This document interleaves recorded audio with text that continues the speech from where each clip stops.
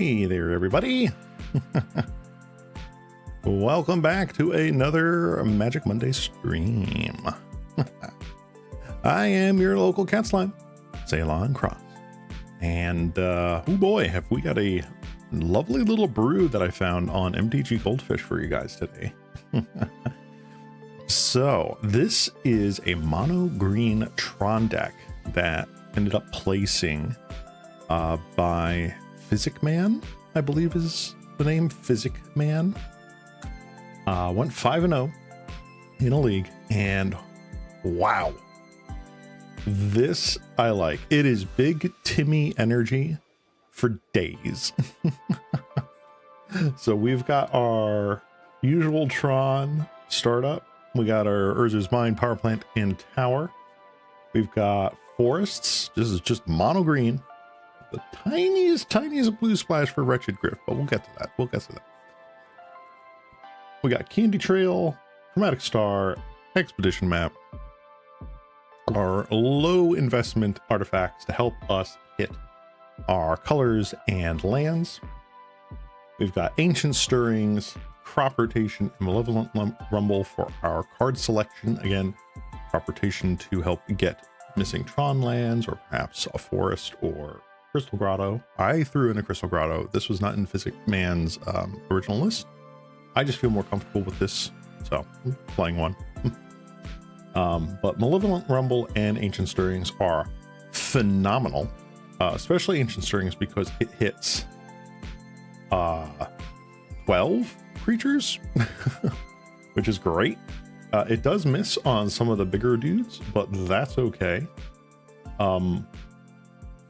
We have the dudes. We have Bramble-Worm, 7 mana, 7/6, reach and trample. This has been downshifted to common. When this creature enters, gain 5. Excellent. And if this happens to go into the graveyard because it gets killed, or if it gets tossed in by a Malevolent Rumble, you can pay 3 mana and exile it to gain 5. Phenomenal against mono red, phenomenal against aggro, just all-star here. Then we've got Maul Splicer. Those who played Scars of Mirrodin, Mirrodin Besieged, New Phyrexia Limited know that this card is kind of crazy. Not the craziest, but kind of crazy. It is for 7 mana, 7 power, spread across 3 bodies. You get 2/3/3 Golem artifact tokens, and all Golem creatures you control have trample. I wonder if that will be relevant. Oh look, a Golem, Boulder Branch Golem. So this has the prototype ability where you can cast it for 4 mana and get a 3/3 with the ability when it enters you gain life equal to its power. So gaining 3 life for 4 mana. That's an early curve in this deck. Or you can pay 7 mana to gain 6 life. It's also a Golem, which gains trample from the Splicer. Good synergy. Generous Hand. This is a classic. Everyone knows Generous Hand. Forest cycle, grab a forest. If you can play the big dude, you get a 5/7 reach and a food token. Pretty nice. Wretched Griff. 7 mana for a 3/4 flyer. Blah. When you cast Wretched Griff, draw a card. So even if it gets countered, at least it replaces itself. And you can pay the emerge cost, 5 and a blue, sacrificing another creature and essentially paying the difference. So in this deck, unless you sacrifice a token, you're paying a single blue for a 3/4 flyer. And then finally we have our top end. Maelstrom Colossus, another Golem, which works with our Blade Splicer, or Maul Splicer. It is a 7/7 with Cascade, which cascades into all of our deck. It's pretty nice. Sideboard is kind of interesting. I am unsure of a couple of these cards, but I'm going to run it as is to see if I can figure out what the pilot here was thinking. So we've got 4 copies of Ram Through. 1 in a green instant. A creature that I control deals damage equal to its power to someone I don't control. If there's excess damage, it's dealt to that creature's controller. In theory, phenomenal in this deck. This removes just basically almost all creatures that can be targeted. It's great. So this is essentially our removal spell, as it were. Gangren Marauder. Whenever an artifact is put in the graveyard from battlefield, gain 5. Wonderful against Affinity. Wonderful against Madness. Wonderful against Mono Red. Like, this is an all-star. Just gaining 30 life a game is insane. So yeah, this is our hedge against those sorts of strats. Relic Progenitus.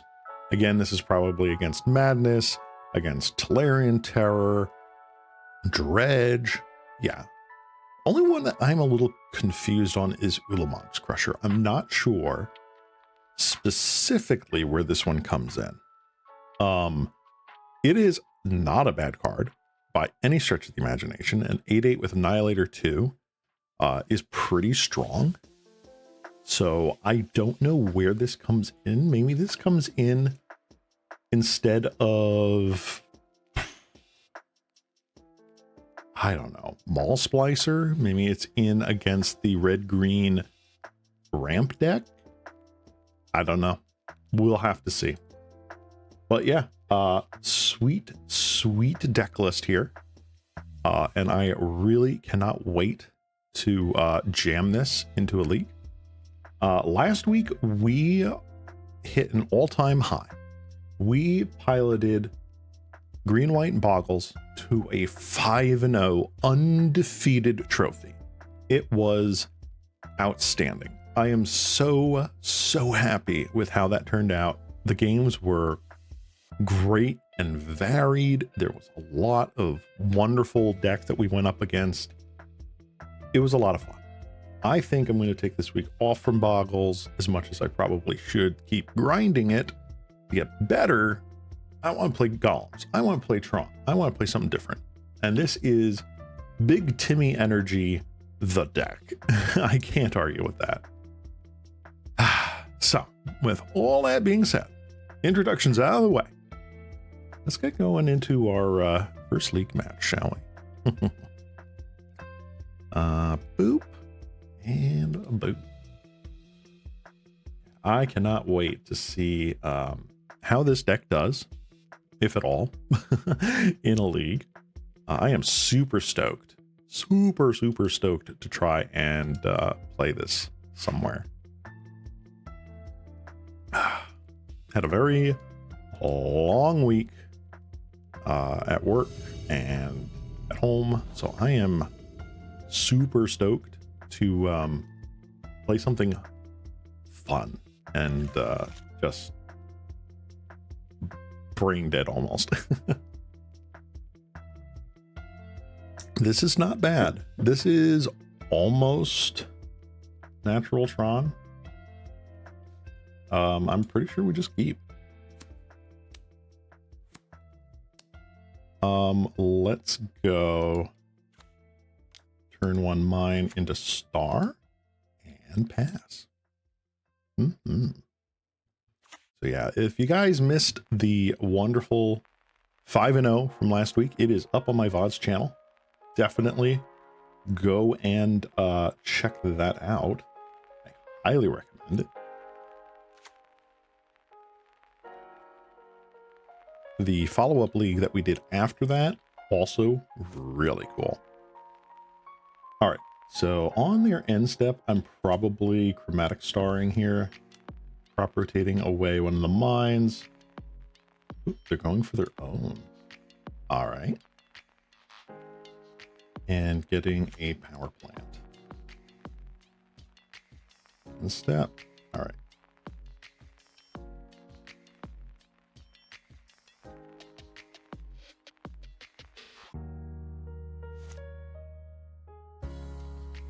Plant. Yes, sir.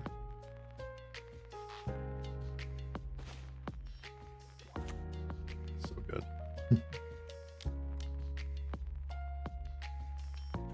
Now cast the golem.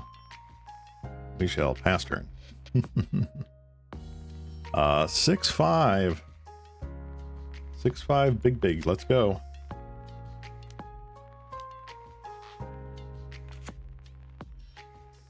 Yeah, the strange thing with this deck is that it is forsaking or foregoing the black requirement, where you can get a lot of value off of like Ichor Wellsprings and Deadly Disputes and all that, just for a more straightforward game plan.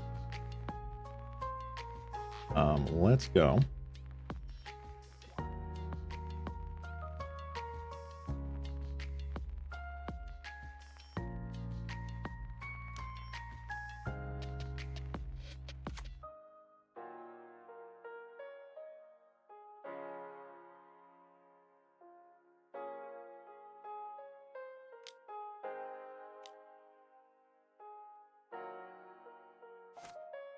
Not bad.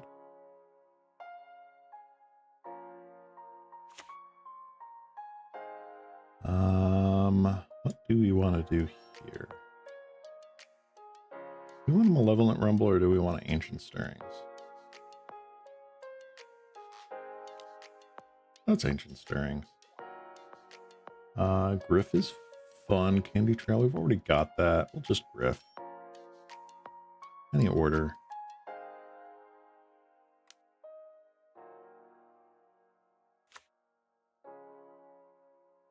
Ooh.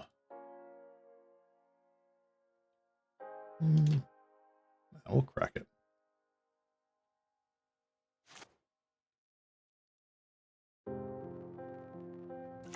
The big fear here is that they just go Brood Scale Glee, which is entirely possible. Like this promo swamp here. Very cool artwork. Very cool. What do we want to discard?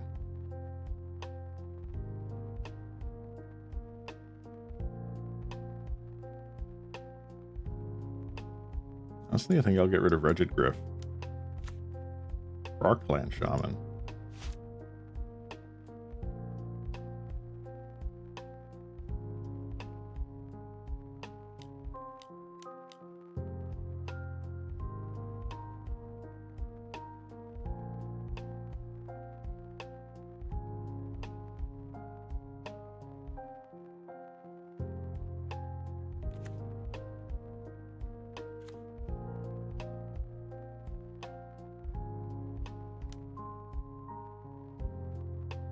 The only downside here is that Kirkland Shaman gets rid of the Maul Splicer. That was the other contemplation I had. This could just be Jund Affinity, essentially. Like value Jund. It is most definitely a Writhing Chrysalis. Go for it, bro.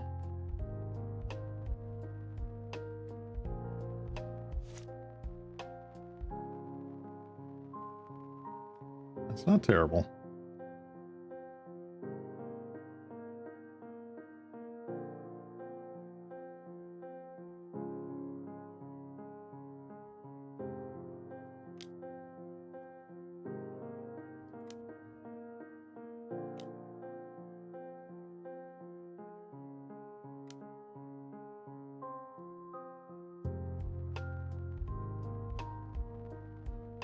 Let's see. Maul Splicer, go.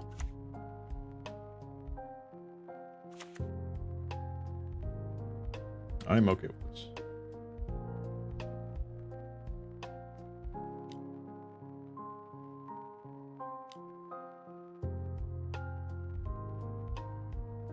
Cast down. Okay.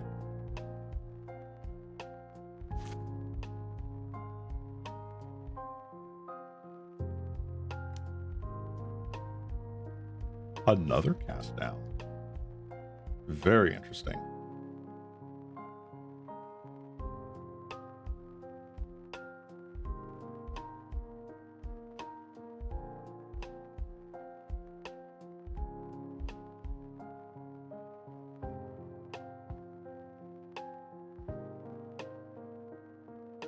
All right, so they're leaving themselves with a Writhing Chrysalis.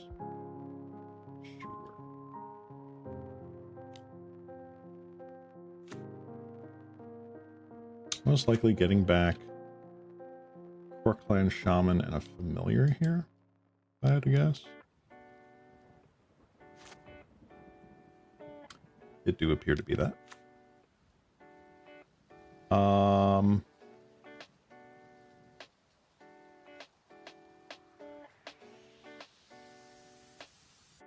Get rid of another Mall Splicer. I like being able to have Rumble up. Sure.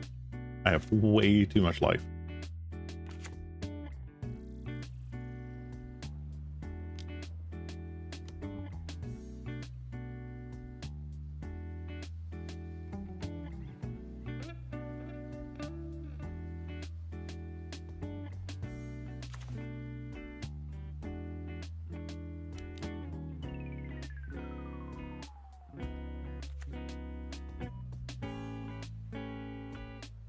One, two, three.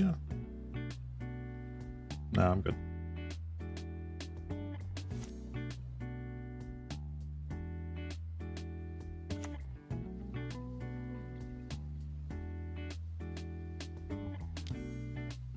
I heal spell bomb. Go for it, broski.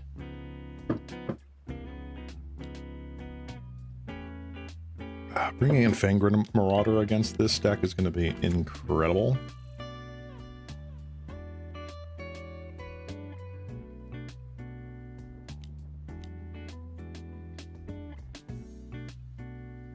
Oh, they've used 3 cast downs.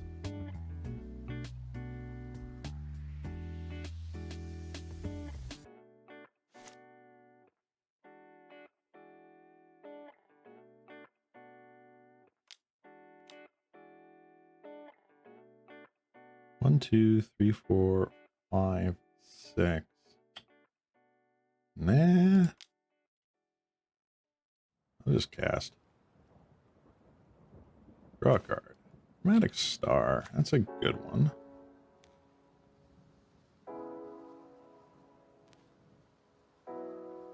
One, two, three, 4, 5.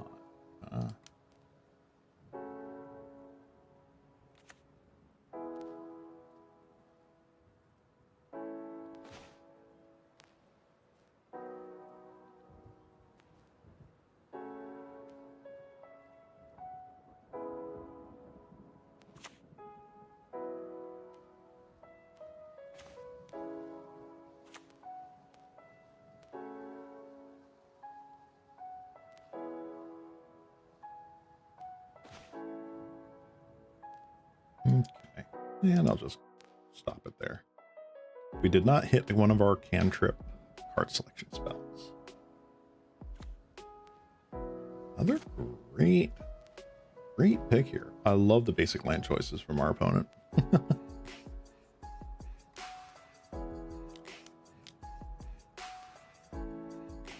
Another Writhing Chrysalis, sure.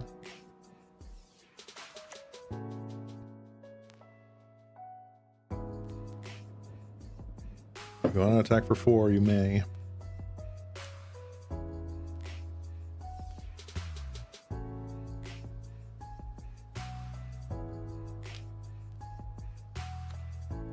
Annihil Spell Bomb. No value crack. That's very interesting.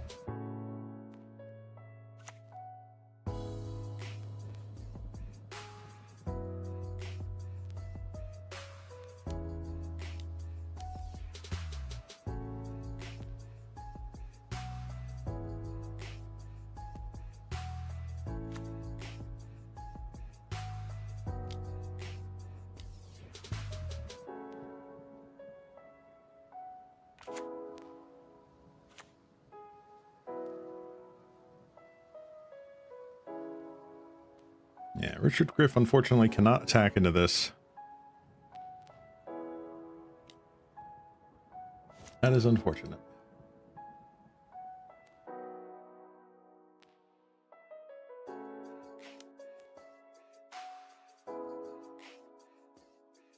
I don't think we did a worm yet.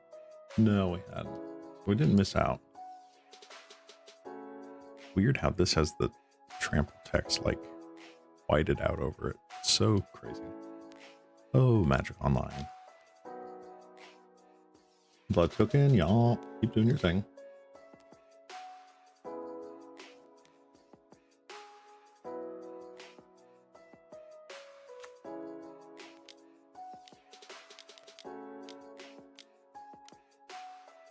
That's a big.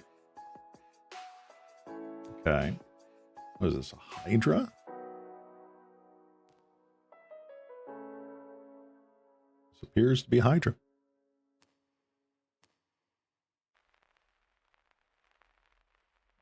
Yes, it is.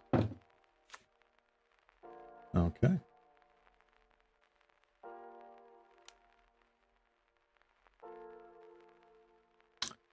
That is a 14-15, huh? Wow.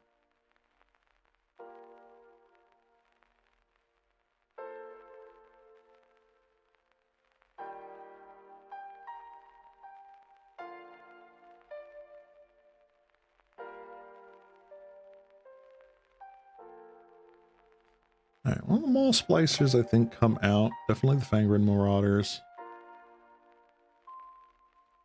Do we get anything here that helps us? Rumble.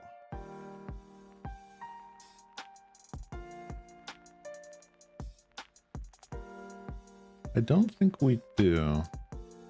Look and see the game. Begin sideboarding. Definitely bringing those in.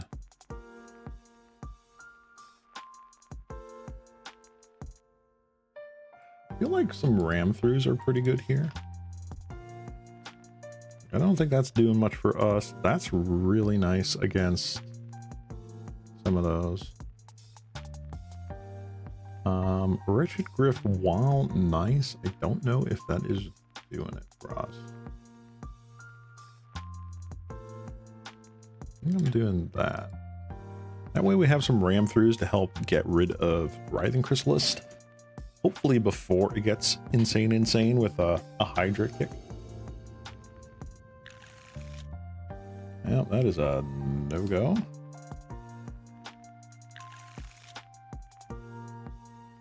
This is slow, but it's pretty decent.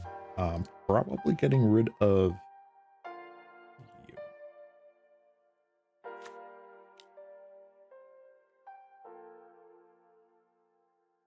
Do a Candy Trail? I feel like a Candy Trail.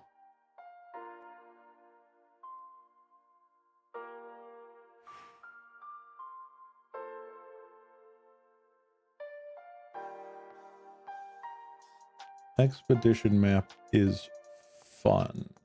Let's keep that on top. We'll draw it. We'll probably cantrip a Generous End here. Cantrip Cycle, excuse me.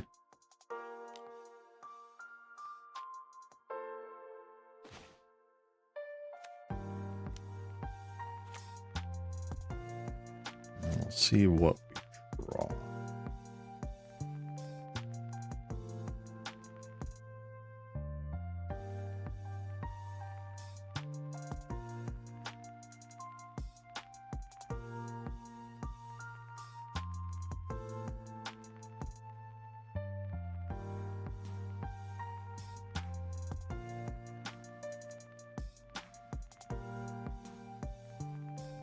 All right, what do you got, opponent? What have you got?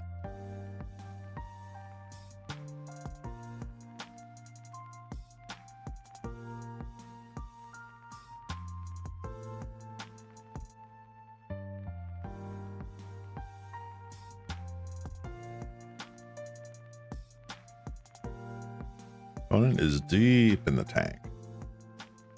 Deep in the tank.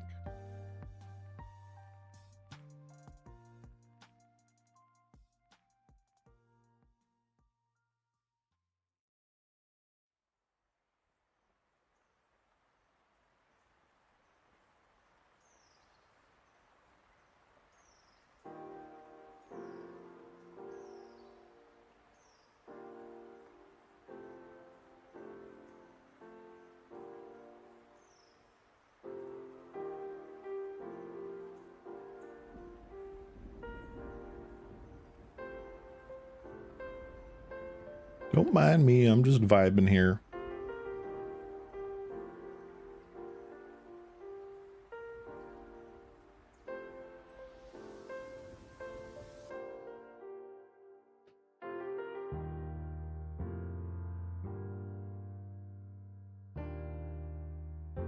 So how are y'all doing today, huh?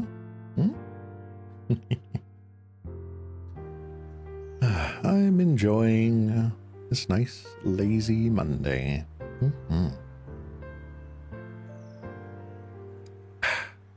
My glass of water.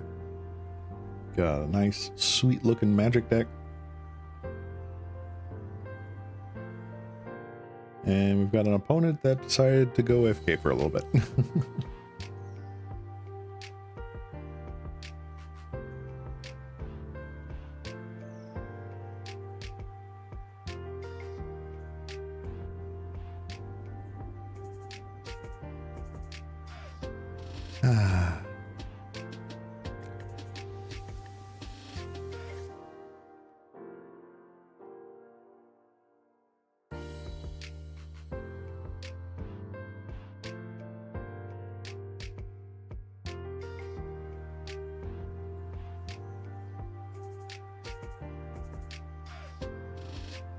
Come on, opponent. Don't keep us waiting on your upkeep.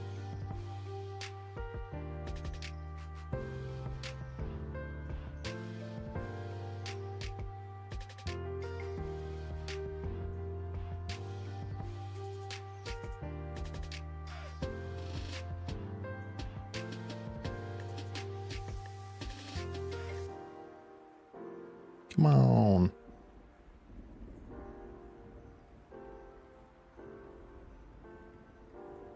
I wonder if their connection failed or if they're just saying, nah, I don't want to play. I hope that's not the case.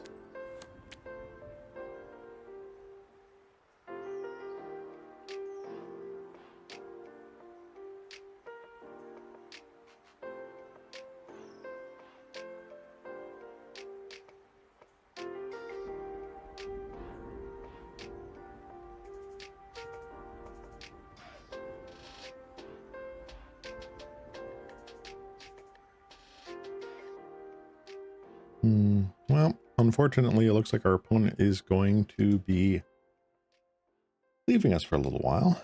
In the meantime, boop. Let's go back here. So, this is the deck that we ended up going 5-0 with. The oh so amazing Moguls deck.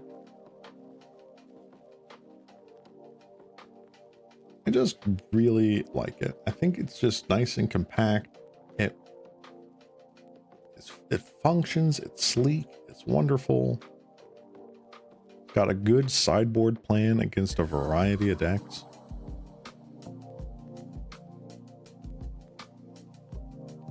I'm trying to think what other decks I'd love to try out next. I've done Elves before. Elves has been a very fun deck. Built a version of this in paper. Super fun to play.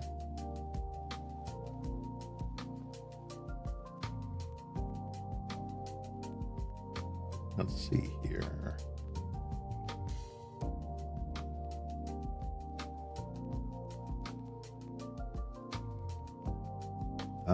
White Weenie. Haven't played you in a hot minute. White Weenie is just such a fun deck. Get your value dudes in here.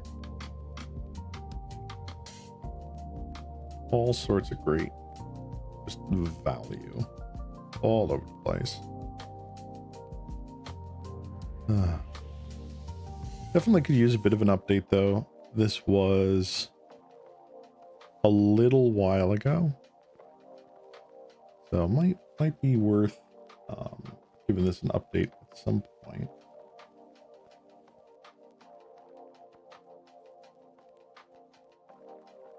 Oh yes, actually. So One of the decks we faced last week was this really sweet looking mono black artifact aggro deck. It was running Glaze Fiend. It's a 0/1 for 2 with flying. Ooh, hold on. Hold. We will have to come back to it. Our opponent has decided to wake up.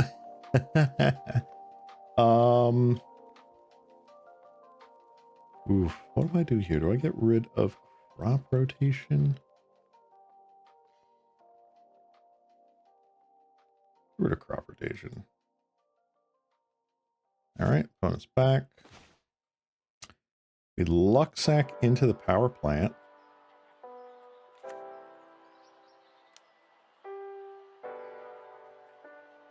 Another tower. We have Maelstrom Colossus, I believe, is going to be our pick.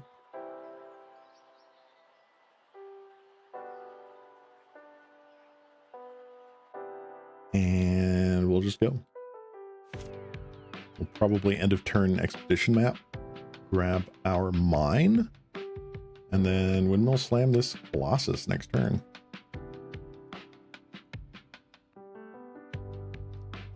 Cleansing Wildfire our tower. Okay.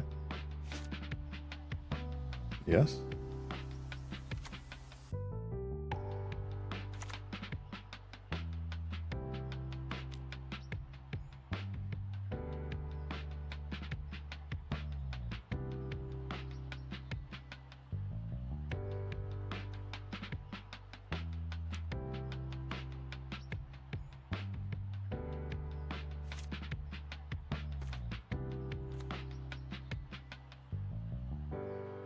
All right, let's rumble. Take that.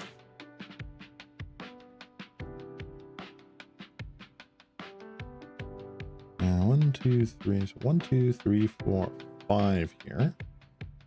If we draw one more. Yep, you may go and search. If we draw one more mana source here, we do get to slam our Genercent, which is phenomenal.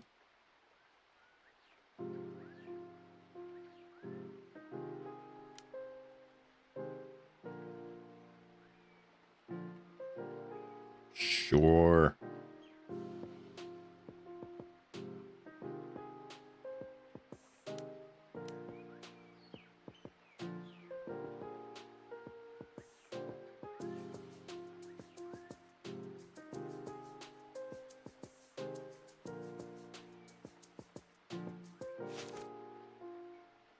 Okay.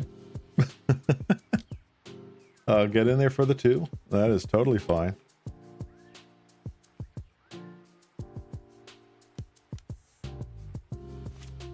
Deadly Dispute.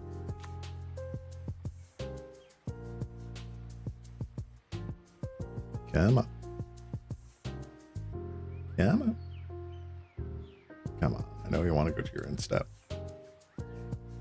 Ooh. Oh. Yes, no, no, yes.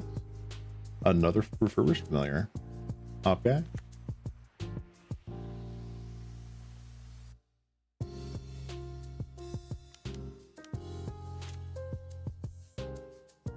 Sounds like fun.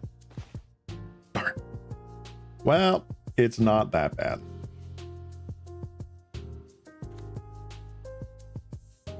So what do I do? If I get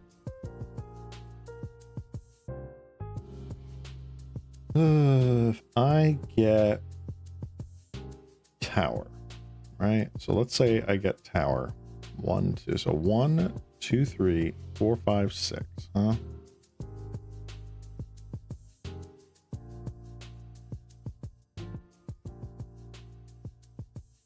Yeah.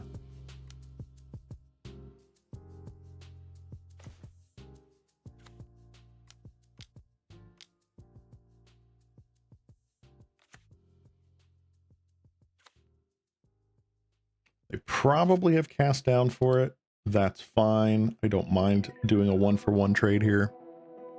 Not the worst thing to happen.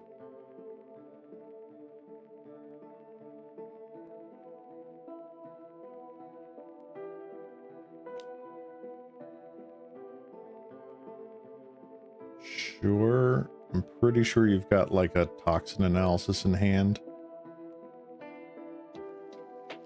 I'll crack back for 5.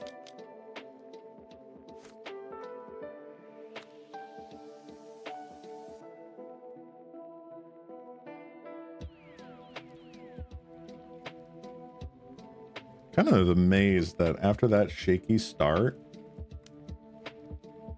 that, oh, okay, just going after the towers, I guess. We did manage to pull it back, which is cool. Go ahead, discard the hand size. Ooh, Avenging Hunter. That's kind of sweet. 1, 2, 3, 4, 5, huh? Yeah, let's throw down a Chromatic Star. Let's get in with our Genercent. And pass le turn. So we've got Ram through here for potential Hydra and or Avenging Hunter and or Writhing Chrysalis. You know, the gamut. Let's throw you down.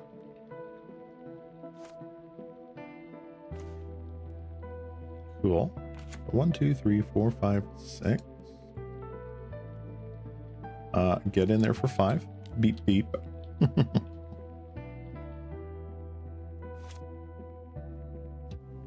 odds of pulling the tower mighty slim here, but I think I'm okay with that.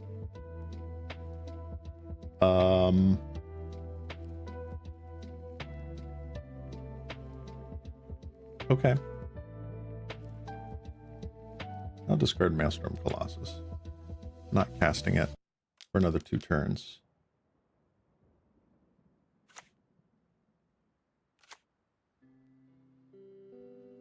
Okay.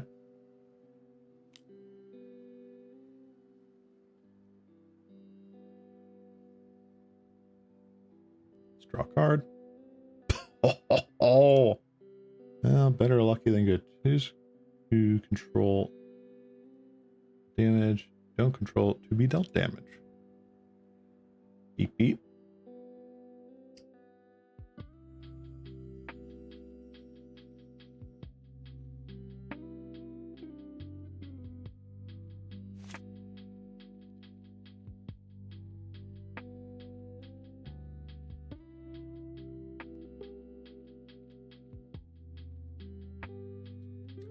Beep beep.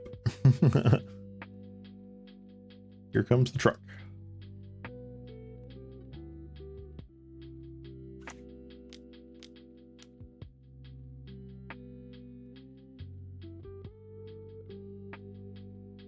Oh, that is so good.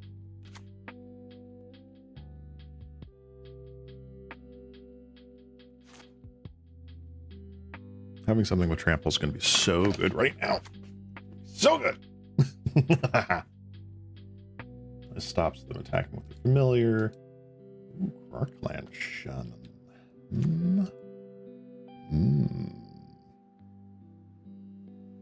All right. I don't think you can sacrifice 7 things just yet. Attack, then cast down. Okay.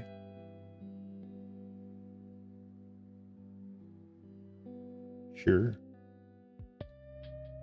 That's what you want to do. 1, 2, 4, 5, 6. Cast a Brambleworm.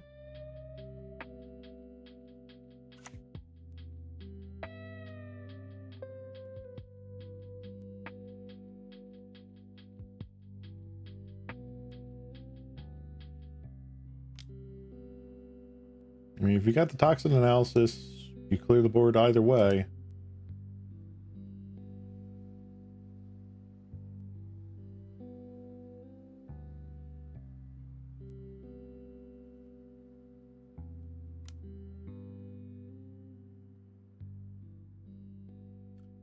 Okay.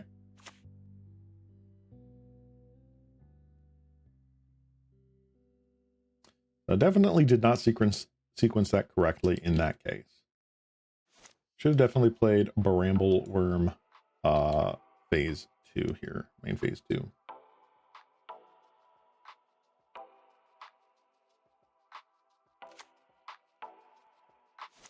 All right. Womp womp. That was big mistake for me.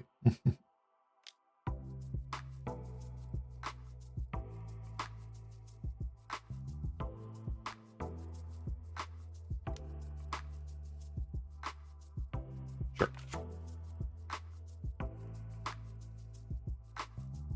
They've gone through all of their refurbished familiars. 1, 2, 3, 4. Yes, they have. 1.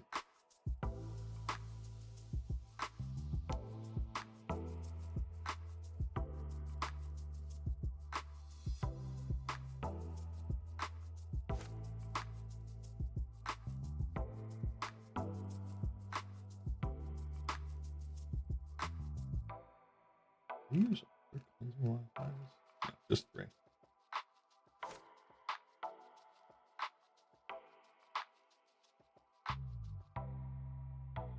There. All right.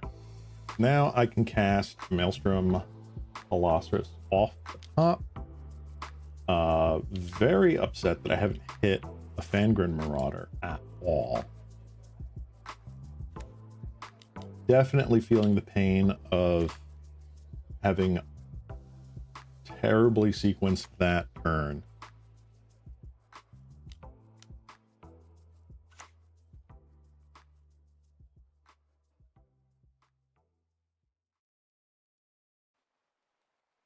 We are at a pretty decent life total for now. It's not awful. Let's see here.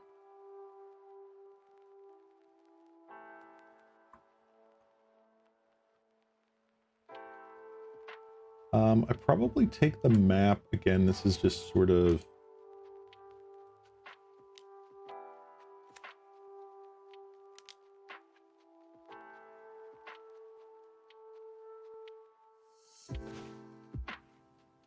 insurance.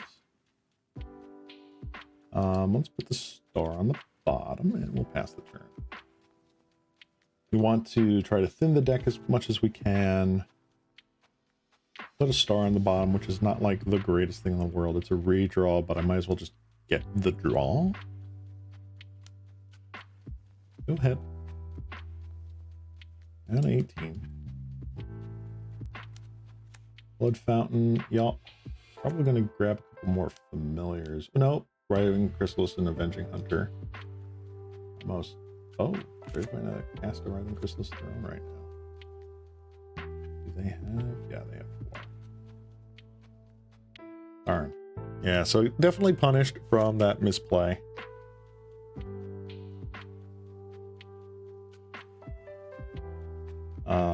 Are we too far behind? I don't think so.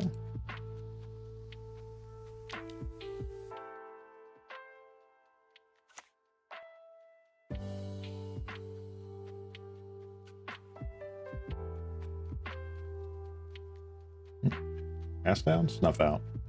Yep. So they boarded in a lot of their spot removal.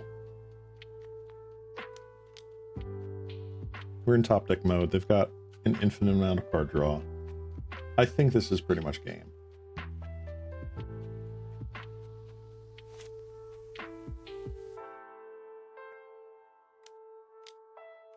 All right, so note to self, better sequencing is, necessary against removal heavy decks like that. Good to know. When you put it that way, it's so obvious.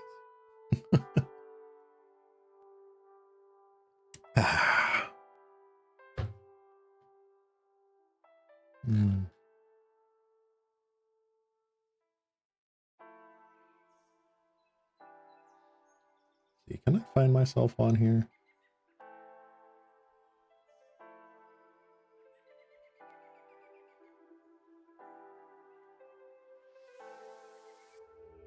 Oh, didn't make it in time. All right, hey, we won the die roll. A power plant and a tower, a candy trail, map and a star. I mean, this is as good as any hand. Oh no, we're up against oh, what's his name? This guy, big Pauper YouTuber, really freaking good player. I know he's been doing Poison Storm for a while. So the big thing I need to think of is, what do I want to do here? I think I'm just going to expedition map out. Next turn tower, then I can search. Oh my god, it's the mirror. Or we can just do that. All right, I am not opposed.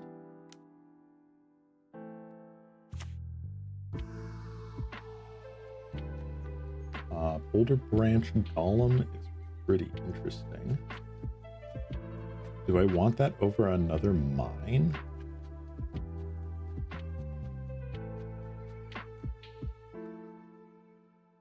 I think I do. Especially considering that we need a 7-drop to hit here. Going with the fully full art lands here. I see how it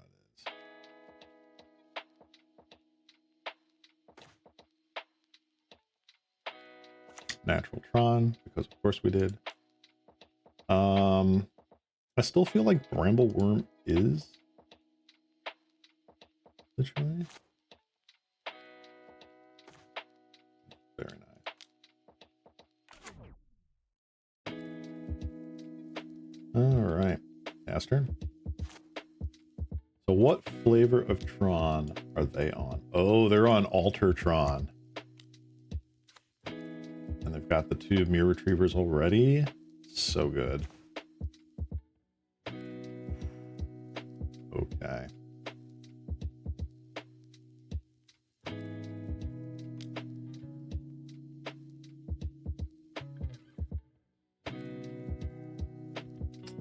What do I want? So 1, 2, 3, 4, 5. 6, 7, 8 gets us Maelstrom.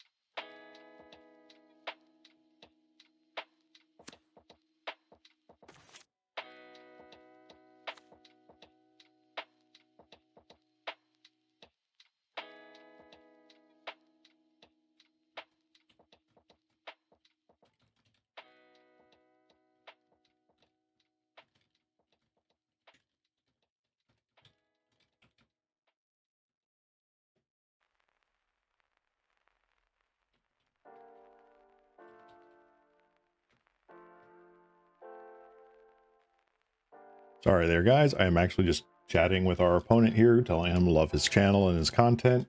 Always got to be friendly. I usually keep chat off because the internet is a toxic place.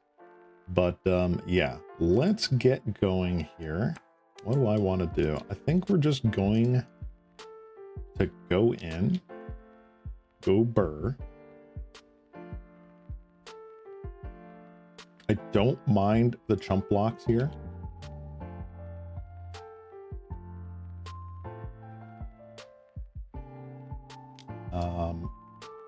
Definitely going to forest cycle.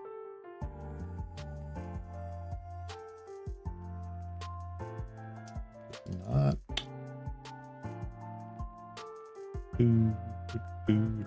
Oh, I played the card line. That's why. Yeah, that'd do it.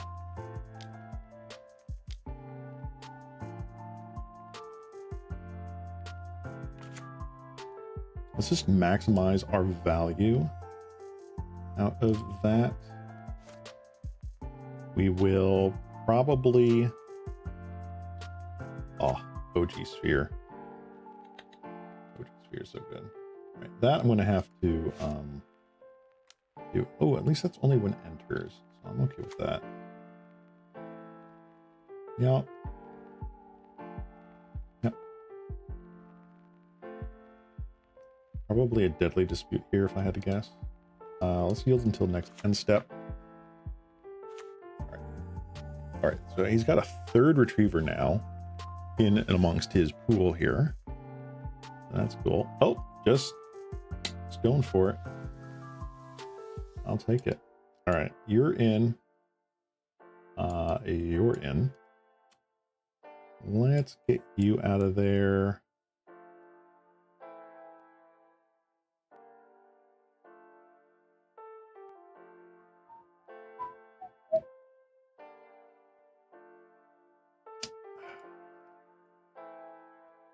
What do I want?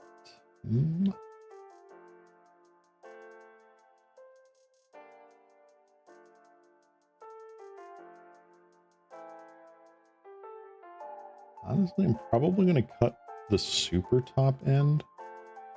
Cascade's great. I'm just going to slim down on these a bit. And what else do I want to do?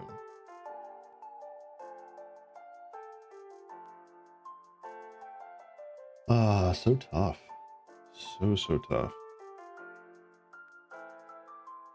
Bramble Worm is great. Boulder Branch Golem's not doing it. I feel like it's just slim down on all of this and just get that in there. Boulder Branch Golem just really worth it though. Good question. Is it? Maybe I keep in a Wretched Griff. Take out one of you guys. All right, let's do that. Let's do that.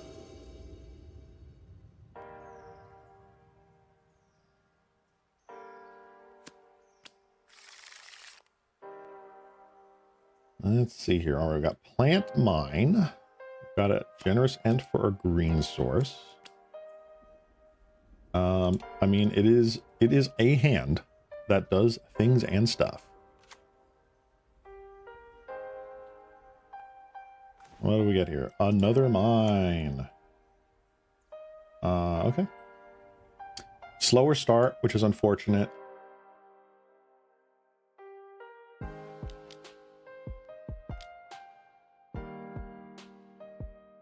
Get the Ent out of here. Grab a forest. Let them pass.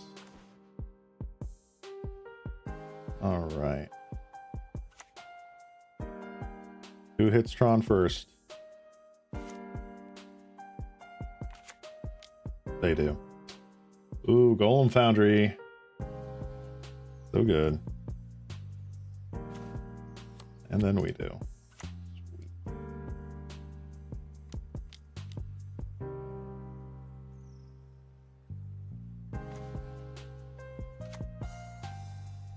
All right. So now we have really good game plan. All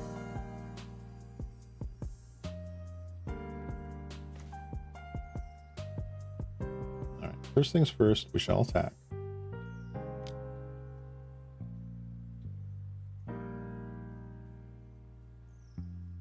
So, do I want a Bramble here?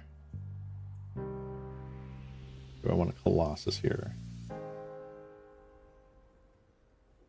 I feel like I want to scramble because we want light. Like, potentially getting 2 things out is really good. Yeah, I think what I'm going to do is I'm going to star. Get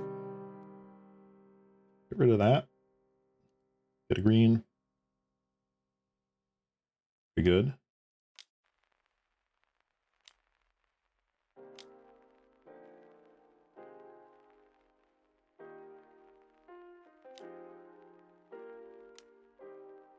Alright. Delay dispute. Makes sense. Alright, so now we've got a couple of things here that are difficult to deal with right off the bat. Another terror.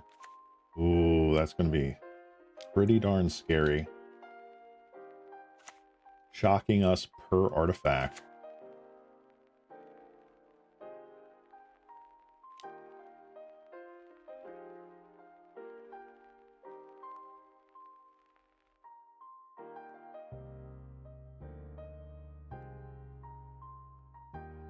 Alright.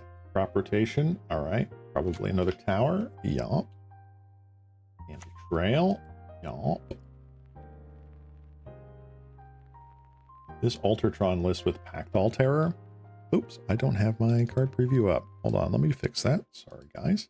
Pactol Terror, super cool card from Aether Drift that is really bringing back this sort of like combo Tron-esque build.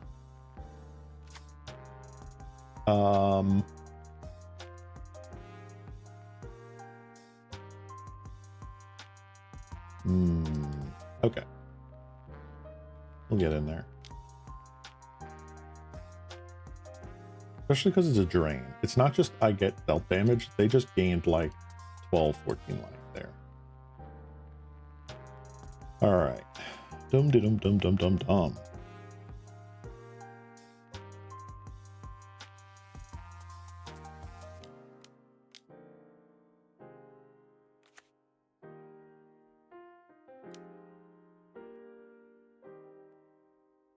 Alright, what else can we get here? I'm gonna get Relic Progenitus. The problem right now is that I don't think Relic Progenitus does anything.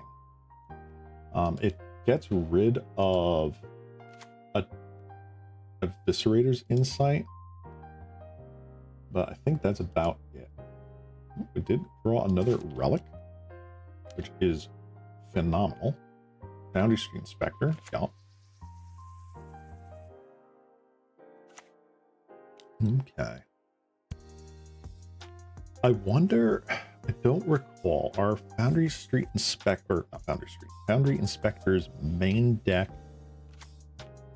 with the altar? I don't know. I'm trying to think what they sideboarded. Maybe they sideboarded out the altar mirror retriever strategy just for the Golem Foundry. Golem Foundry is one of those really cool cards.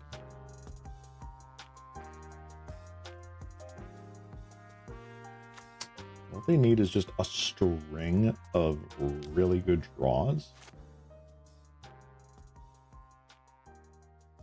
Another Pactol Terror. What an absolute crazy win. They have one more. Oh, it's just that. Seed. All right, begin sideboarding. Very nice. All right. Ram throughs come in. I think the relics come out, honestly. I feel like that is not going to be enough for us.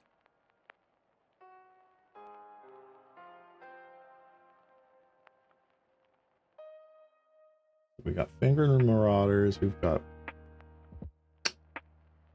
Mission Grist Brambleworms. What do I do here, huh?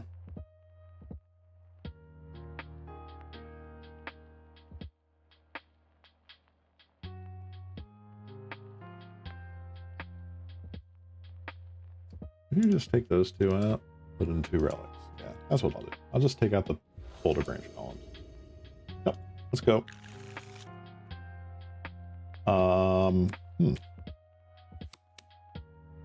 This is pretty risky. It's got 2 ram throughs, which is fun. That is really risky. I think I'm gonna mulligan that.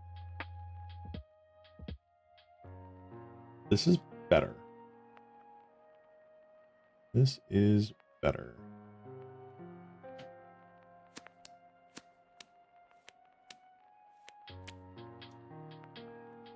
Got turn 1 Ancient Stirrings, turn 2 Malevolent Rumble, turn 3, I don't know. That's the problem. Like, this would otherwise be really, really cool. Do I keep the Retrogriff? No, I don't think I do. Maelstrom Colossus is just powerful. Let's just Stirrings right off the bat. If we can grab a land.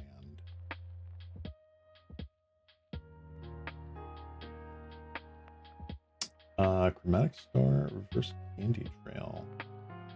I think Candy Trail.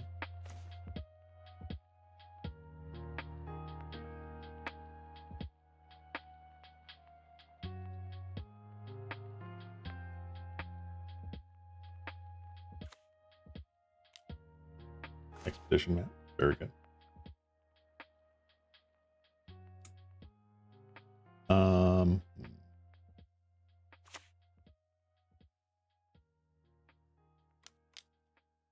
Malevolent Rumble.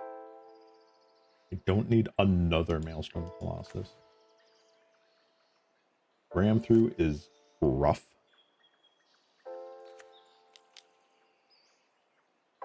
Yep. There's your natural Tron, essentially. Power. Help. Okay.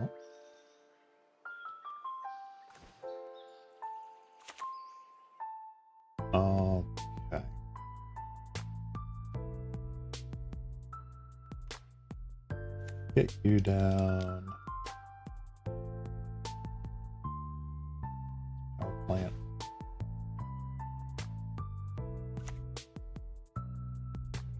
Power plant, really?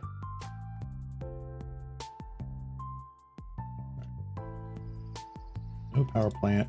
Keep crop rotation. Master.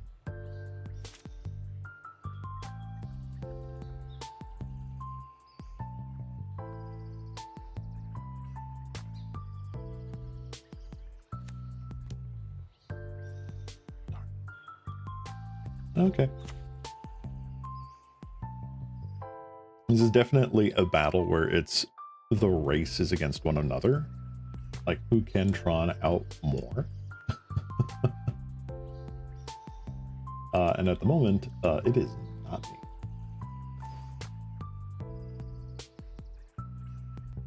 All right, 1, 2, 3, 4, huh?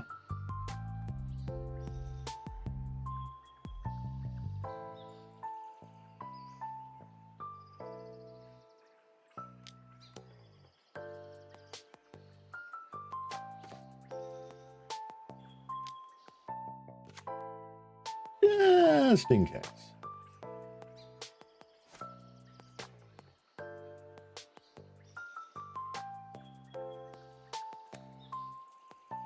All right, we're going to surveil 1. Keep it on top. Act all war. Alrighty. It begins. Another map.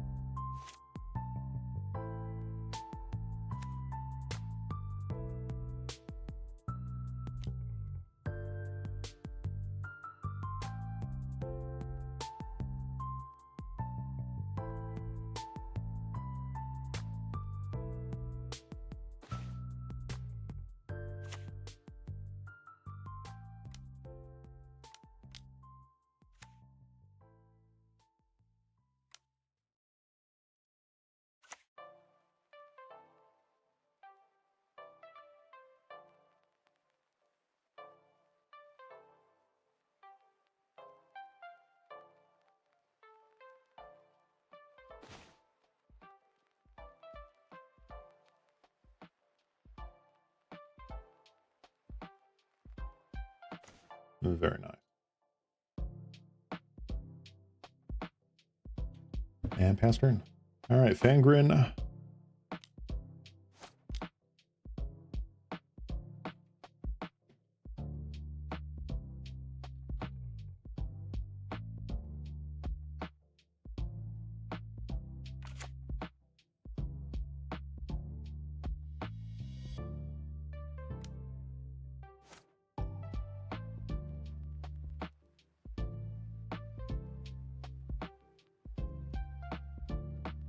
Our opponent just mentioned that Fangren is going to make one of us time out. Like, yeah, lol. Most likely. Let's see what happens here. I got to pick up the speed, though, because I am definitely behind on clock.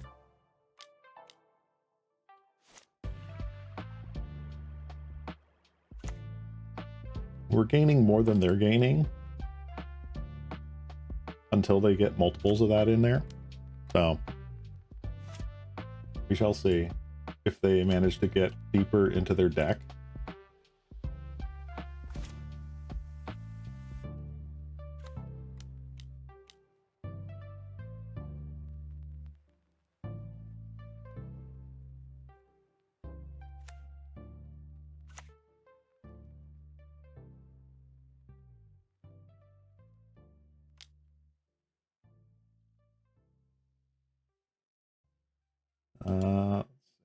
Go ahead.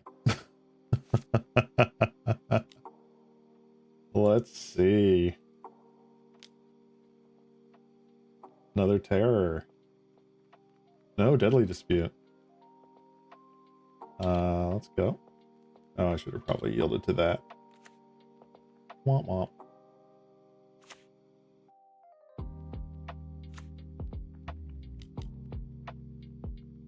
This is hilarious. So funny.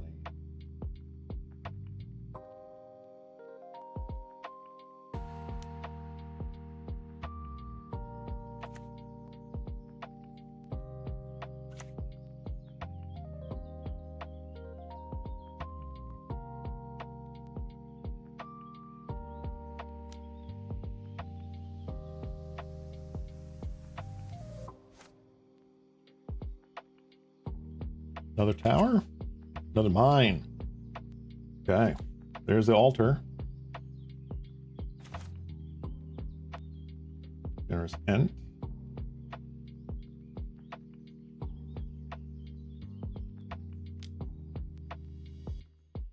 Pretty sure you don't block. Stop. Let's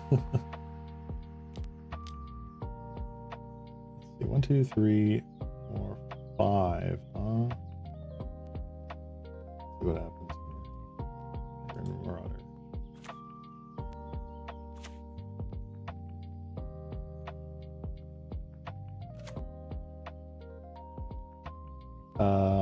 Sure.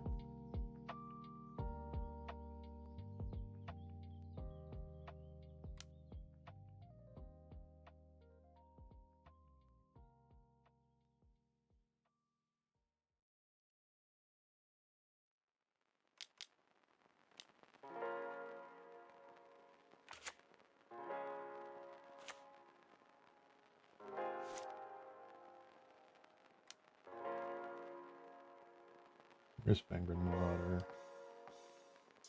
Sorry for the flashes on screen. Fine.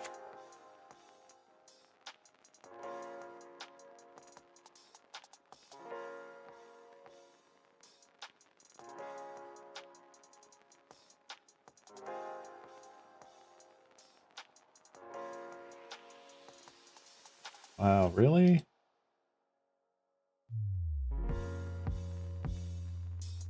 Not letting me always guess, which is kind of a bummer. I don't understand why, but okay.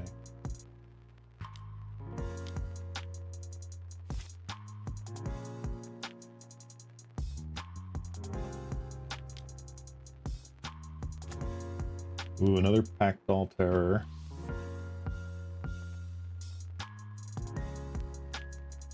I just got my mouse over the click yes button now.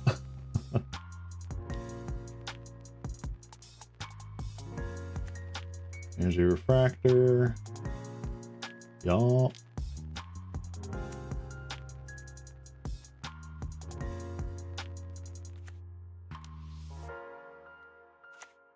Golem Foundry. There we go. That's a good win con.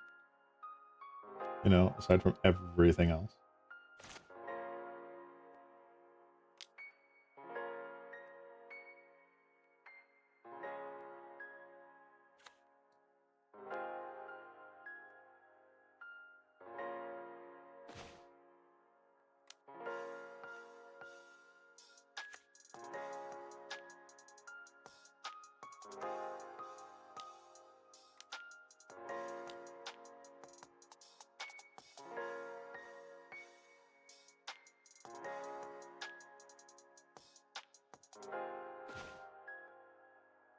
Very good.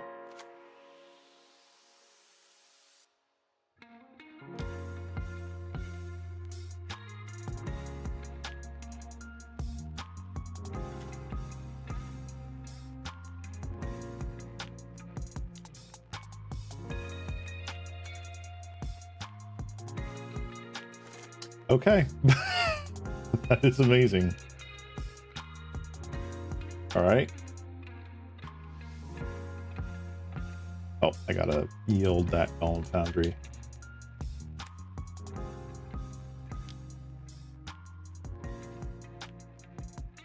Red mana. Clark Clan Shaman. Okay.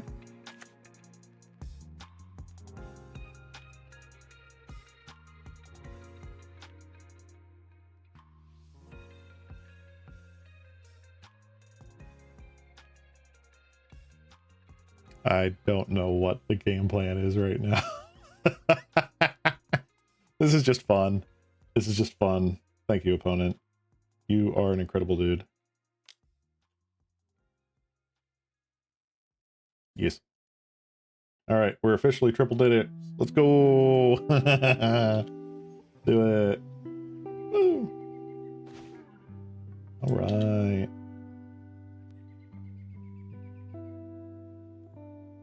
Attack with all.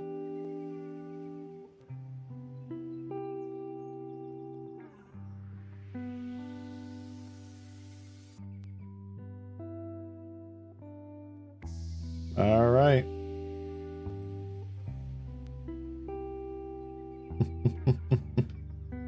One, two, three, four, five, six. Yes. Always yes. Yes. We shall yield to that ability as well.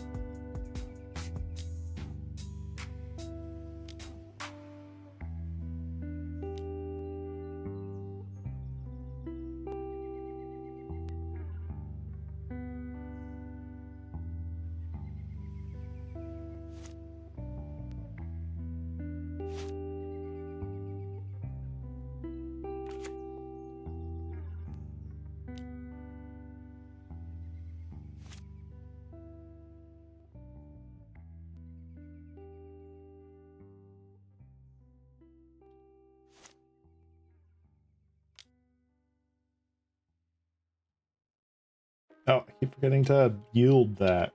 Darn it.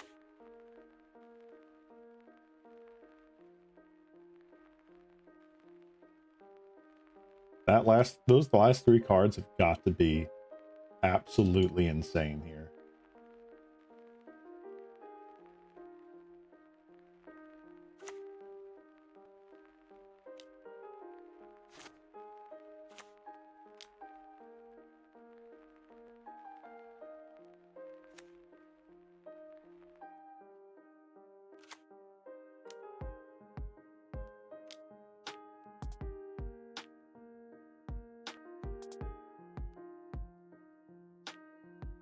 All right, Inspector and a Mirror Retriever.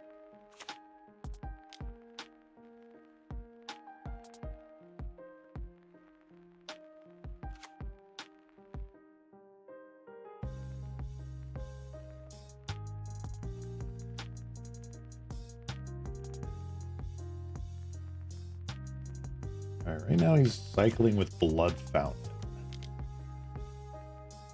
Okay.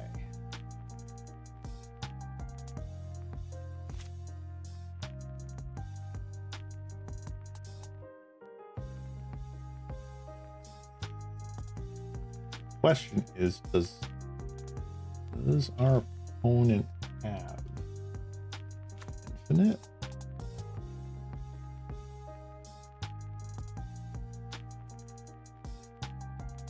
Don't know if our opponent has infinite. I don't think they do. They might have enough to stabilize.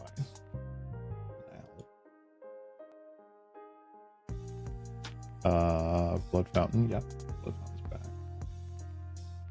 I think they're just running out? Or are they not? Is this infinite? Hold on. My brain. I don't know if this is infinite or not. 2, 4 from the golems. 4 mana. Cost 1 mana each time for the Mirror Retriever. You still have to pay the black. Alright.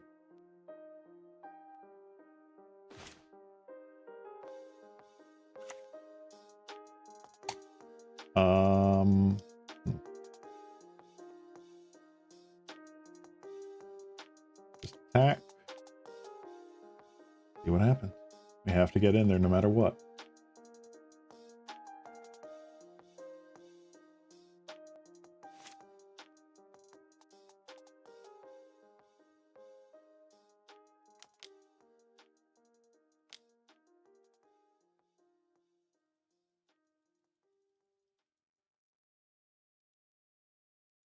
Another bramble worm. Okay. 1, 2, 3, 4, 5.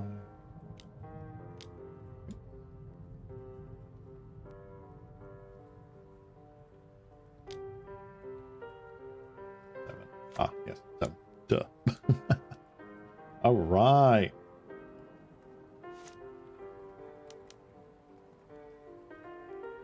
All right. So my question to myself here is, do we have another relic, or did we use both of them?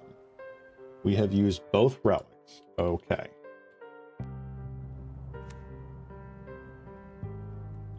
So our only hope is with their zillion mana that they fizzle. I don't think that's possible anymore because they've got the 2 retrievers.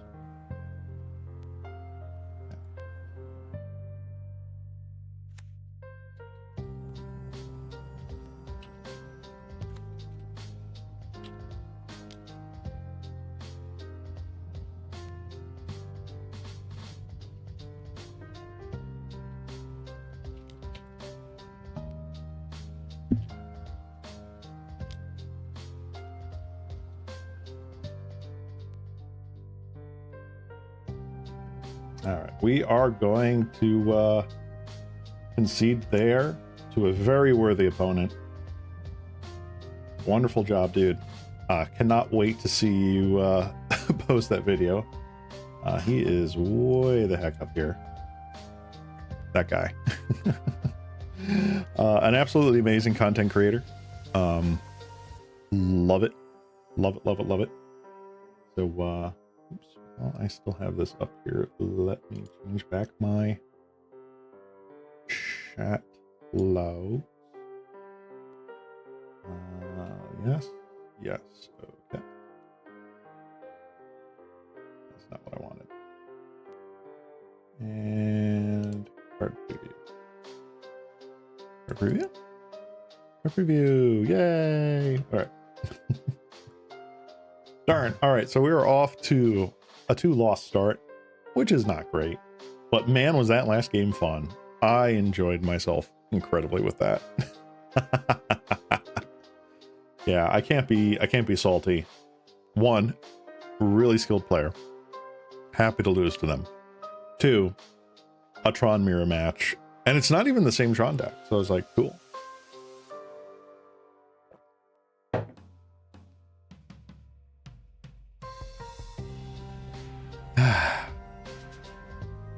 All right, while this is loading up, this was the artifact aggro deck that we had faced last week in one of the rounds. I can't remember which one.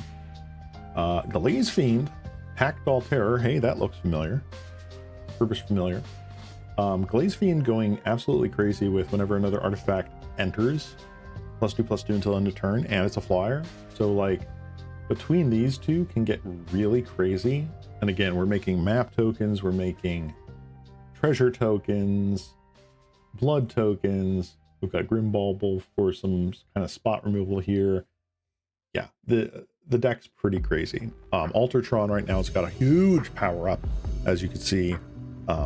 Absolutely fantastic power up for those sorts of decks. And I don't think Packed All Terror does a lot in regular Affinity. It could, but I don't think it does. I think it definitely does more in those sorts of combo-y sort of decks, not in the sort of like control mid-range grind. All right, seems good. I will keep this. Probably Candy Trail to start off with here.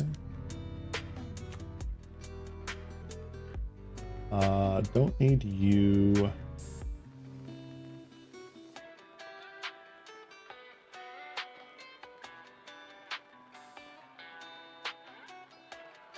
Really want another Tron land.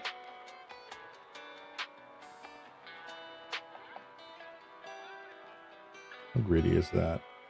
Pretty darn greedy, huh? I'll keep that on top. Pass turn. All right. Opponent is at least black-red. Let's get a Crystal Grotto going. That's really cool. I feel like we just keep up the Candy Trail here. Our opponent doesn't know what color or colors we're on.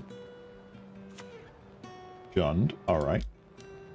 Cleansing Wildfire. I guess this is just making the rounds now. Cool. And turn. Let's just go for it. Nice.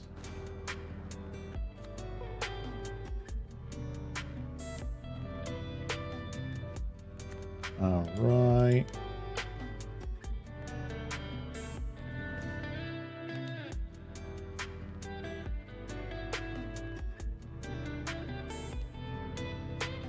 Well, that's just natural Tron. Well, not natural, but we got it. So I am happy about that. They know we have the Urza's Tower. They see Malevolent Rumble. They see Wretched Grip and the Golem. So they know we're not on the combo. Which is fine. Also, this music got way louder for some reason. Hold on, guys. Sorry about that. There we go. Cleansing Wildfire, our power plant. Yep. All right. Well, we got a forest.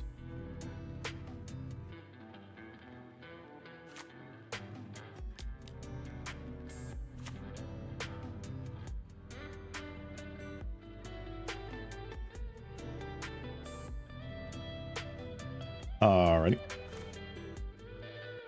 So 1, 2, 3, 4, 5. I think what we're definitely doing here.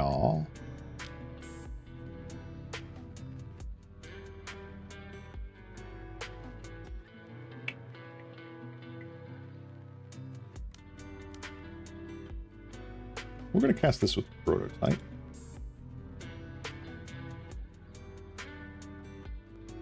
Gain a few life. got a 3/3.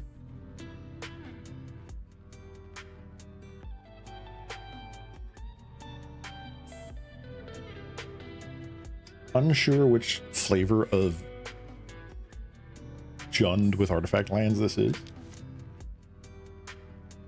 Sure. Oh, there goes the other tower. Joke's on you, kid. I want to thin my deck.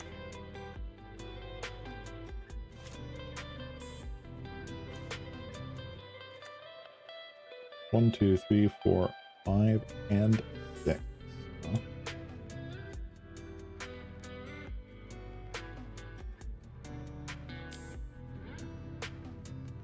Get in there. And I guess we will pass. Yeah.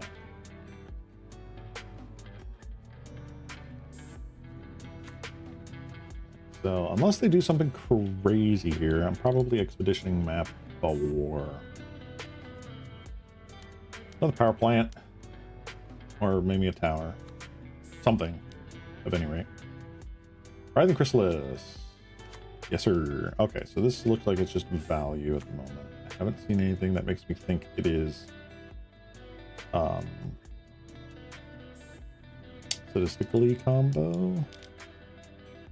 Preparing to be wrong here. Another Writhing Chrysalis.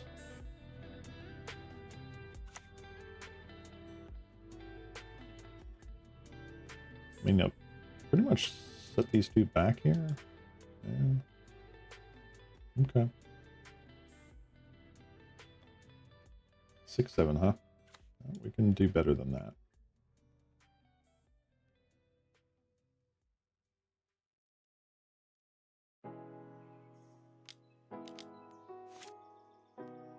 The tower.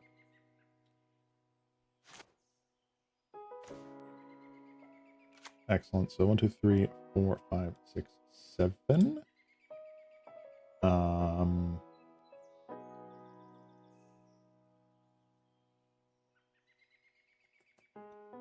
What do I do here? So if I do this, that's 1, 2, 3, 4, 5, 6, huh?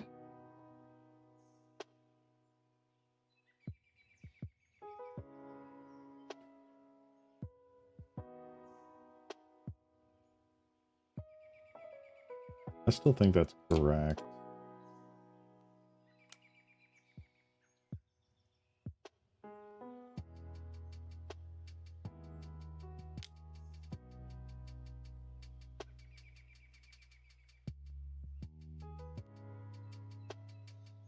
That's with only 4 mana, though. That's rough. Okay. Definitely behind the 8 ball here. I don't like. Darn.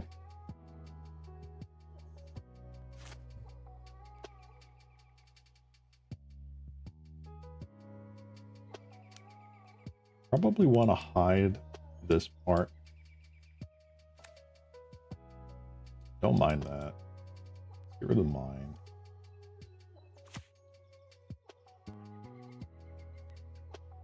Chrysalis. How dare you?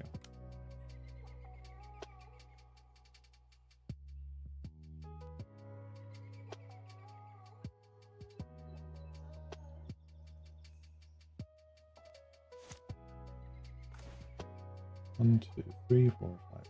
Huh?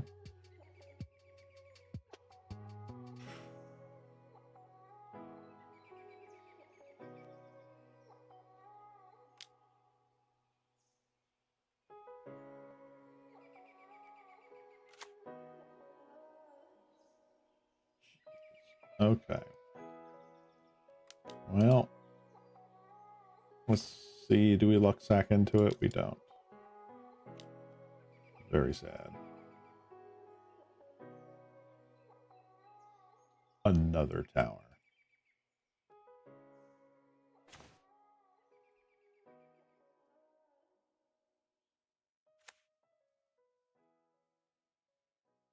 Alrighty, let's go. I have 12 damage in the air. Well, not in the air, but on the ground. Air. Fine. Let's get in for a 3.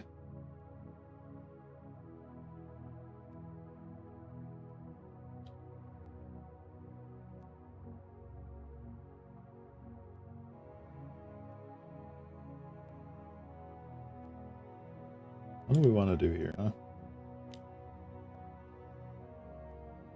We got Lembus. Deadly Dispute. Ram throughs feel nice.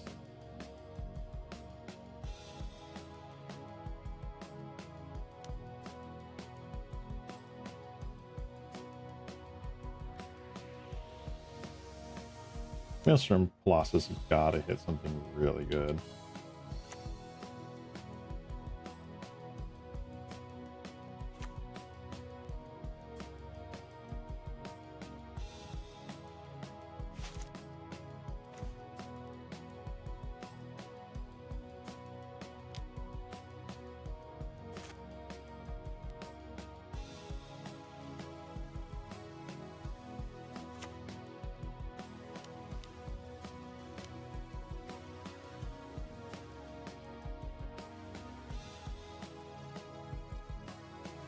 So that is pretty good.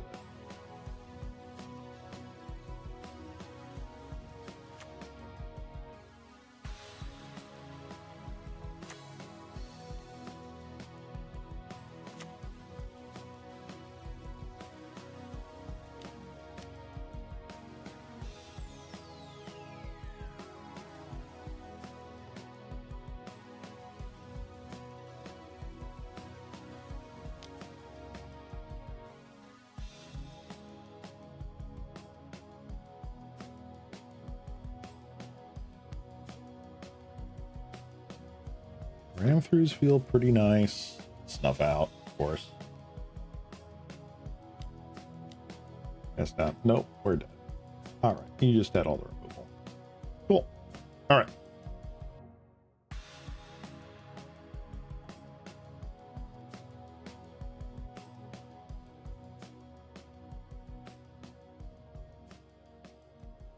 Like Mole Splicer's not doing it right now. Hum.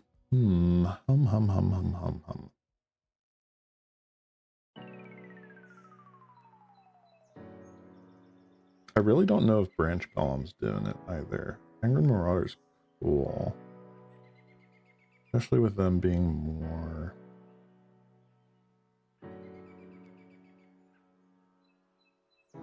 And they're both 5 power, right?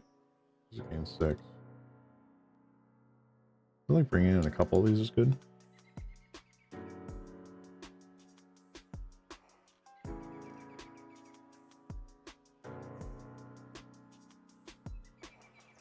Yeah.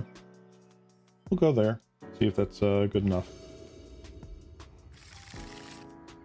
Alright, we've got some amount of stuff. Keep.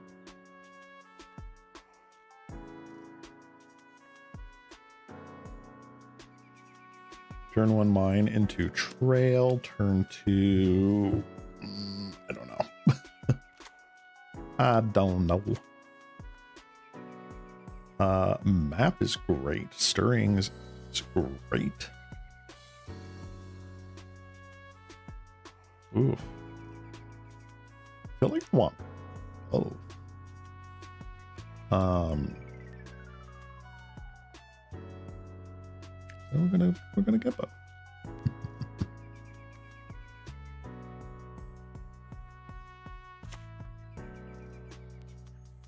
All right.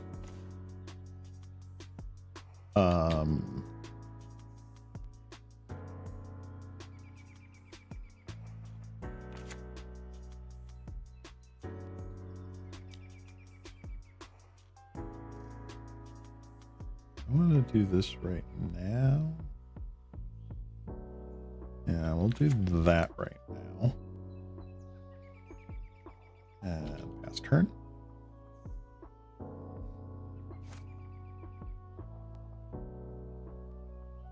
I do like Ancient Stirrings. I feel like being able to map and then make Ancient Stirrings is going to be great.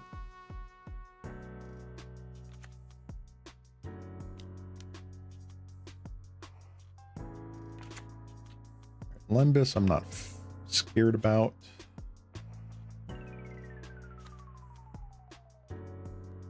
Automatic start, whatever.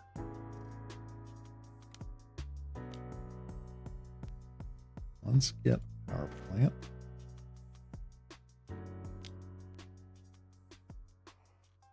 And a tower. I like it.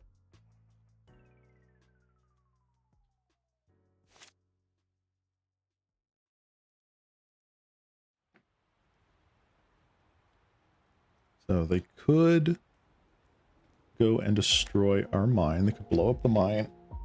And we're a little sad.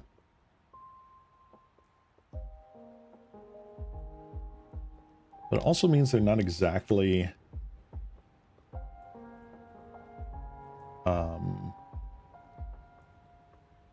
progressing their game state. Is fine.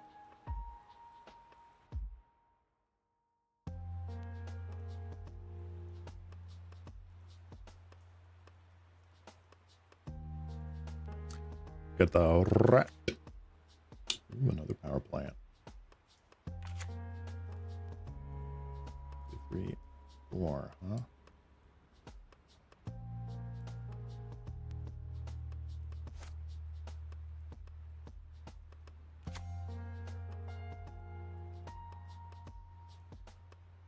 Okay.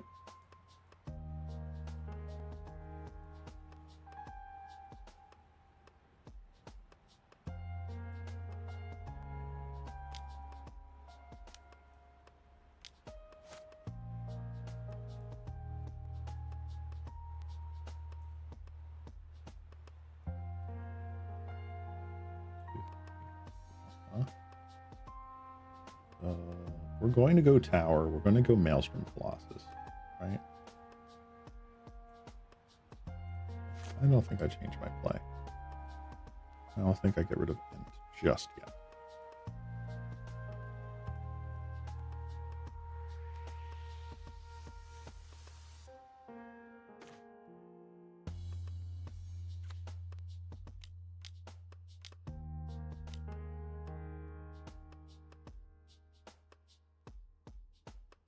All right, what do we cascade into? Candy Trail. Sure, I'll take it.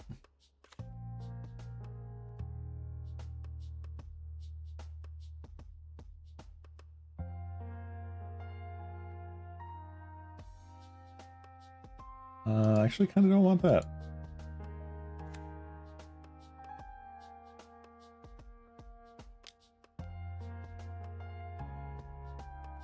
Another Maelstrom Colossus. Pretty good.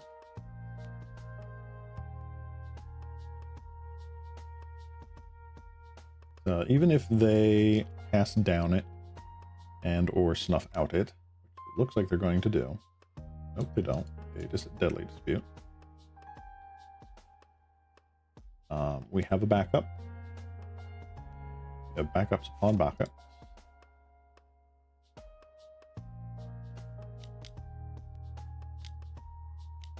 Rather than Chrysalis.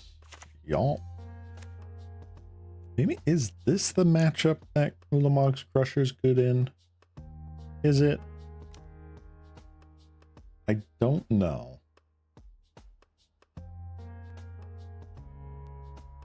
I feel like it's not, because we're not guaranteed to hit Tron with their land destruction. Makeshift munitions. Hello. That's a bit scary.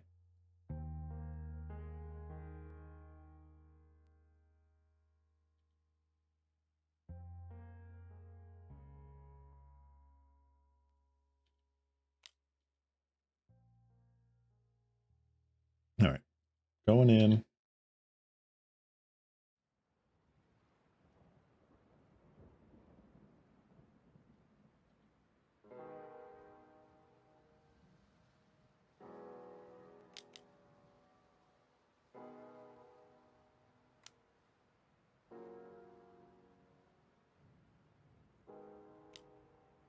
Do that. Cascade, please. Brambleworm, yes.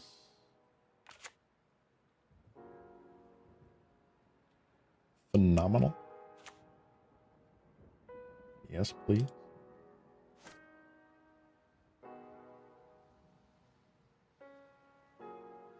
sideboarded out all the wall splicers, right? Yeah. Okay. Cleansing Wildfire, our tower. Okay.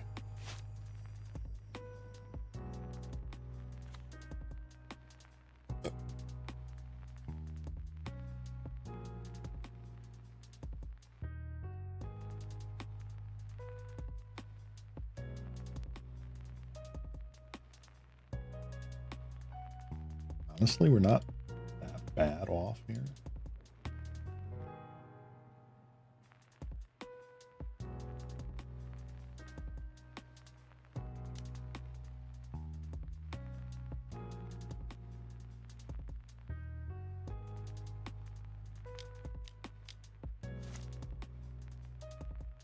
Nice.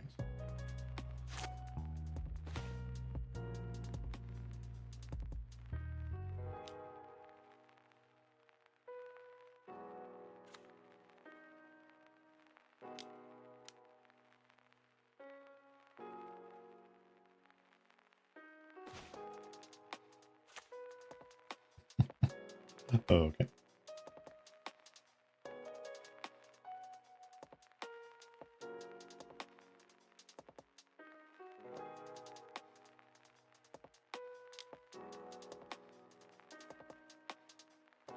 Again, sequencing. I probably should have done this second main phase.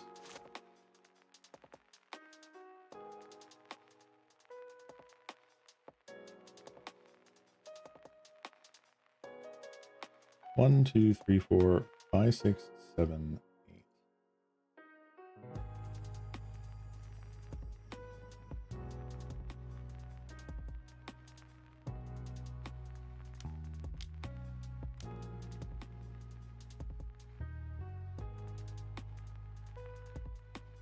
Let's just get generous down.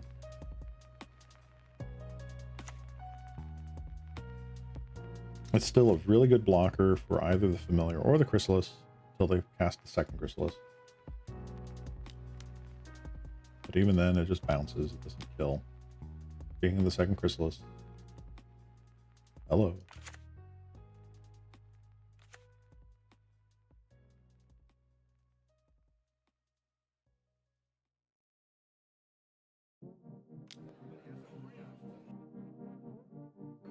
First Marauder.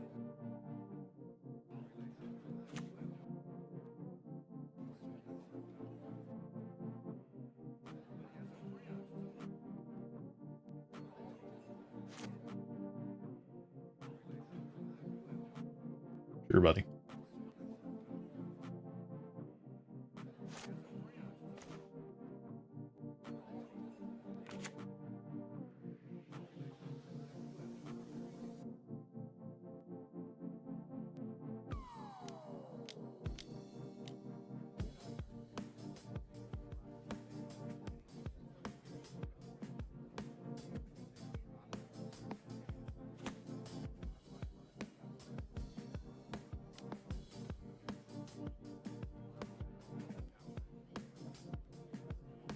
All right. Staring contest in gate.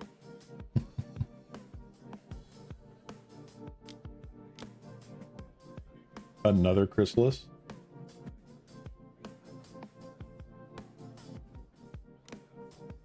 Boy. Yet another Chrysalis.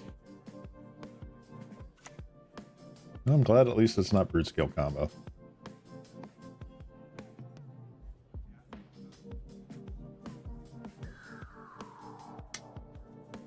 And an 8/9 Chrysalis, huh?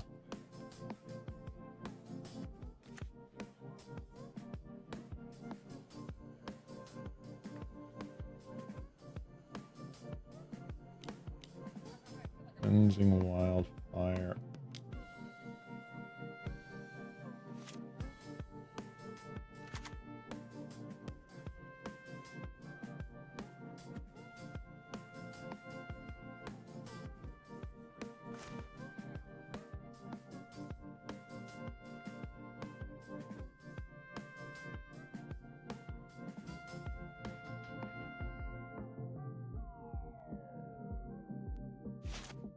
All right, opponent, what are we going to do?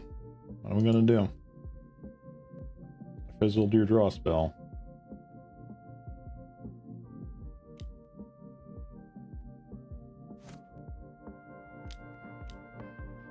Lamaz.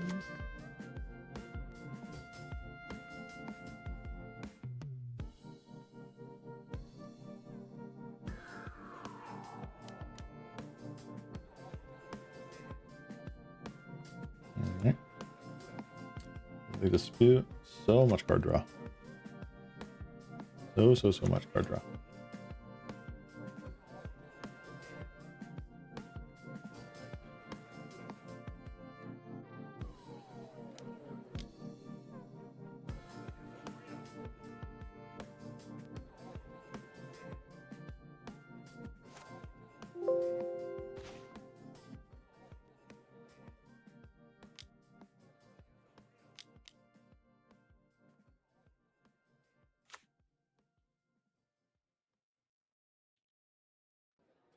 All right.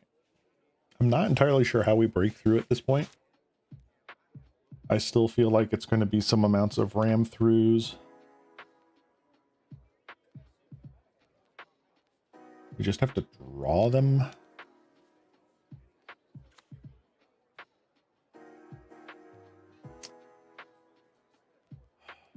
That's a bummer.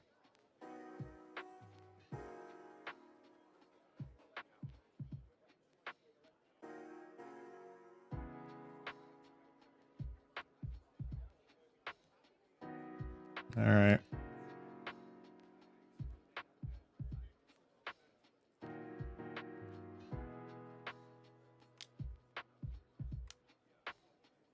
Okay. Wow. All the removal ever. How dare you?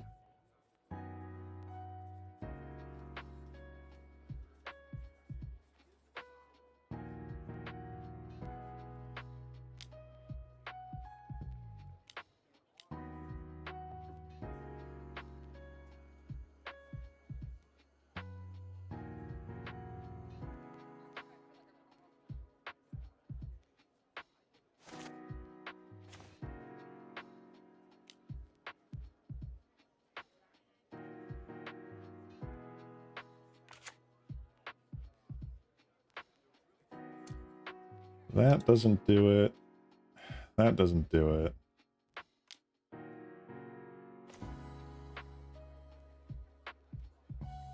Man. All right. I'm going to concede. We're 0-3. It's not looking good. Not looking good.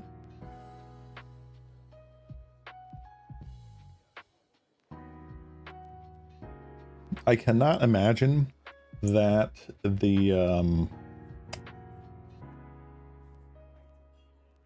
the Jund Wildfire deck is a good matchup for Tron, especially the version running all of the Writhing Chrysalises ever. So, yeah, no, probably not great. If this is going to be what the meta is right now, with like just a bazillion Jund Wildfires, like what goes up against that, huh? Are we like mono blue fairies? Is that the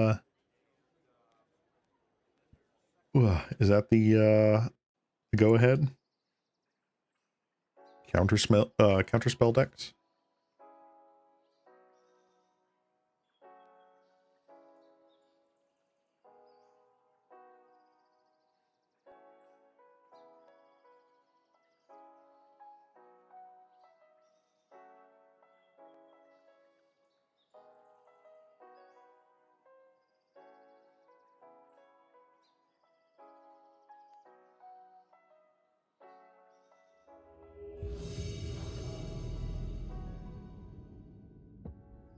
I mean, that might be the case here, huh? All right. Round 3. What can we get? I mean, it's boom, boom, and then if we get like natural Tron, cool. Chances are we want to have a bit more action than just land, go sort of thing, but we shall see. Geothermal bog. This makes me feel like it is dredge.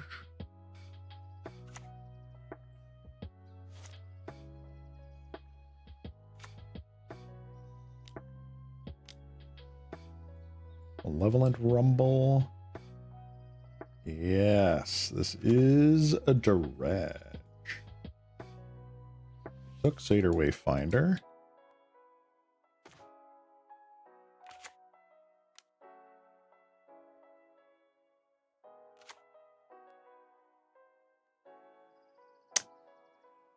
Don't need Chromatic Star. I do like Candy Trail.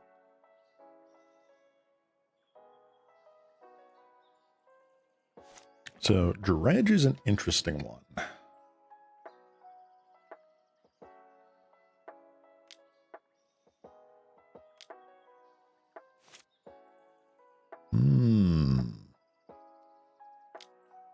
What do we got? There's the Satyr Wayfinder. All right. They put a whole bunch of stuff in there. They grabbed the swamp. They played the swamp. Hard cast a Scrapwork Mutt. Do they have the Dredger? They do have the Stinkweed Imp.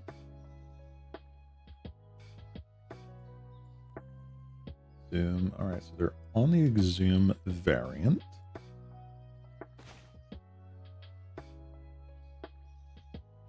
Honestly, not that bad for us.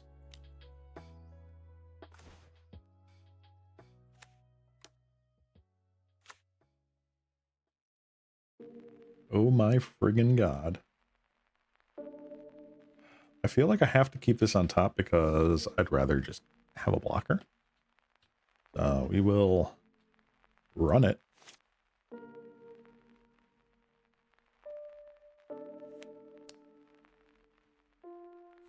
This hand is a Timmy's Paradise. 8 drops, 7 drops. No mana to cast it, though. Typical Timmy.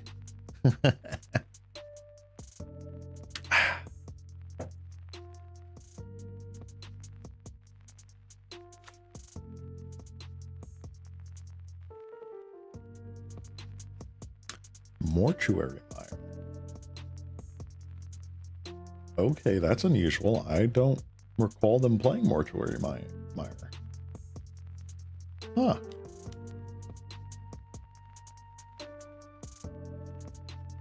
Dread Return, Troll. They took the Mutt. Alright.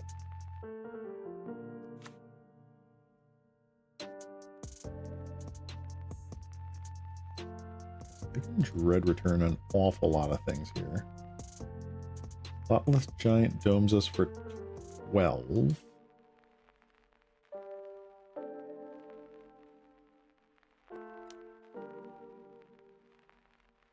Which is not bad. That puts us at 8.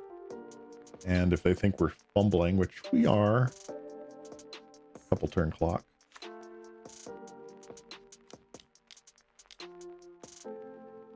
Cast with Prototype.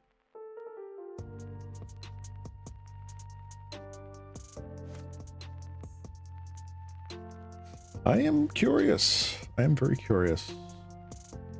All right, so they dredged Stinkweed again.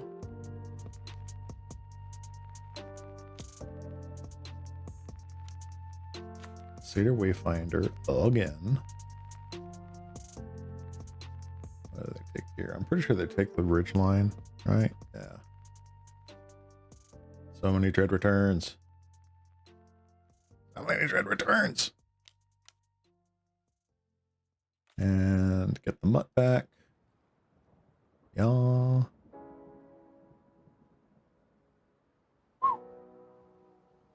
right. Oh, hey there, guys. Nagato, how are you? I'm doing good. Enjoying the Monday. Congrats on the 5-0 with Boggles. Thank you, thank you. I am going to block you.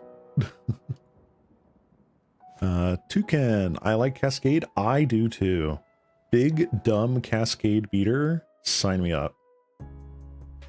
They are. Oh, they got it. Yep. Okay, I miscounted. All right. So, Relic Genesis comes in. What are we taking out? I feel like Wretched Grit actually is not that great.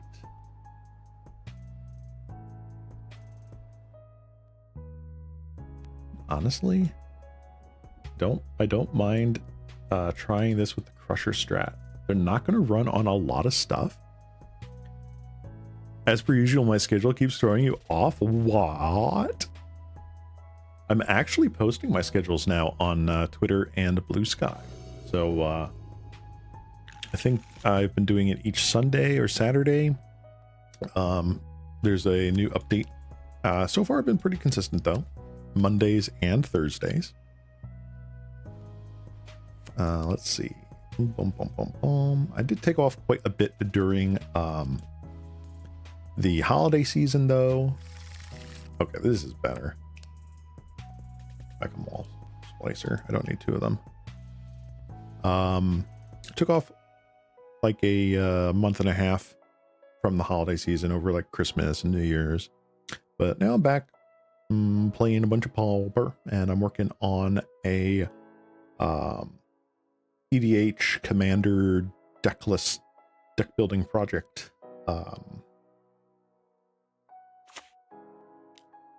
On Thursdays. How many matches do we have left? That's a good question. Let's see here. We are 0-3. This is match number 4, and then we're going to go potentially into match number 5. And then I do plan on doing one more league after this. So this is not one and done. There will be a little bit more after this. I don't know if I'm going to change up the deck or just try to run this back with a better matchup than what we got absolutely slaughtered with. Let's see here. Scry. Dramatic Star. No.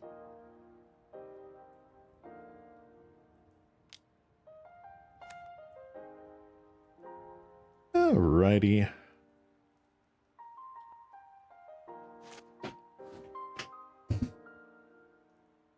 Yeah, I saw this mono green Tron list on MTG Goldfish. Let's see if I have the page up currently. Yeah, it was by Physic Man. And I was just like sold. Give me it.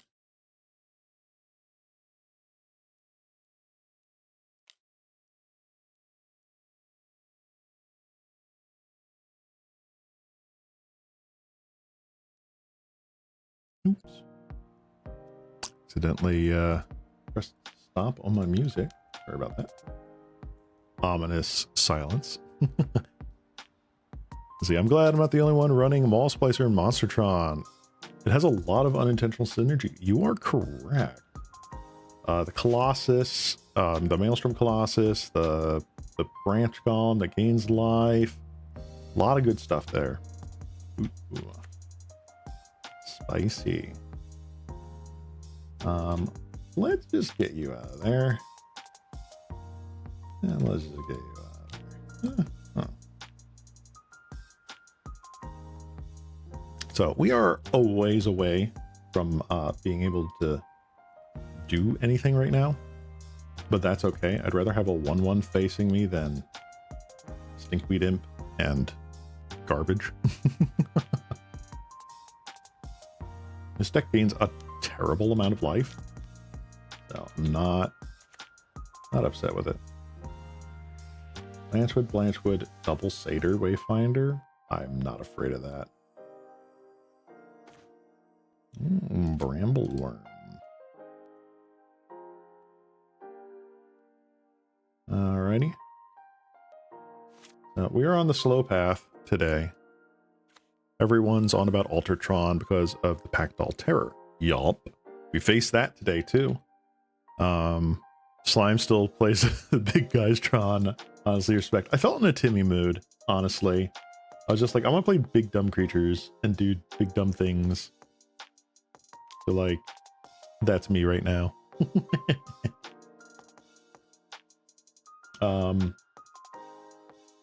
Yeah, we faced up against Calicais. There we go. I finally remembered his name. Calicais was playing Tron in one of the earlier rounds, and it was a funny match. Let me just put this out there. Shameless plug.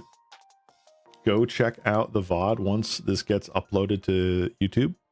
Ceylon Cross VODs. The match is just funny. I'm having a blast. I lost. Spoilers, but it was so much fun. Guy's a great content creator. Go check him out if you haven't. I mean, if you're a Pauper aficionado like I am, you've probably checked out Calicais on YouTube, but dude was just so fun to play against.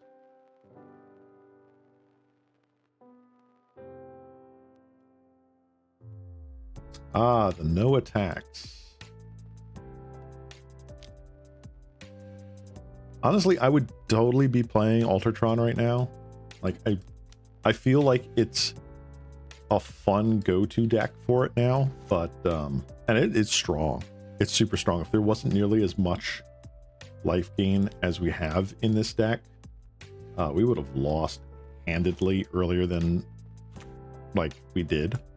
So 1, 2, 3, 4, 5.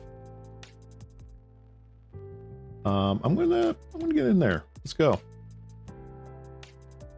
All right, they're gonna just take the 3. Sure. Garrup's Uprising would actually be a huge boost if it ever gets downshifted. Yeah. The likelihood of something like that getting downshifted is unbelievably low. I kind of wish it would, but it's like saying, oh, Up the Beanstalk should be downshifted to common. Like, it's just not gonna happen. Something as innocuous as Garruk's Uprising, though, like Trample, huge thing, a lot stronger than people would ever give it credit for. But yeah, not gonna happen.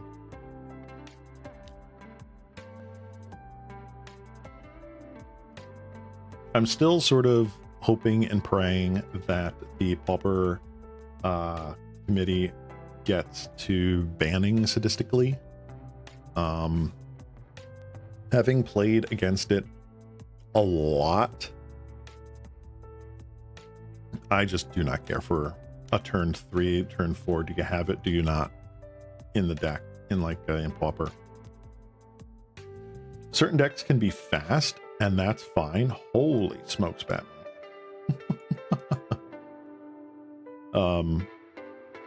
But just to be like, do you have it? Do you not? Okay, you ought to lose. It's like, whatever. And it's hard to play around too.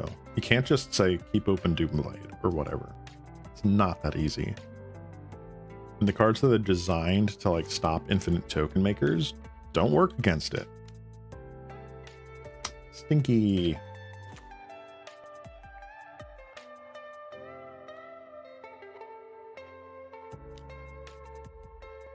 Alright, so they're definitely going to kill the golem with the imp. Candy trail.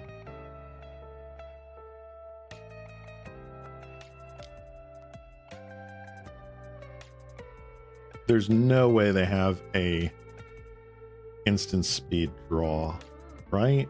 I don't think they do.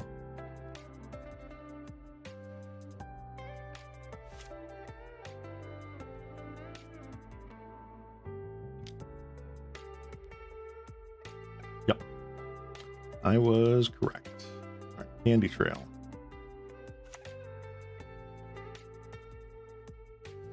Come on. All right, Ancient Stirrings, I will take. I'll take Ancient Stirrings.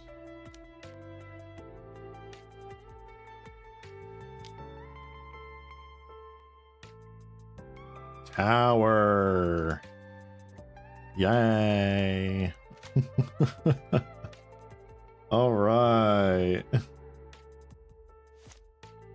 All right, we are in this game. If you ever decide to play with Boggles again, I do have a neat piece of tech. 1 swamp and 2 or 3 phyresis. Honestly, I feel like I like that better than the full transformational sideboard.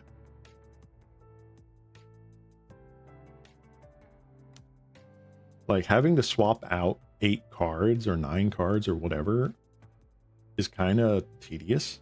So like, I don't dislike that.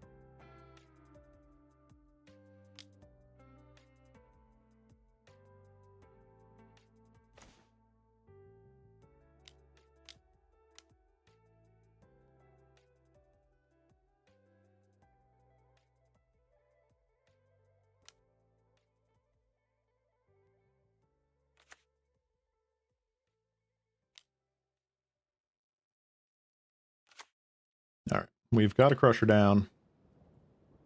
They are going to be in a Whirl Hurt. Your 7-power Trampler now has Infect, right? It's so much better than you think too, because it just helps like really whittle down things like Writhing Chrysalis, because there's so many first strike effects in Boggles. It's just insane. All right.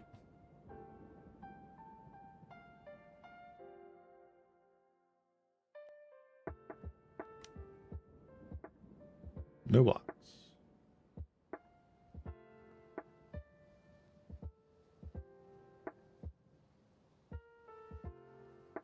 Honestly, I could have blocked and then just relicked it because it's sorcery speed. Whatever. Whatever.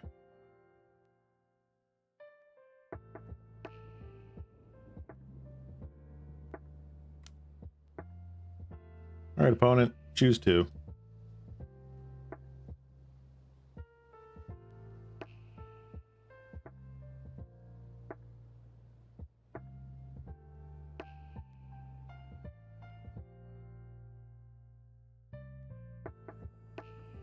Oh, they're just going to take it.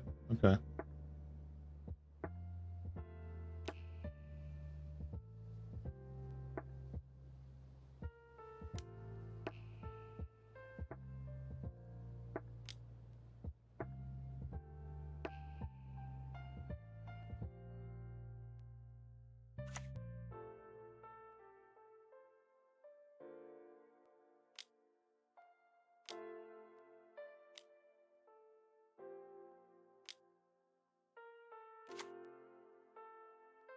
Wall Splicer. I go wide now. Opponent triple blocking your guy with 3 terrors is an exchange. That still is in your favor. That's fine. Exactly. Yeah, I'm gonna keep it like this. I like the crushers. I like the 4 relics. Yeah, this deck list is nutty. I mean, just look at all this hot garbage. That is just so much fun to play. Sangren Marauders and stuff. Hey, Serby. Hey, we got the whole gang here. Good to see ya. Good to see ya. We are playing Mono Green Tron today.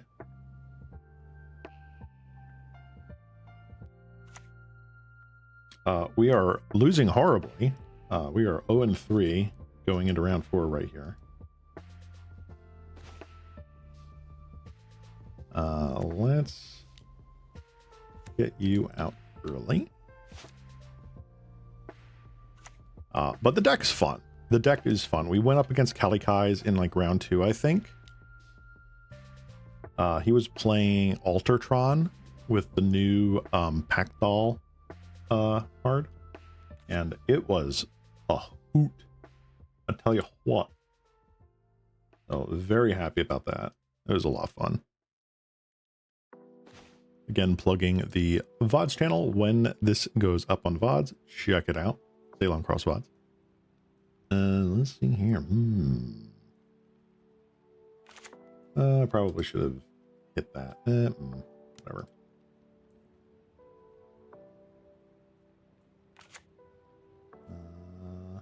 Huh. Nah, I'm just gonna wait.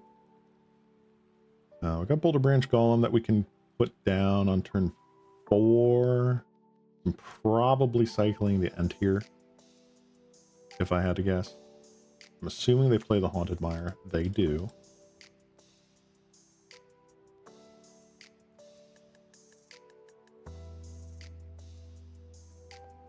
Alright, so we are unfortunately, we didn't get the maximum value out of Relic. I should have pinged their graveyard at the end of that other turn. Womp womp. Ooh. Very nice. Okay.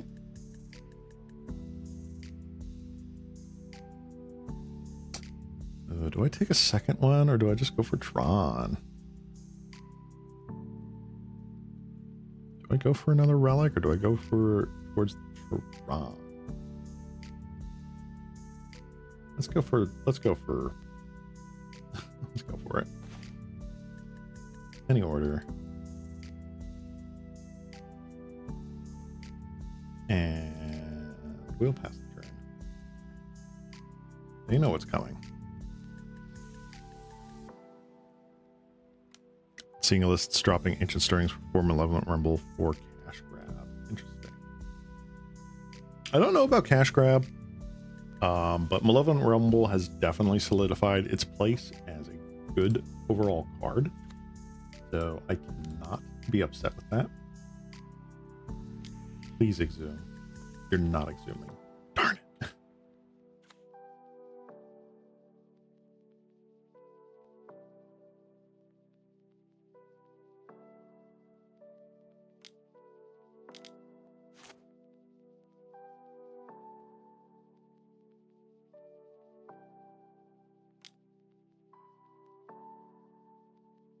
Beautiful white borderlands.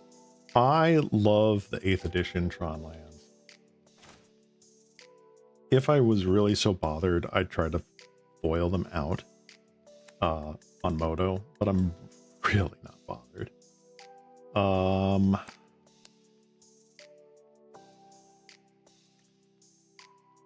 I feel like I just want to wait to see if they exhume or something.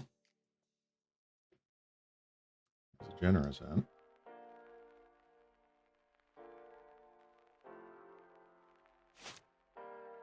It's not much better for us if they do exhume right now, because like what, we cycle generous end to get back Troll. We have to Maul Splicer. Hello? What are you hard casting? You're hard casting Troll Khazad-dûm. Okay.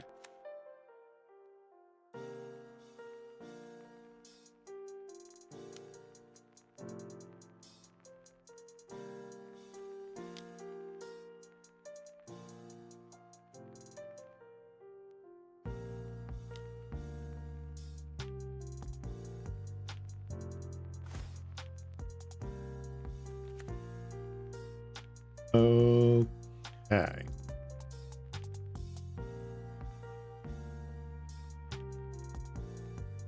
One, two, three, four, five, six. And then we have 1, 2, 3, 4.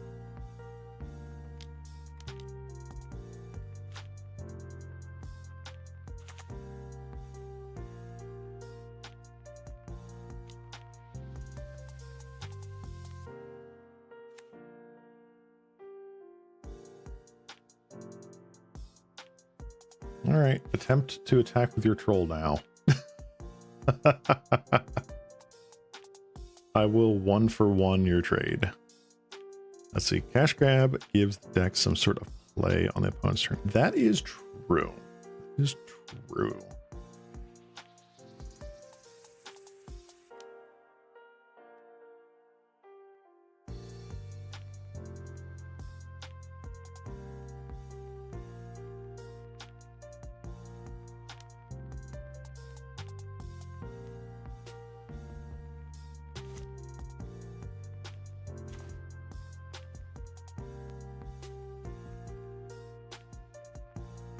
So many forests.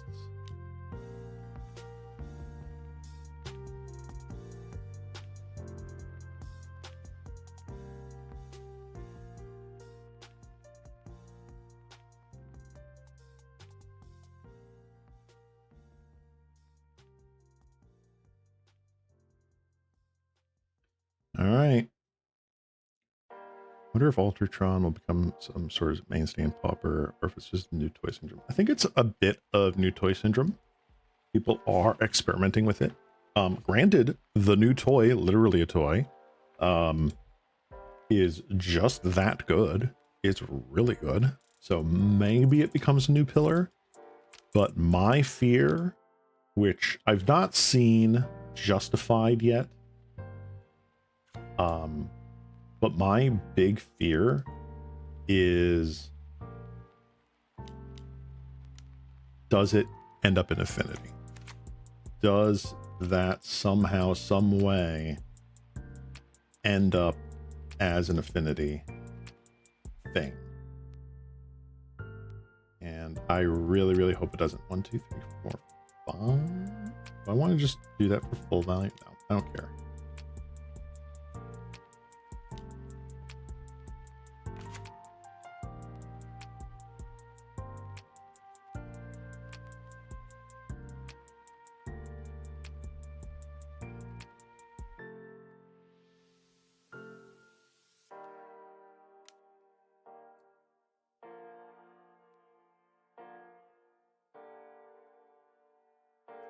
Because the last thing we really want, yeah, Pactol Terror. Yeah, the last thing I want is for Affinity to finally go over whatever precipice edge there is that the Pauper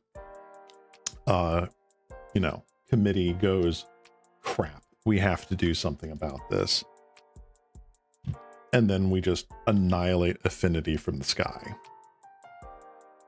Granted, Affinity is just really strong. I wouldn't mind like powering it down a little bit, but something like that, with how strong Grixis Affinity currently is,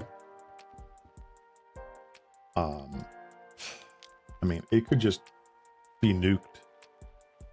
Never know. Tainted Strike. The spiciest of meatballs, ladies and gentlemen. We have a Tainted Strike. What?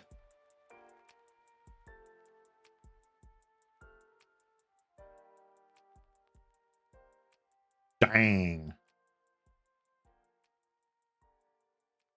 Wow, you brought that back and didn't do anything with it. Okay. Seems good. Seems good.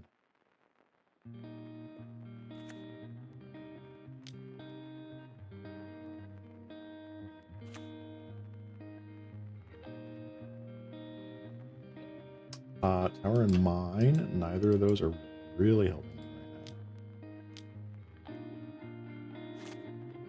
4 mana artifact, drain 1, and the drain is really powerful. Like, it's just on ETB of any artifact, including itself. So, like, it's super good.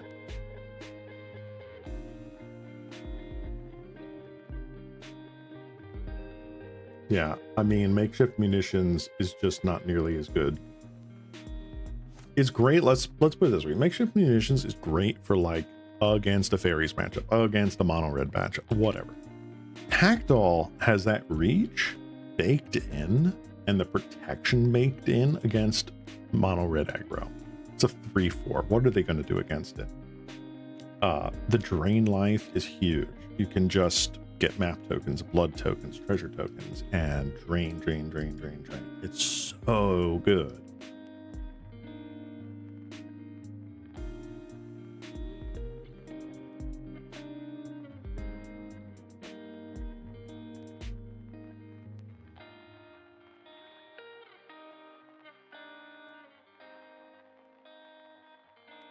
Do they stinkweed back another, like, or not stinkweed, do they like dread return a troll here so that the way they can like just double go in there?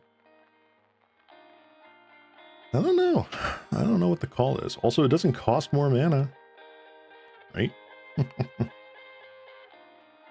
I mean, makeshift munitions is still the best option when you're doing sadistically brute scale combo because yada yada yada. Best deck. I don't care. But I'd rather be playing fun stuff. All right, they are getting back a lot less junk. Okay. Deal 10 damage to my dome with a tainted strike. So that's how they tainted strike. That's clever. Wow. Holy moly. So that's a really interesting sideboard tech. Tainted strike for a deck that's just going to out life gain you. Okay. Good to know. I might just go over here to my red and do that.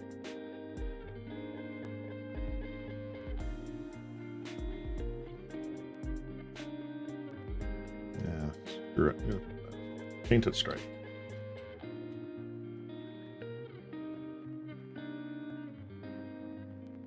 Throw a couple in there, just for giggles. I haven't updated this in a hot moment, but yeah, I would definitely throw in some tainted strikes. We are on Tron. Woo! So this is the current deck list here. Tron can now very easily stuff the mono red matchup without any dedicated additional spots, pretty much. And since we're running Fangren Marauder in the side, we're also semi-favored in the Ultratron matchup. Actually, I wouldn't say favored. I'd say we're able to be like net 50-50 on it, depending on if they fizzle or not, or if they get, you know, like they don't get the full infinite combo. Also really good against other sorts of like lots of artifacty decks. Like just the prevalence of Deadly Dispute and all that stuff. Pretty freaking nice. All right, here we go. Tricky thing about Affinity is despite its name, decks just play a pile of the best cards. Exactly. It's not like here's ATOG, let's ban it. There's a whole lot that needs done to actually do something about it.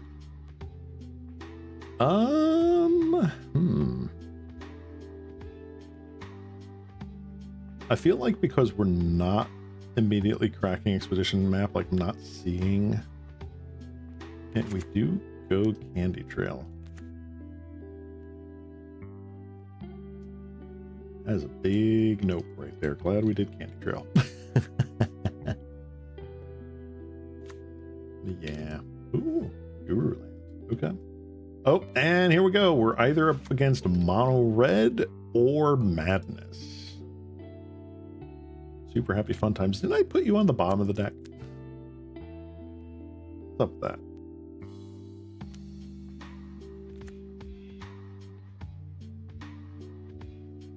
All right. Are we mono red or are we black red madness? We are mono red.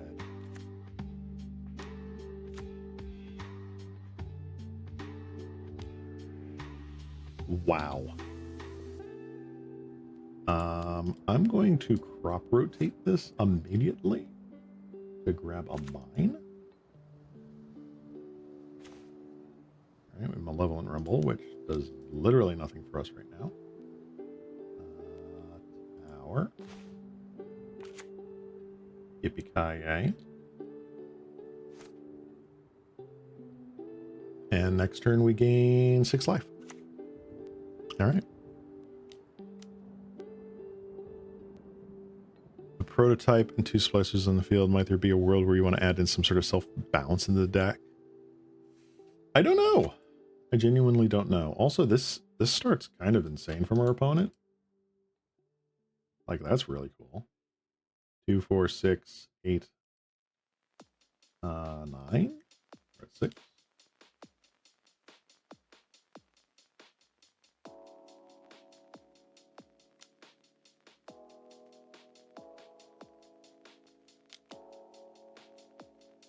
No.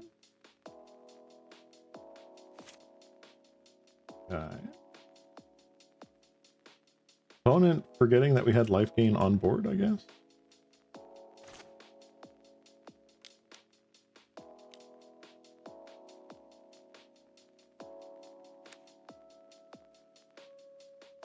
Speaking of life gain on board, gain 6. Thank you very much. Red doing red things, isn't it? Yes. What are we doing the thing there, the buffet? Goody goodies, goody, good, good.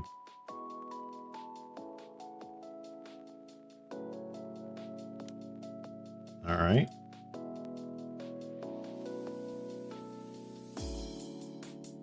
I will take 3, go to 9. Do you bolt the golem? You bolt the golem. Okay. The lack of self-assembler, yes, actually, in this build, I don't think it's worth it. I kind of like the card advantage life gain stoof that's happening here. Speaking of which, we're just gonna go absolutely nutsos here.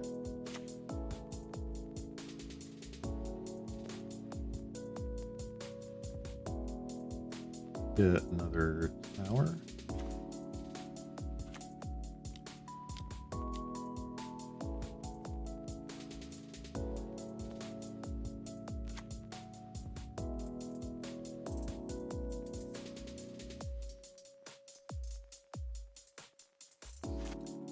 So opponent is on 2 cards in hand.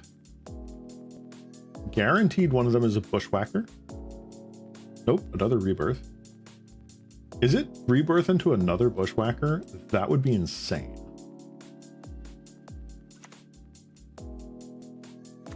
I would genuinely applaud them if that were the case. Okay, it is not the case.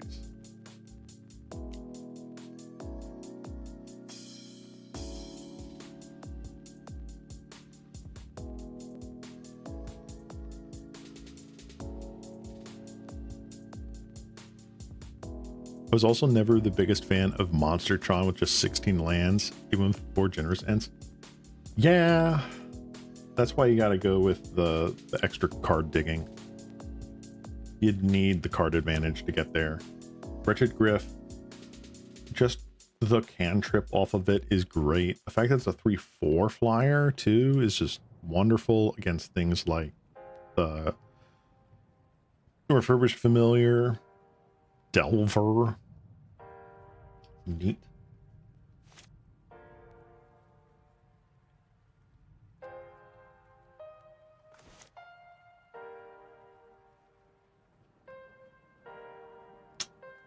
Dang. All right, so we are in the point of the game where we need green mana. Last couple months.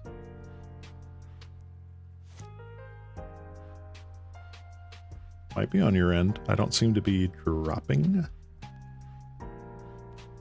Oh, they're just going straight to attack. Okay.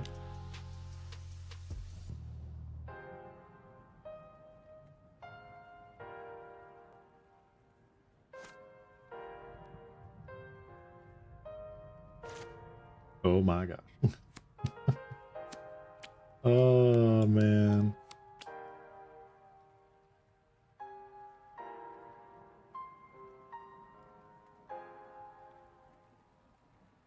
This is unfortunate. Your stream crashed? Oh, all right, we're back. All right, I don't know what happened there. That must have been on Twitch. Sorry, guys. Didn't say. Oh, looks like it is unstable.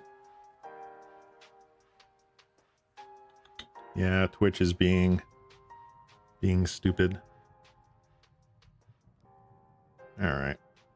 Double VOD, I guess. It hasn't ended on my end, so I think it's still one continuous VOD. Urn of Godfire is definitely something you'd want to look into. Okay. What was Urn of Godfire? Doop, doop, doop, doop, doop, doop.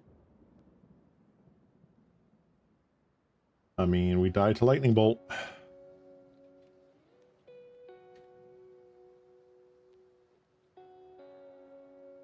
Add 1 mana of any color, destroy target creature or enchantment. Yep.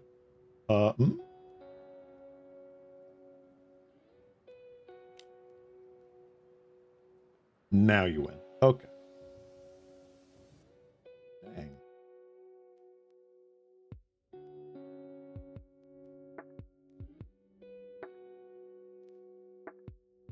Let's take you out, put you in. I like the Crusher, I like the Fangren Marauders. I think we just got unlucky. So Urn of Godfire is interesting. It's a 1 mana energy refractor, no card draw, but it does act as a blow a thing up later.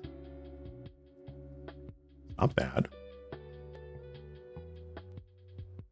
Not bad.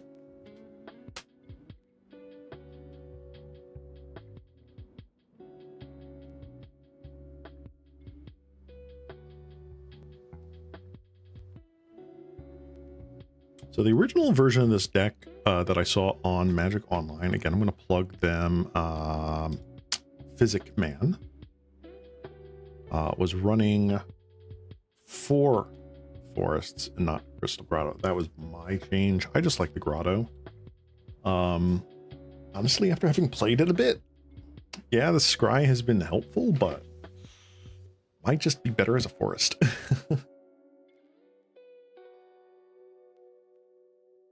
Let's see here. I mean, we are definitely 0-4. Like, us winning this match does not get us any points or packs or anything like that. So this is just playing it out to finish having a fun game with this deck.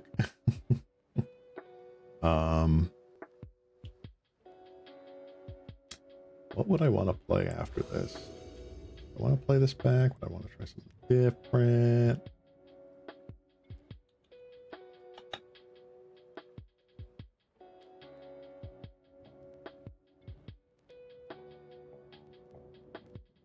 Yep, let's play. Jeez. We'll keep that.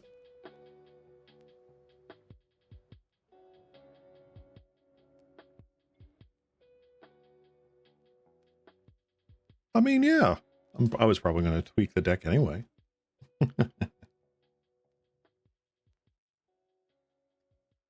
Let's see here. Power. Go.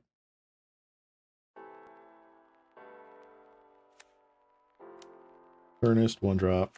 Yeah.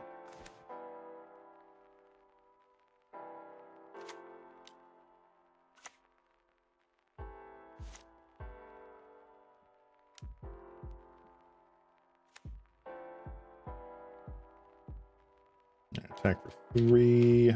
16.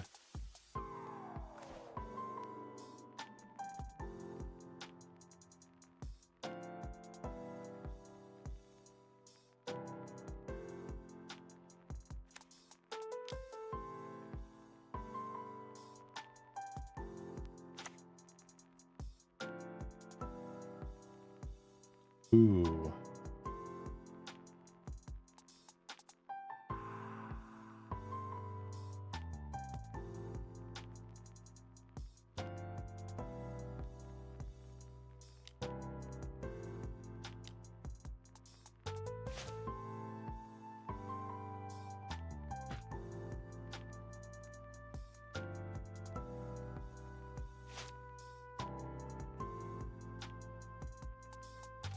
Yeah, I probably should have kept the Maul Splicer. I don't know. I feel like just slam a Brambleworm, slam an Ulamog's Crusher, get in there.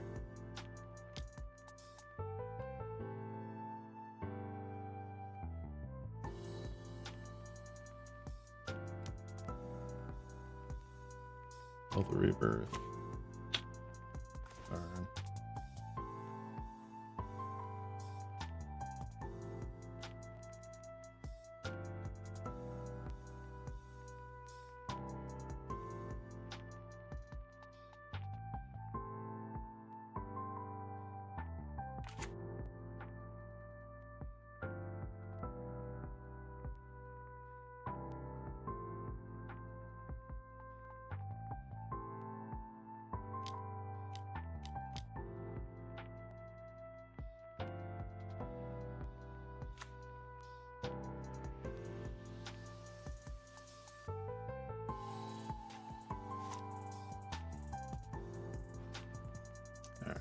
We don't die immediately to exactly what they just played. It is still pretty awful.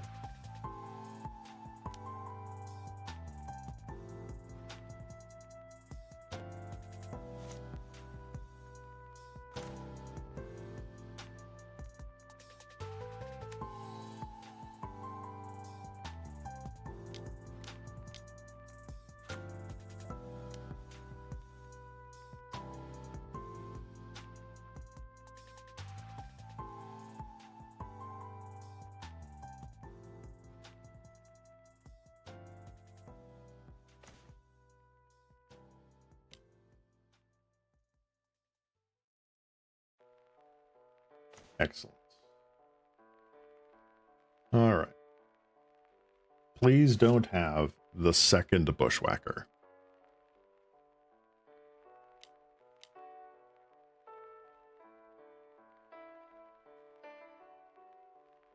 All right, that was a nice good stream, guys. Holy moly.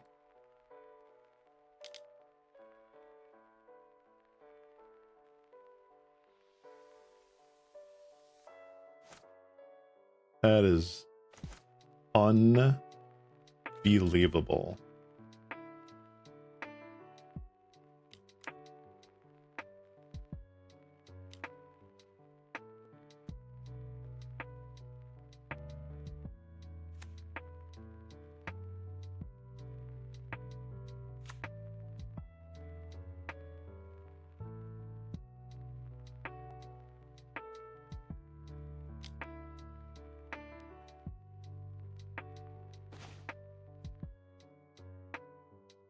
One, two, three, four, five, huh?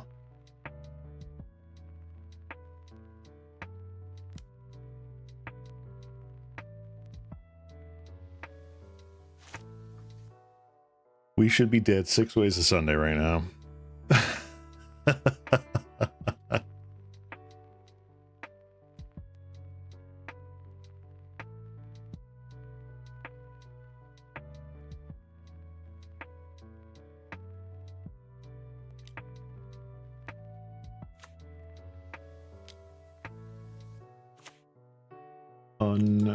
Unreal.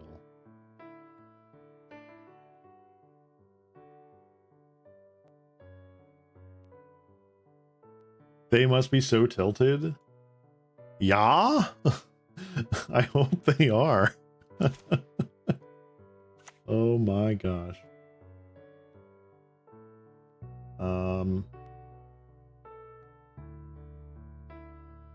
Attack. I'm pretty sure they're just dead on our crack back here. Because this has trample. They don't read this card.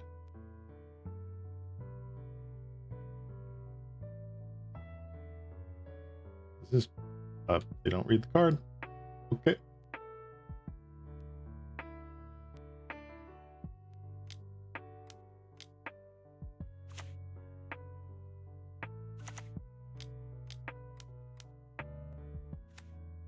And we win.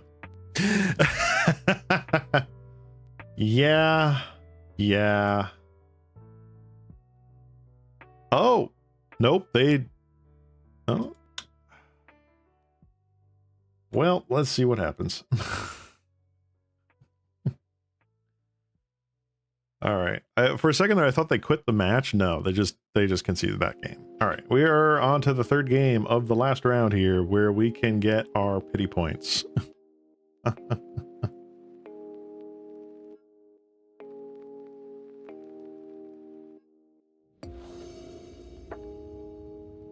That game was stupid close.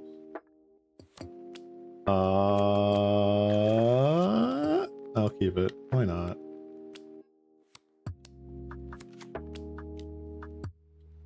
Restless Lackey. I'm still surprised people play this card. I could have, but it was about sending a message.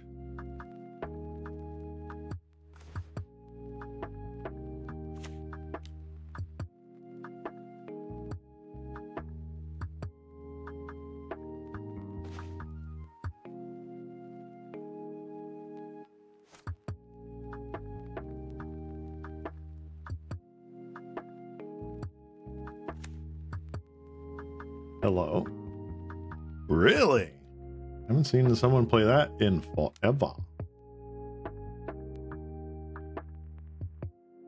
Alright, looks like they've got a slower start. I am all about this.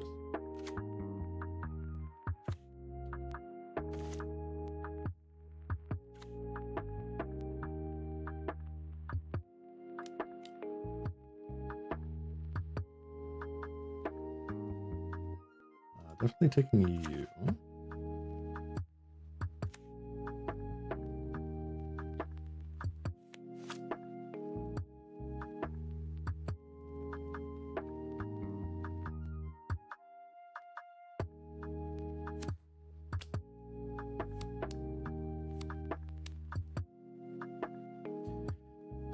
Oh boy. Sending the message is attacking with your birds of paradise. It's about sending a message. Russian foil stomping ground. Cast into fire. Okay. Luckily, I'm not that upset. Like, other builds definitely would be. I'm not terribly pained about that. It is annoying.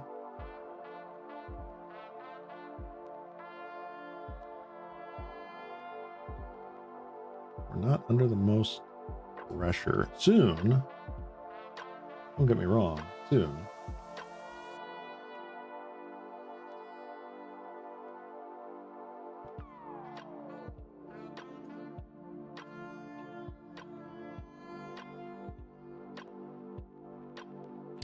Okay.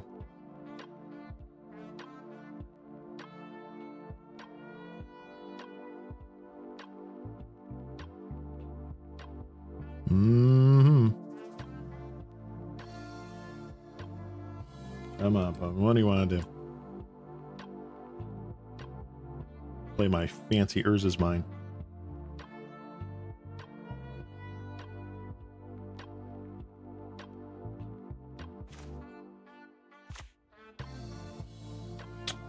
All right.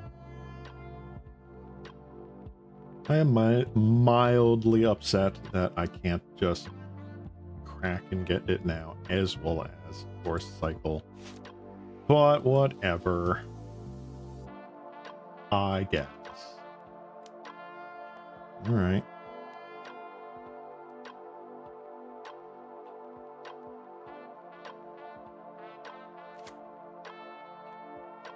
Have you seen the casual player base's reaction to that one Final Fantasy creature? Yes, it is also my reaction. Card's crazy.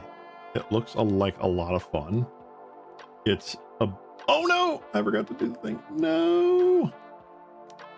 Alright, am I punished? Power mine, power plant, never punished.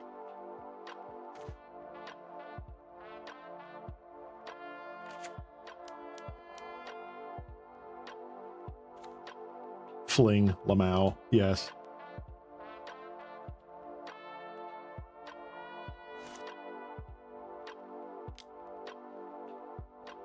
Okay. Goblin Tomb Raider. Height.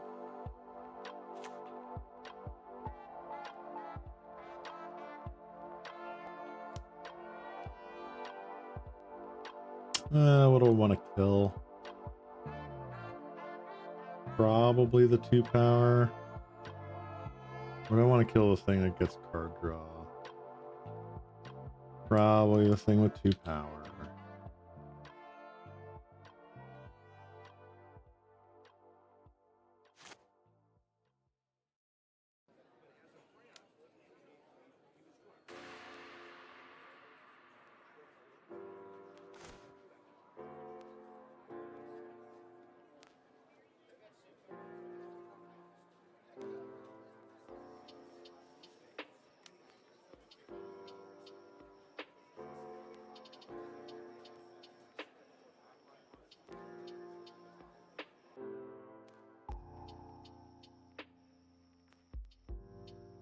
Sword your guy before he gets a chance to swing because it got the boost only when it swings. Right?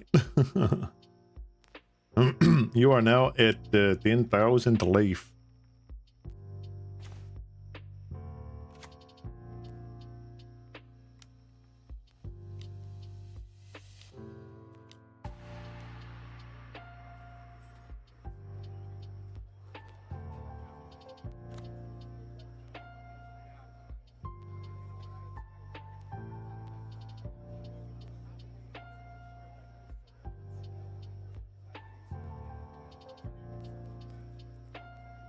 Just put Rancor on it.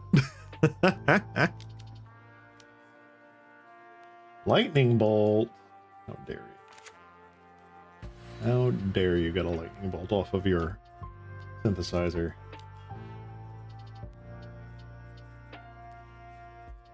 Bolt my face.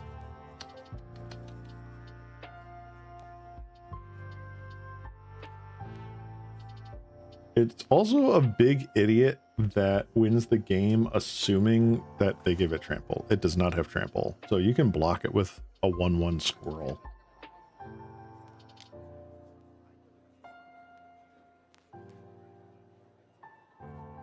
Ooh. Yeah, I think the Boulder Branch Golem is the correct approach.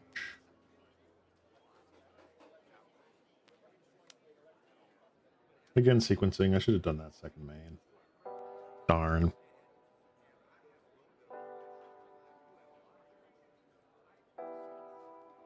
I mean, you can kill this by sacking your entire board, or you can just take 7.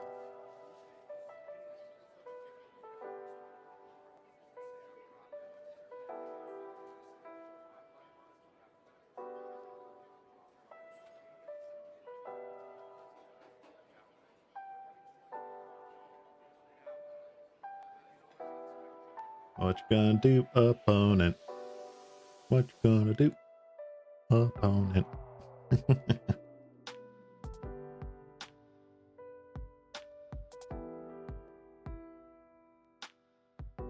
To kill it, you gained 5 life at some point. They don't want to trade.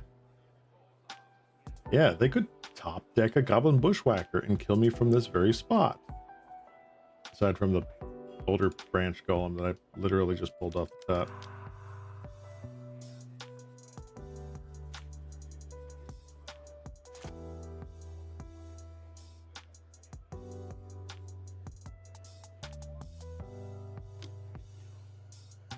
Blood token, yada yada. And they just concede. Yeah. Gaining like 15, 20 life is kind of rough. All right, so we lost horribly. That was abysmal.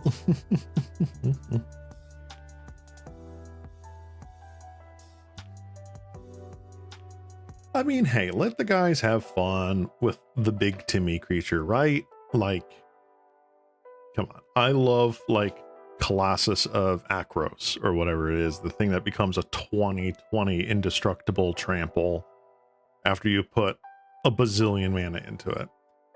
It's whatever. It's not going to be causing any insanity in the tournament scene unless some crazy dude puts it into a sneak and show deck, and that'll be funny. But then again, why aren't you just playing Atraxa? Why aren't you playing Atraxa? Why aren't you playing Grizzlebrand? In EDH, it is a 7 mana, do nothing the turn that it comes down, and then it's like, you know, chick. All right, who am I swinging at?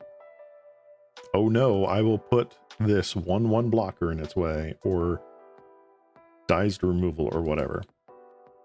If it do the fun thing, it do the fun thing. If not, it's not going to make a game miserable, right? Like, it's not any different from any big stupid thing. Yes, it's not indestructible, it's not hexproof, it's not shroud, it's answerable. You can have it sacrificed, you can threaten it. Imagine getting Act of Treason on the big cactus guy. I would probably just get up and flip the table. Oh, no. We're not saying you're trying to yuck anyone's yum here. It's not as broken as anyone says. You're absolutely correct. It is not broken. It is funny, and it do the big thing go burr that a lot of people love, myself included. But it is not a broken in half, oh god, we gotta ban it, some sort of card. Yeah, it's Infinity Elemental. That's standard legal.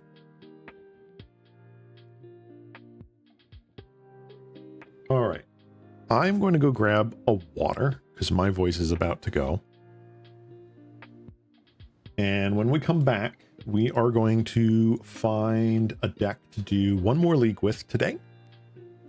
And we'll start up that league and see what we can do from there. So I'm going to BRB, guys. I'm going to grab my water and we will start a new league with a new deck momentarily. Abu.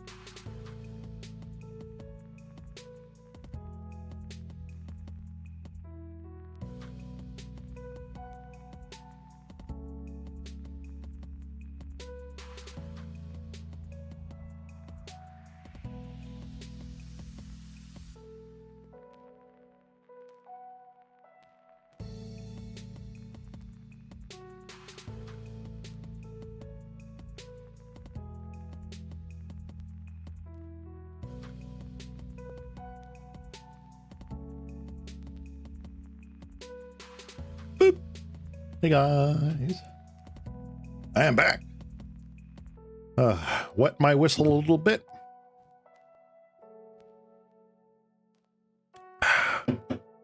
And I'm ready to do round 2 here. So.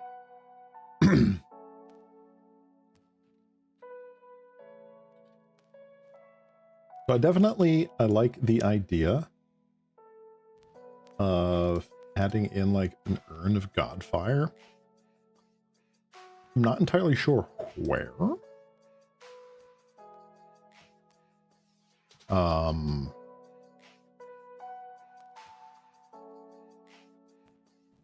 Maybe I throw that into the sideboard instead.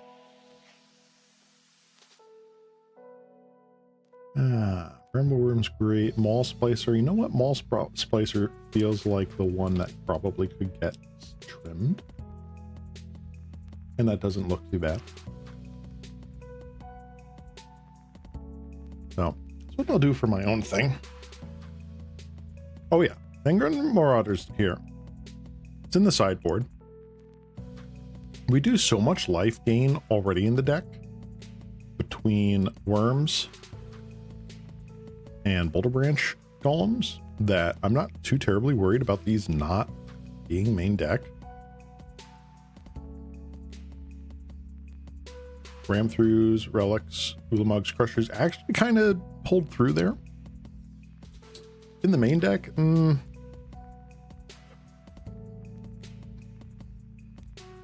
I don't know where I would put it otherwise. We're really not running a lot of the sack artifact fodder that other builds would have.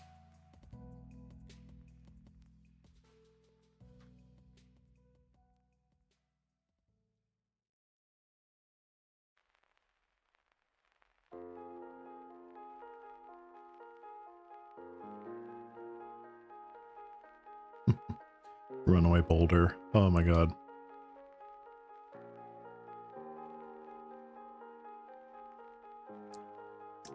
I don't know. I still like the Maul Splicers. They're really good against the go wide decks. Like against the mono red, it was pretty decent. If we were able to ever cast it.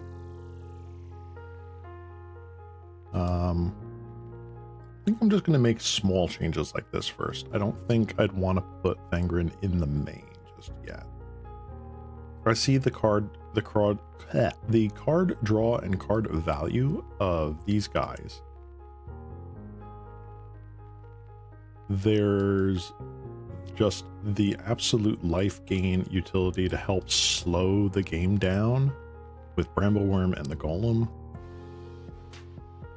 Generous Ent is essentially just more expedition maps just for forests. So then like you have got your Maul Splicers that help here and here, as well as just providing 3 bodies. I feel like it works. I feel like it does work, and dropping any lower than the 3, I don't know. I consistently want to draw this in certain matchups, even though I cut it for a lot of other ones. But I mean, we saw a very skewed field right then and there. I don't think about it though. I will say, however, that there is a deck that I think I'm going to give a shot. And it's this one. So the sideboard is non-existent. This was just me goofing off with work in progress stuff, right?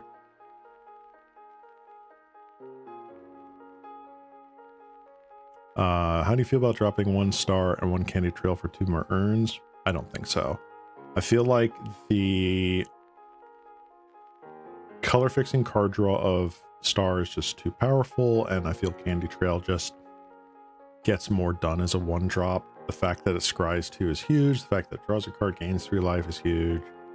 I don't think diminishing that and shaving on it is going to help us the way we really want it to. So, with that being said,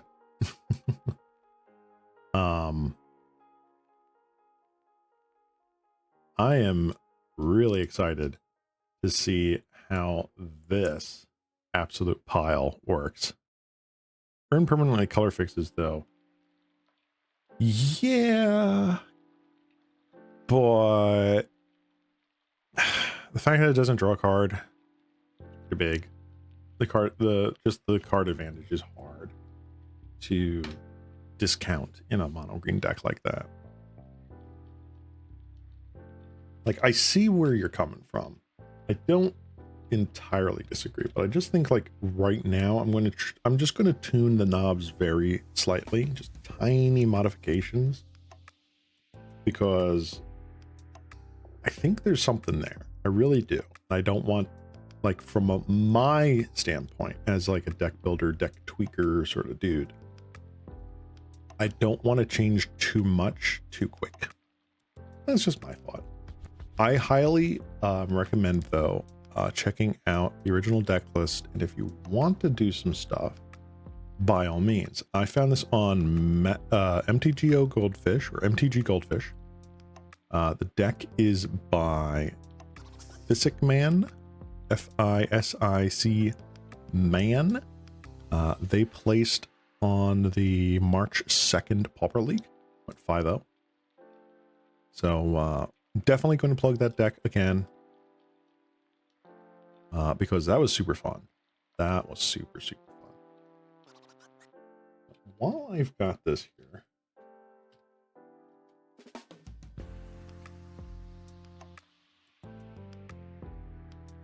I feel like having a couple of those are important. What about enters, exile, graveyard, and like white blue? Legal in Pauper. Doing a little bit of sideboarding right here, trying to get stuff. Actually, Dawnbringer Cleric's pretty decent. I don't hate that. It's really good.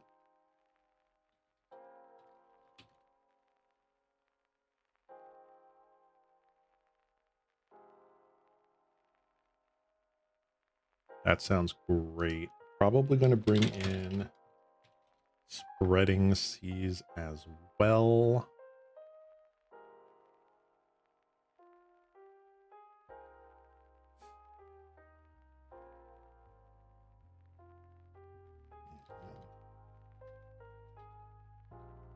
Hydroblast.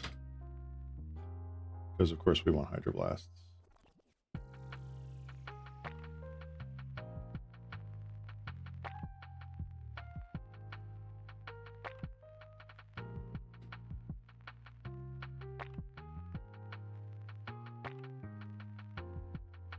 Yeah, I don't mind that. I think that works. Yeah. This is just completely like off the cuff right now. Like, I have no idea what we're going to expect one way or the other. I figure just like mono red, that sort of stuff. Actually a null probably makes it in here. Let's take that out, put in a couple of nulls.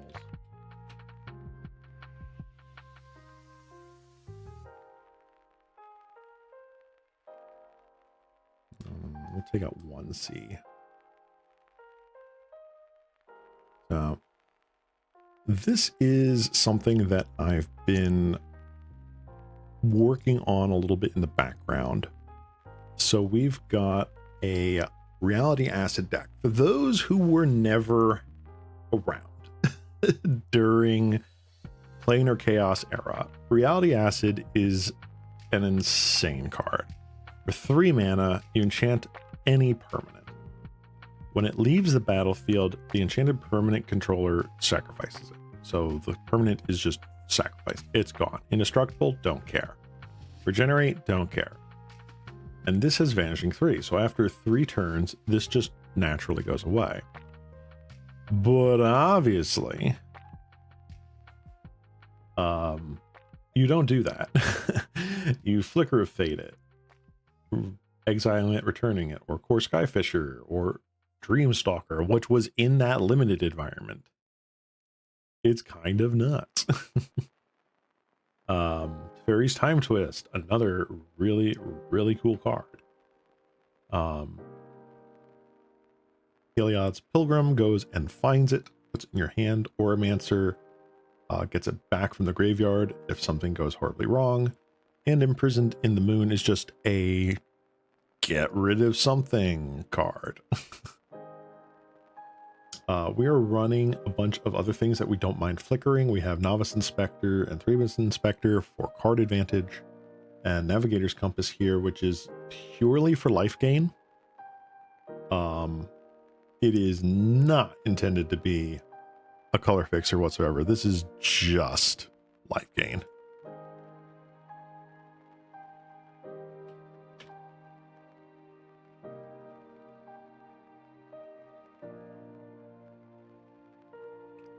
Remove enchantments. Ah, okay. I see what you're saying, Nagato. Unfortunately, that card is not on Magic Online. They never brought and remove enchantments from Legends. They never brought that onto Magic Online, so that is not playable currently. It is an interesting card that is Pauper legal, but unfortunately, not today.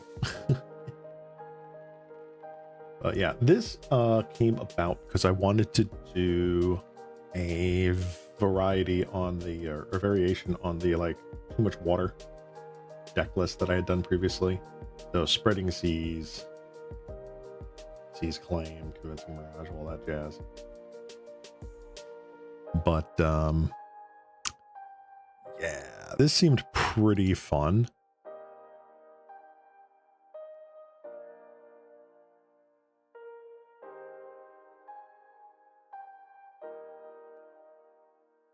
Let's see here. Doom da doom doom dum dum dum dum dum.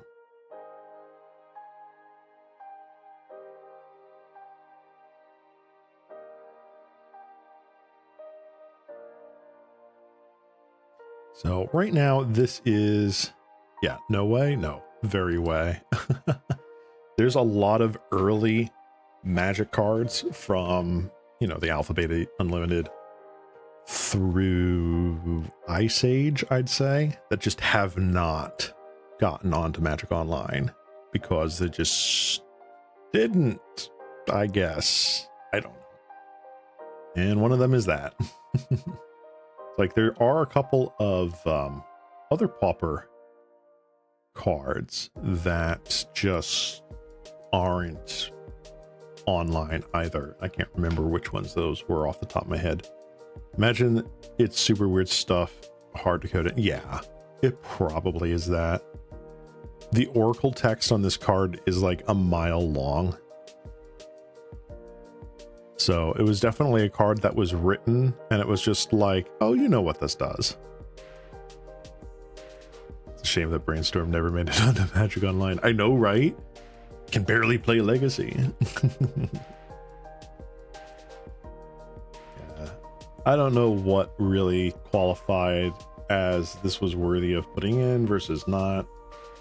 This was well before my time with Magic Online. But yeah, it is what it is. All right. All right. I'm going to try this deck out. We're probably going to lose horrendously. Kind of okay with that. But we're going to give it a shot. Doop.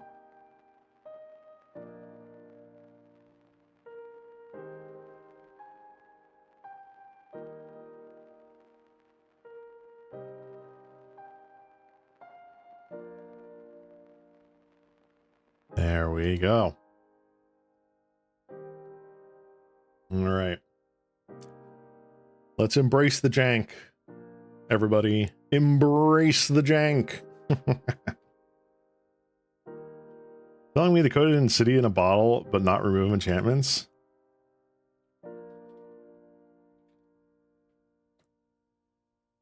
Yes.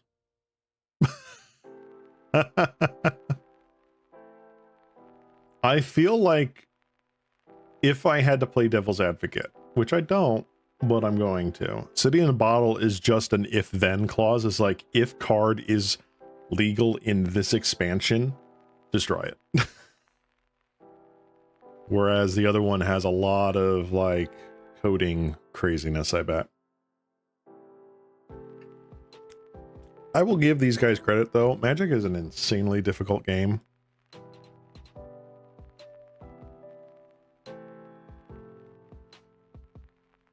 So like just coding anything in general results in some absolute wackiness.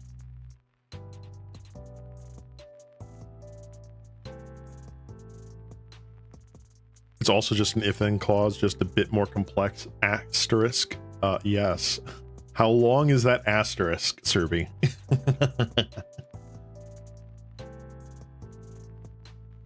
Contractually obligated asterisk.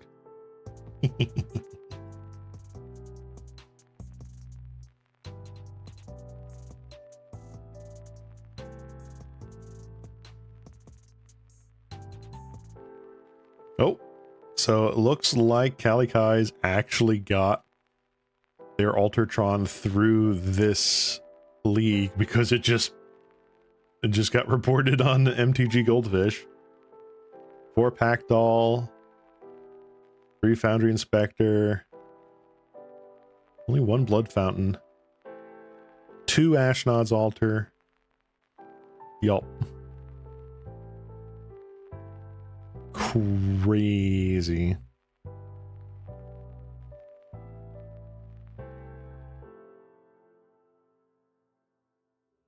I mean, yeah, old school, like 93, 94, turning Chaos Orb into 3 colorless Vindicate. That makes sense. Ooh. All right, first game, guys. Nobody panic. Ooh, we might be doing the thing. We might be doing the thing.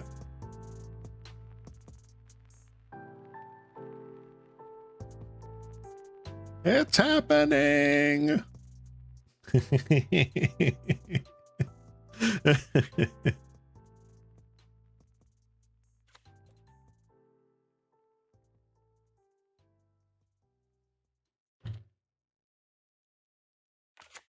Forest. Elves. Dang it. Dang it.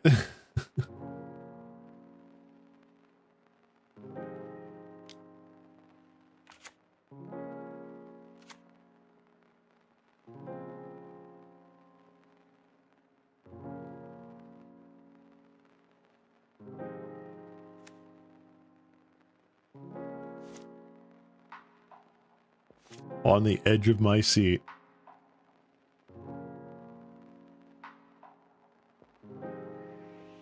Oh my god. I really don't know what to expect here. So like, this coming turn I untap, play Island, Heliod's Pilgrim, grab Reality Acid, I assume. Quirion Ranger. We kill Quirion Ranger?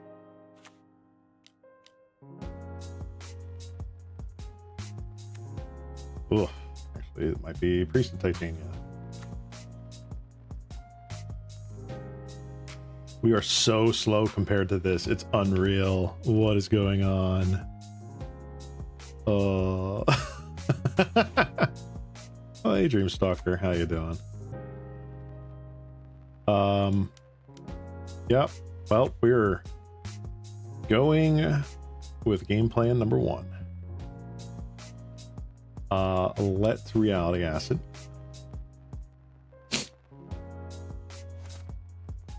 It's a lot less Giant Tread, return elves. Oh no.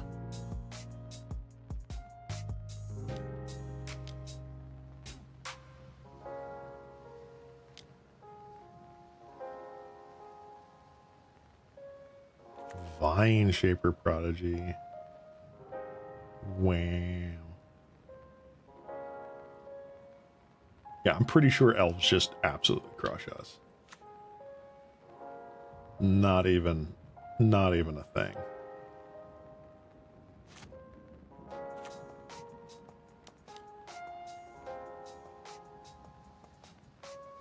Oh, Lead the Stampede got fixed? Okay. I remember like a couple months ago, this card was like bugged, so they didn't play it. Wow.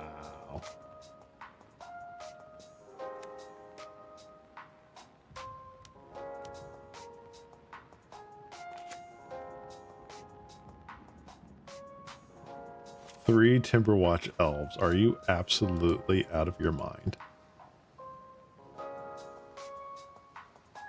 Okay.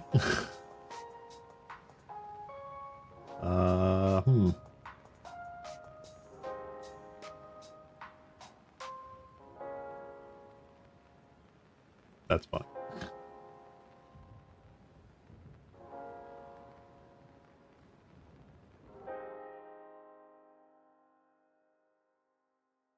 Prison on the Moon.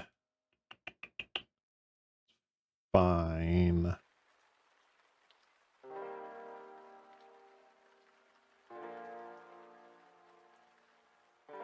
Take that out. Let's take that out. Actually, you know what? I'm going to take one of you out. Me back.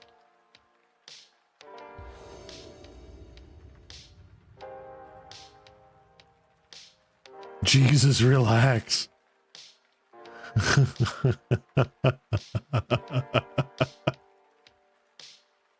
Oh, man. All right. That is a mulligan. This is slightly better. Still not great, but better.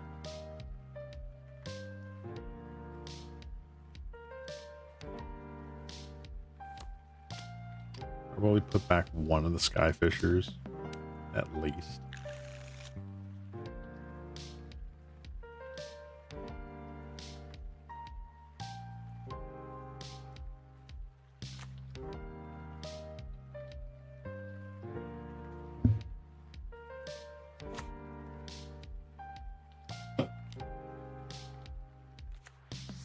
All right, turn 1, just Spira Sentinel. Not the absolute worst.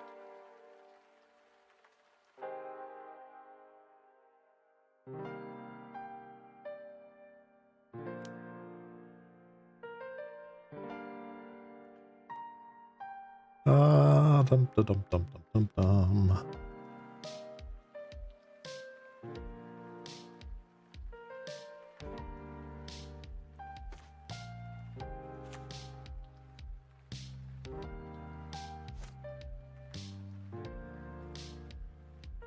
I really do hope we hit our 3rd land drop here.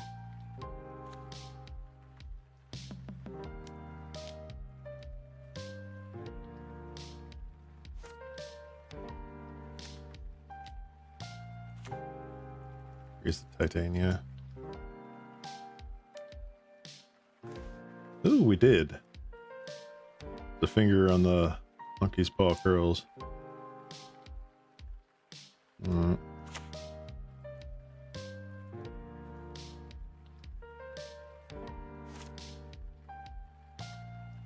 Well, they have infinite mana.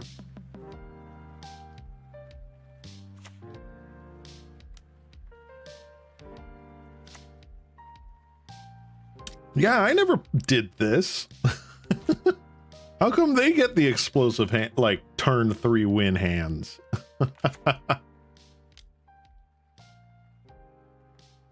Look at this insanity. Freaking Well-Wisher.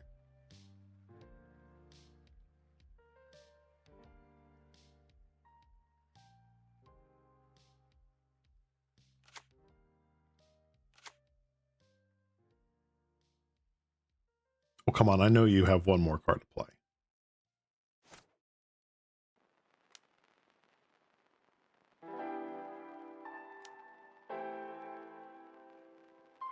It's a Hydra, really? Are you out of your mind?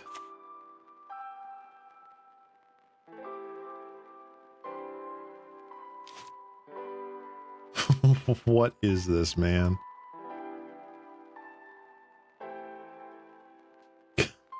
What the freaking frick? Oh my gosh. So it's like, well, I guess Elves is good again, I guess.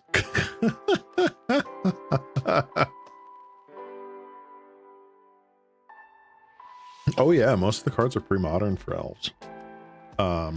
There's still quite a bit of modern stuff in there that really makes it like gas. But dang, like, is it so good? Like, the card draw spells, the winding way to lead the Stampede. I don't think you beat that with pre-modern equivalents. Excuse me. But yeah, it is old deck, old archetype. Oh yeah, you definitely need a survival or a guy's cradle.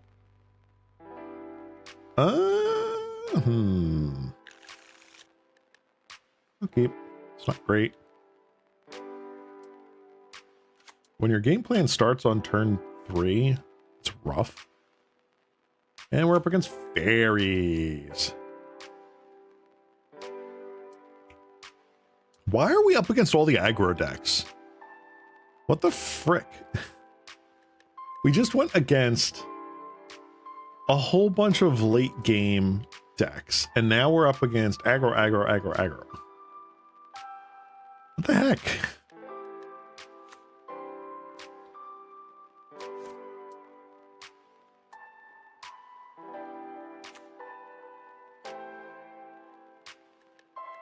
I'm more incredulous than I am actually upset.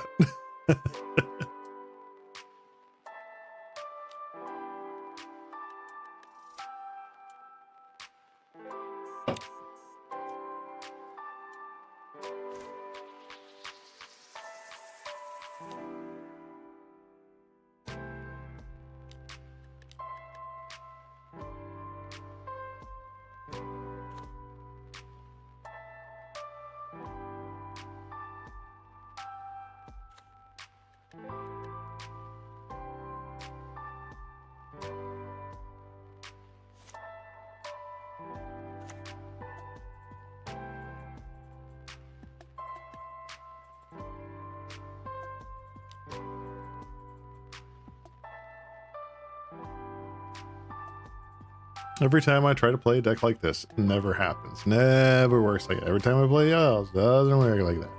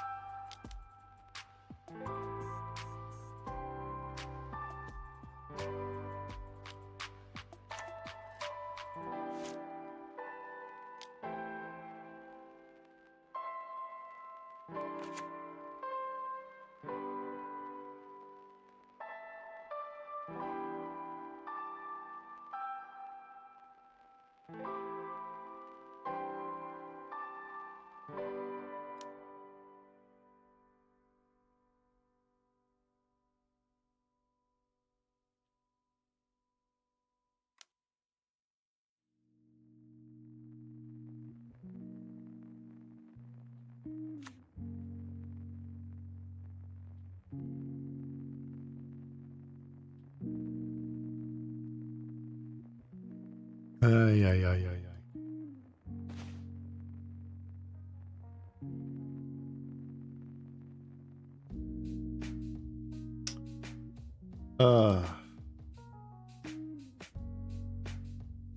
Go to the next sideboard.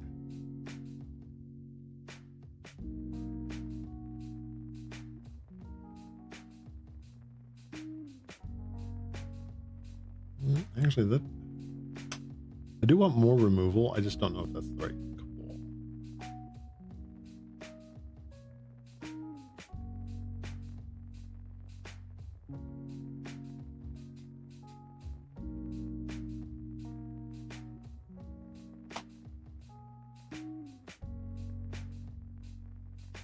Some other pre-modern elf builds also enjoy running Hunting Pack to storm into 24/4 beasts. Oh my god. Oh my god.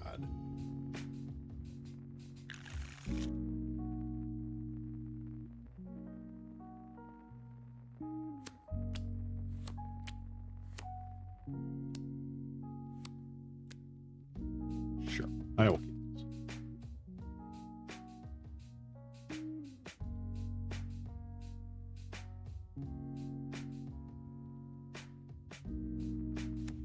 Ironically, this navigator's compass actually might be doing work with the color fixing this game. Otherwise, I have no idea what we're going to do.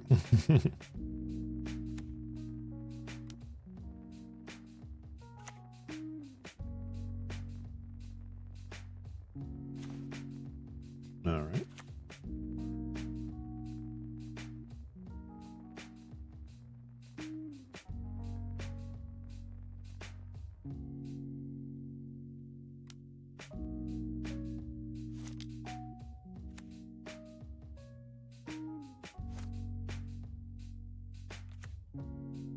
Darn, they hit their second land drop. How dare they?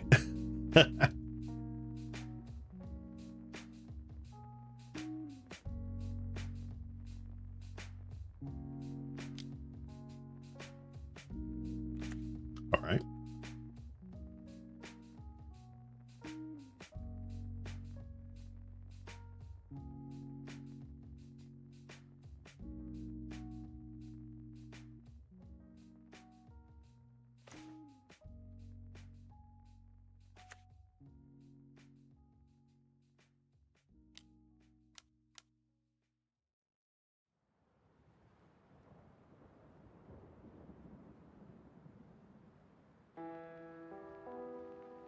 There is no shot they protect me with a null.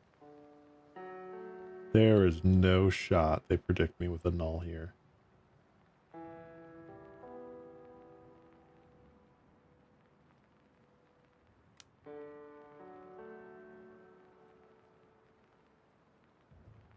Spell Pierce. Darn. They only run like one of those anyway. Ugh. Absolutely brutal.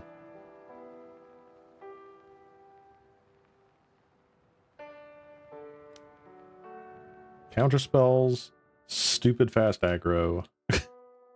Where's the Dirtle decks? Give me the Dirtle.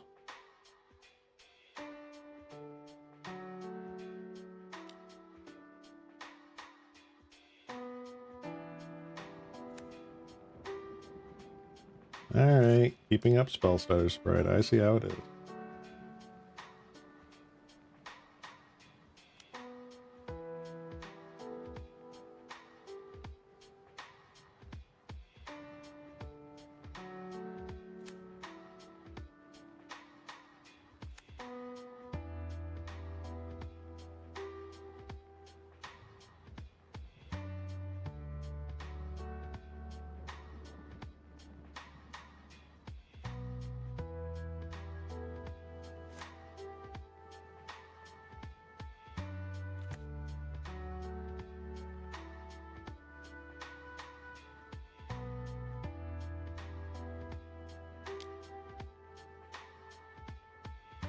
Of one mind.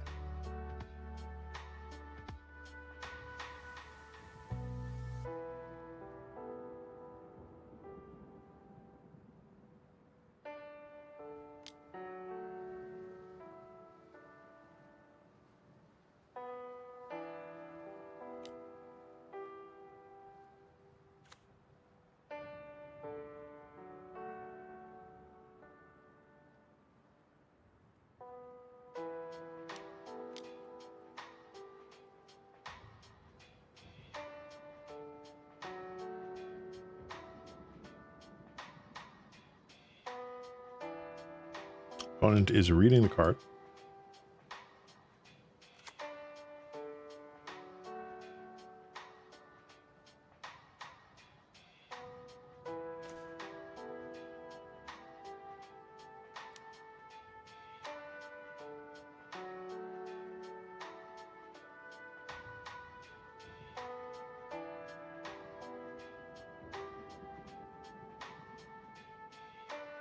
Next time, just blink their spell stutter.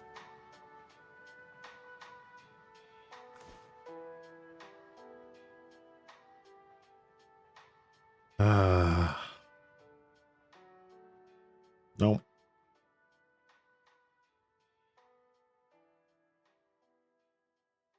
All right, let's not go against counterspell.deck and friggin' aggro you out on turn 3 deck.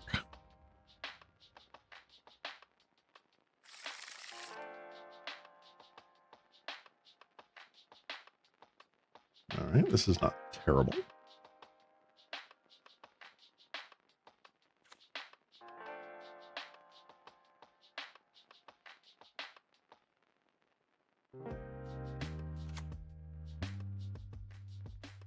I will be so sad if this is freaking... This is just the same match again. I will be so upset.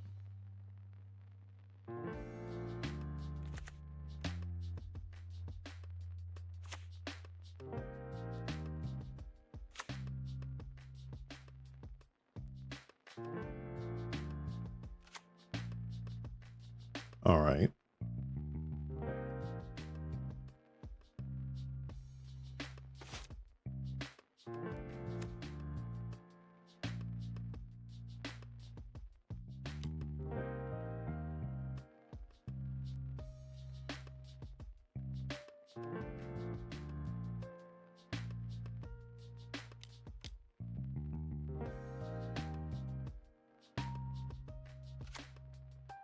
Really?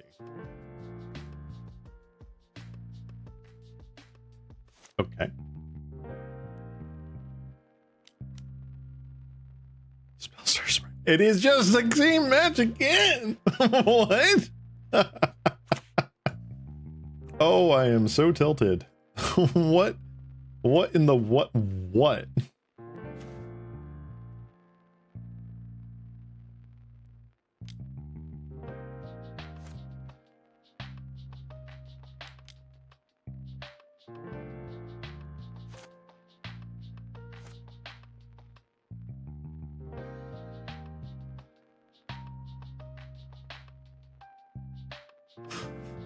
Next match is going to be against Boggles, then Gruul Aggro, then Zoo. Oh my god.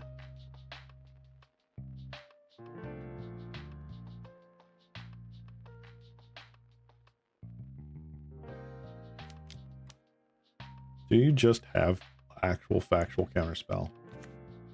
You don't. Cool. Reality Acid. Next turn. It's funny how many people stop playing Fae because of Chrysalis. Now people are having an epiphany that a creature with reach isn't immovable. Yeah. Yeah. All right. Please, for the love of God, attack. Do the ninjutsu.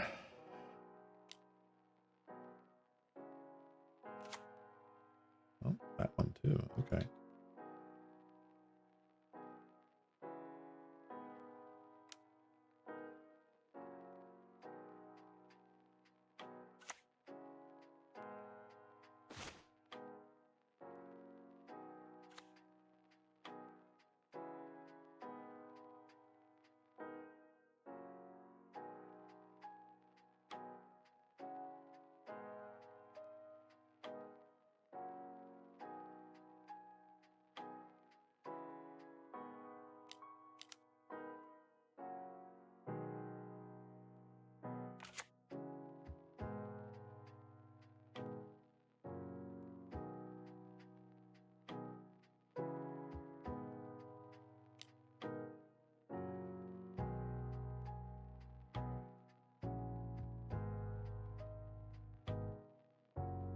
Make sure to blink.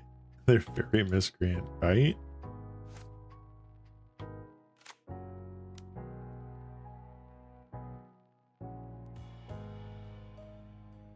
Eventually, you're just gonna hit all counter spells. I know it, but whatever.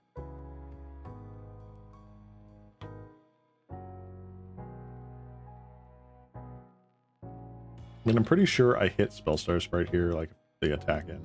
I block.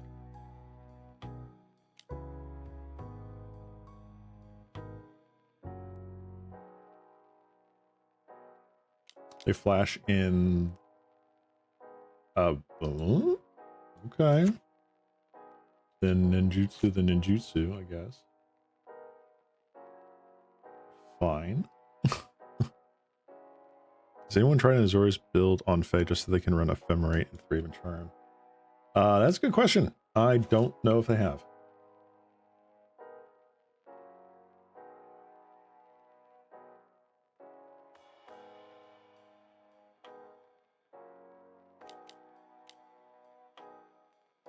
I should have Ash Barons first. Okay, never punished.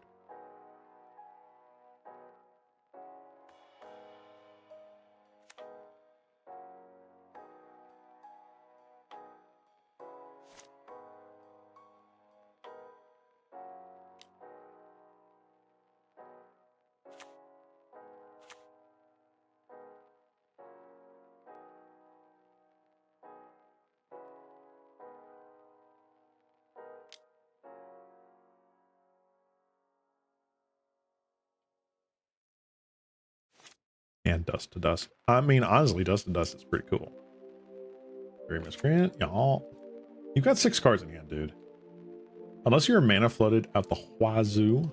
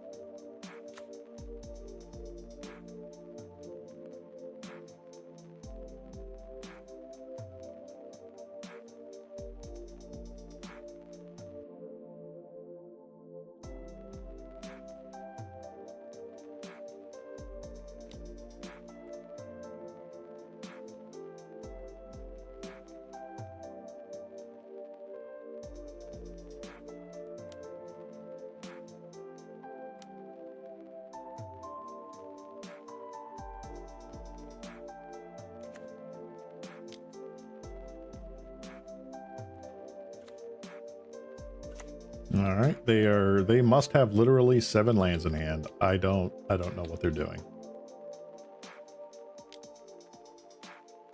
Well, one of them is absolutely the ninja.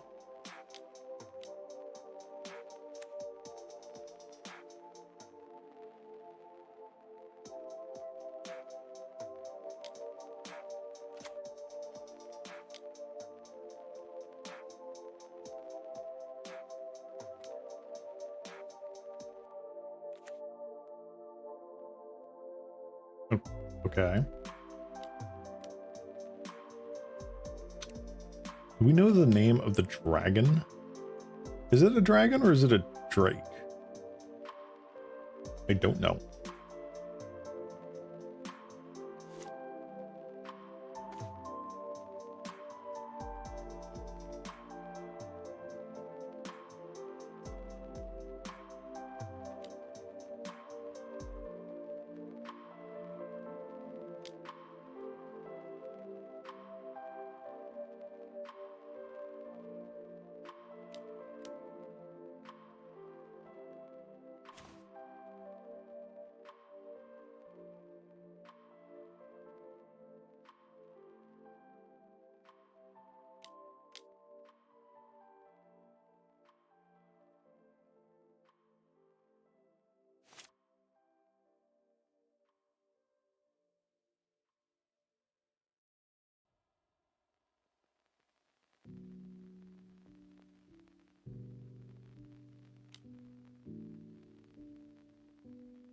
For a second there, I was like, wait, why hasn't it come back in yet? I'm like, oh wait, it's still end of turn.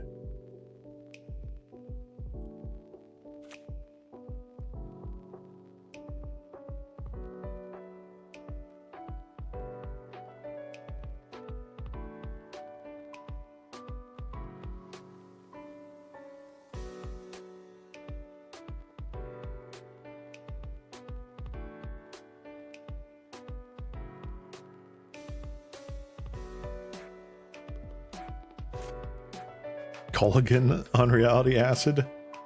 I mean, seeing as how this was, what, 7 years, 6, 8 years, something like that, before Culligan was even created? Yeah, it is.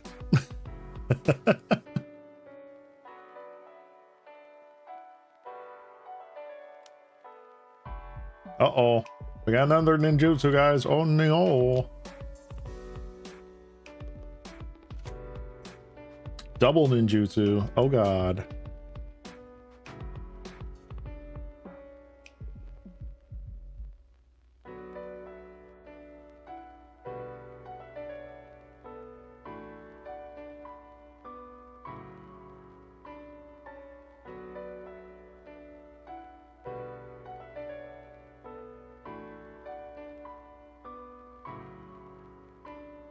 So they can Snare Master Sprite again, locking down poor Skyfisher. Which is fine, just tap low. Why do you keep... Okay, I was about to say, why do you keep tapping your blue sources when you can just tap your colorless source here? Whatever. I guess everything they've done this turn is blue, blue, blue, so that makes sense. Yep, poor Skyfisher.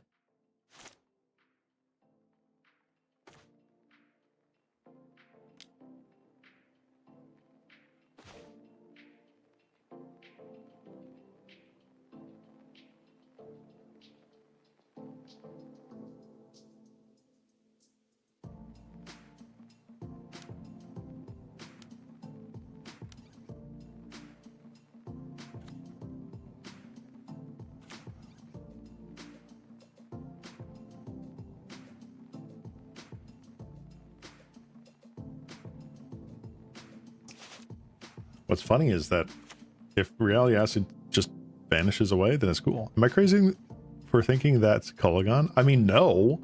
It feels like it could be Kolagon, but, like, realistically, it isn't. It's just a dragon that has the sort of, like,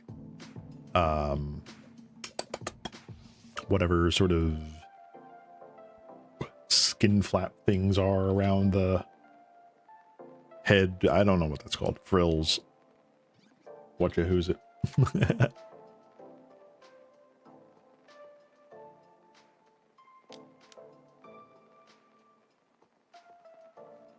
Hey, poor Skyfisher.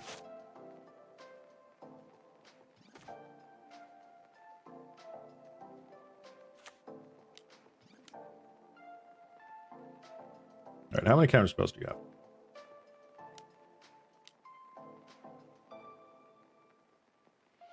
Okay.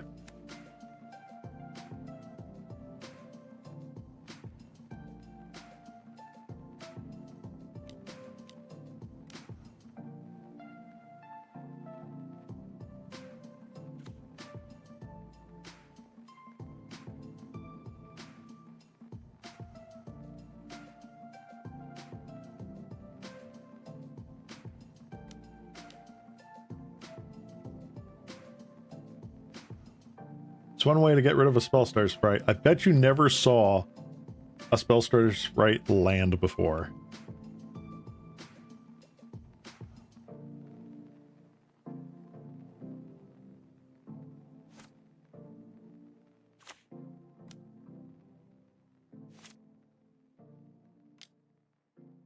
It's not any dragon in Time Spiral block. Yeah.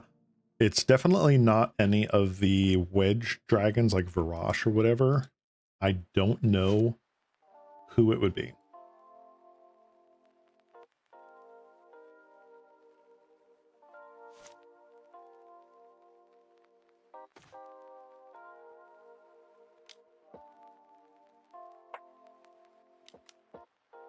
Another spell stutter?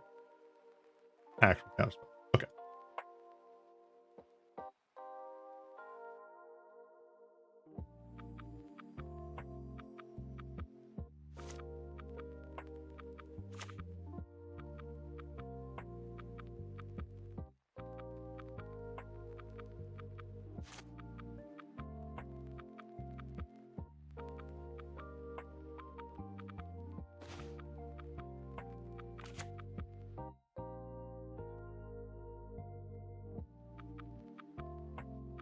Yep.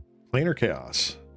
I think that was what, 2007?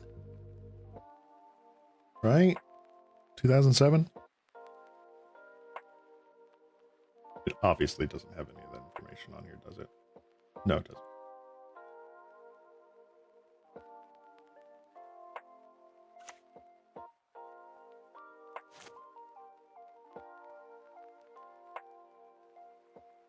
He's so funny.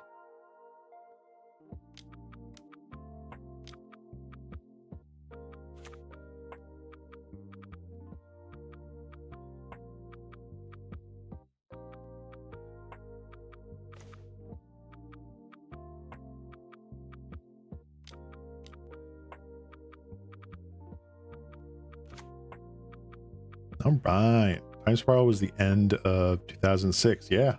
All right.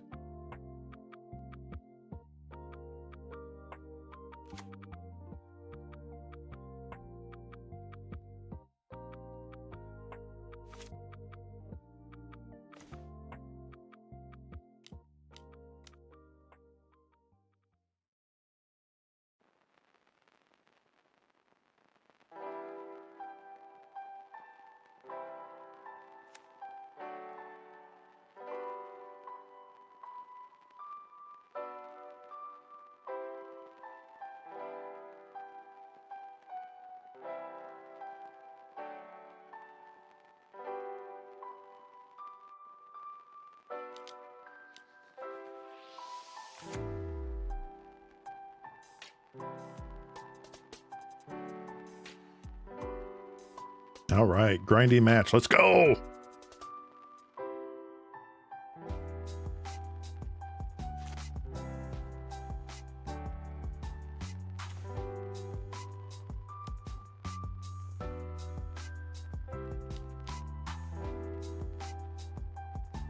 Actual counterspell. Oh, how dare you have a different counterspell artwork than what you cast earlier? How dare you?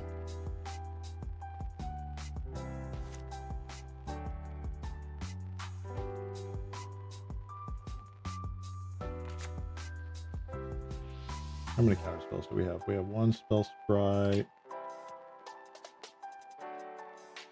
One counterspell, two counterspells. Tons of counterspells still in the deck.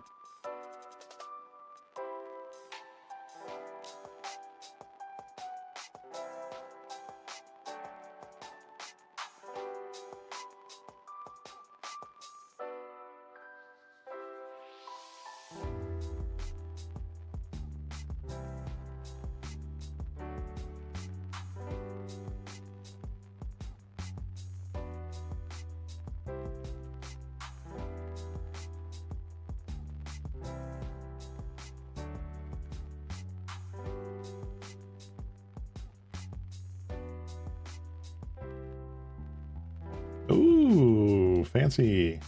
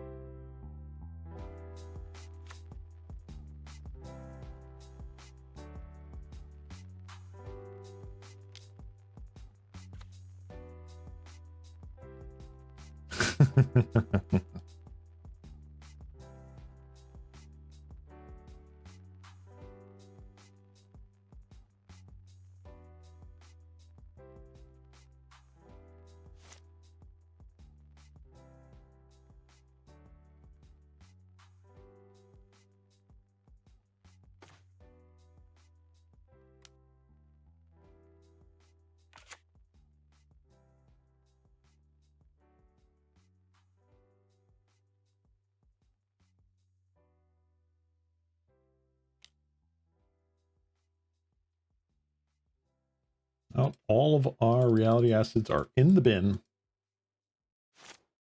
And I'm pretty sure I sideboarded out one Auramancer. No, I didn't.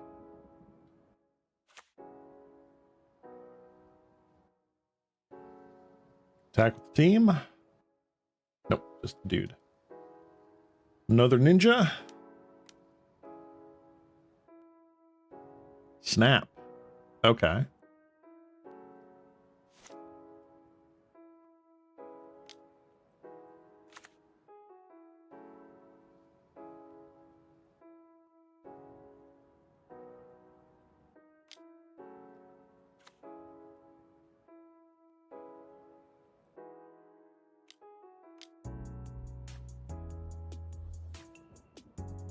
Okay.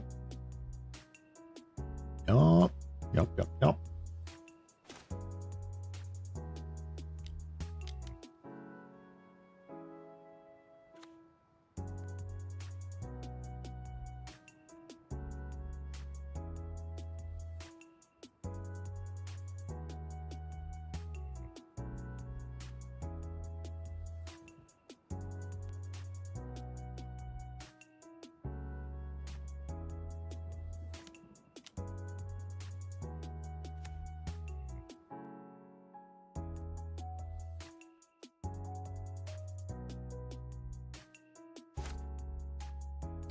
All right. Opponent.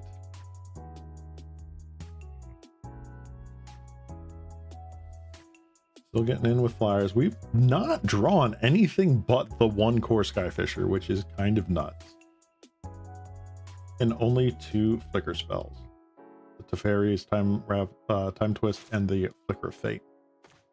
What in the world?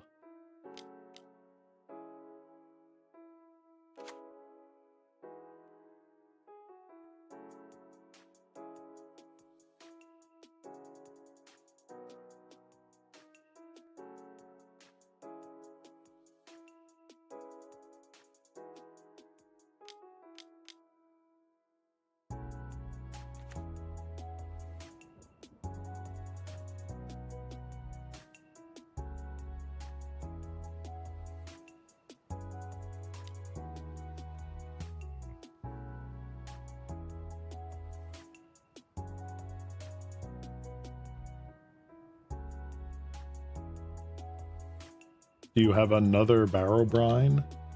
You do not.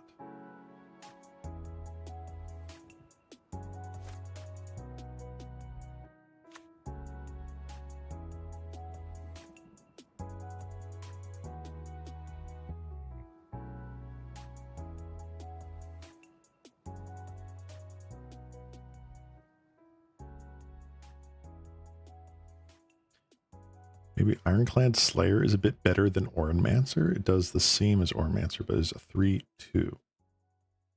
Huh. Ironclad Slayer. Let me look that up.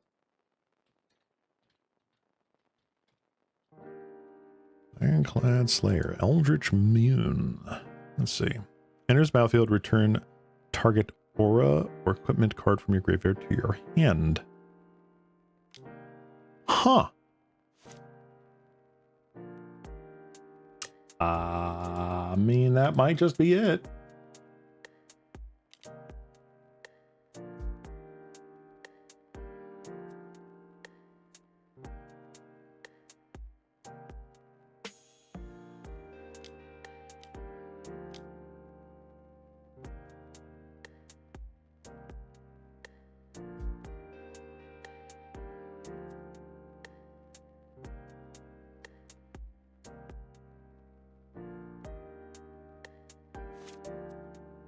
That very well might just be the card.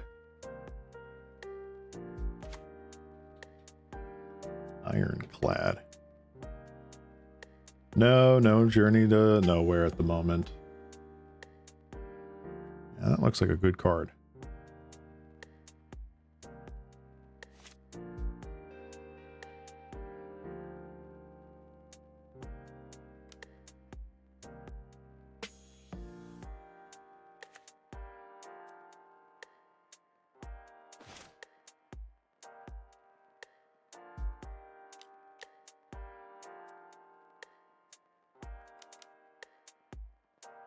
Of course you do.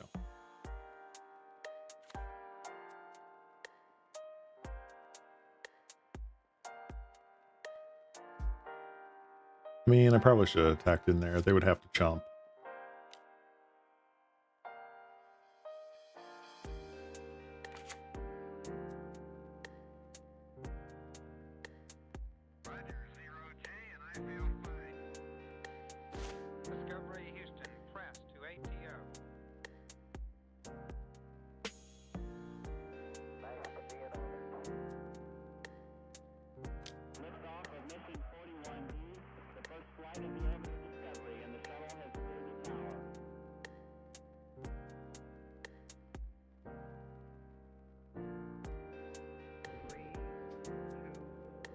Okay. Do they have another snap? Discovery, go and throttle up. Discovery's 4 computers now have primary control of critical vehicle functions.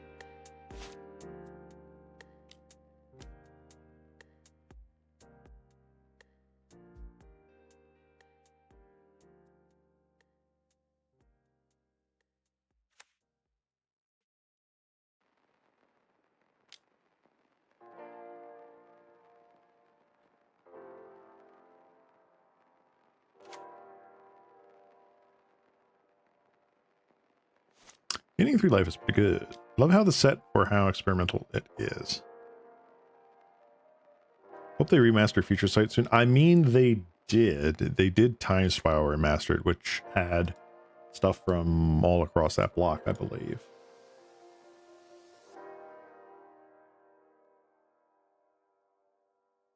Future Sight frame is rad. It is. They did use it, albeit white-bordered, with the Mystery Pack 2, Mystery Booster 2.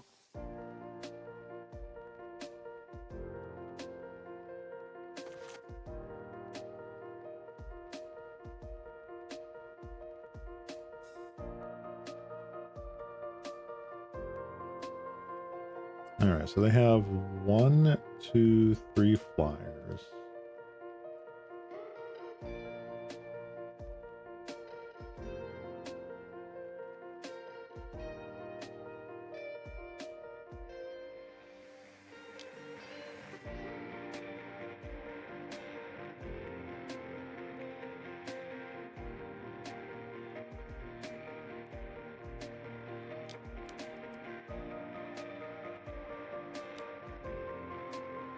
Just another counterspell, dispel.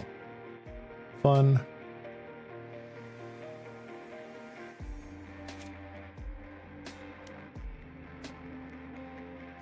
Other fairies here, yeah.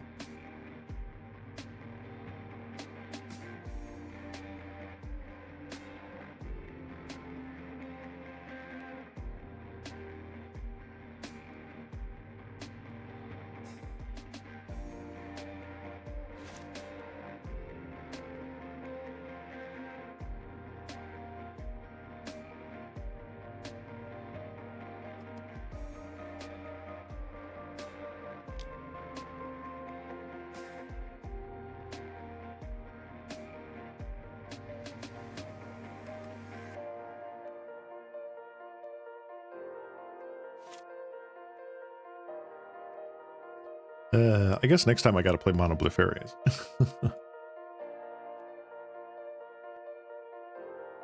Oy vey.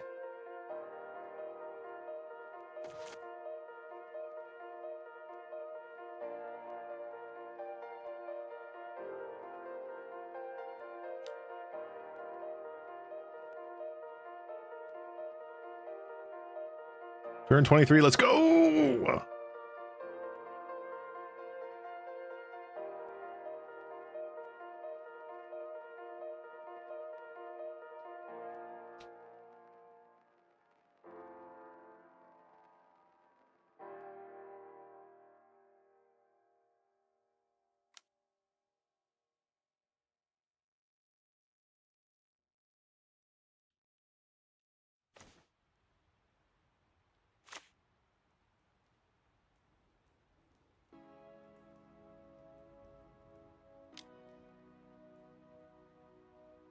I know they're printing a lot of Future Sight in Times Spiral Remastered, but it doesn't feel like the same as having actual Future Sight Remastered, right?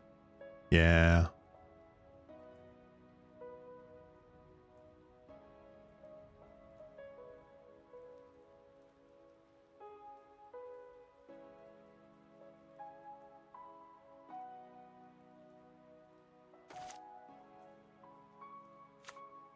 Can't counter that.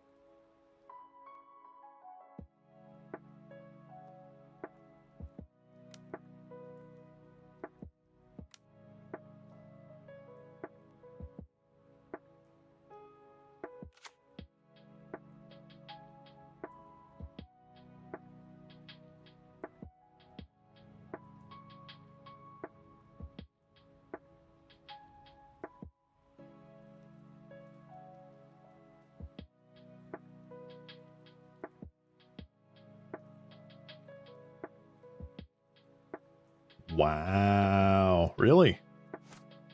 Okay. How many more Brian Barrow intruders do they have? One. They have one left in the deck.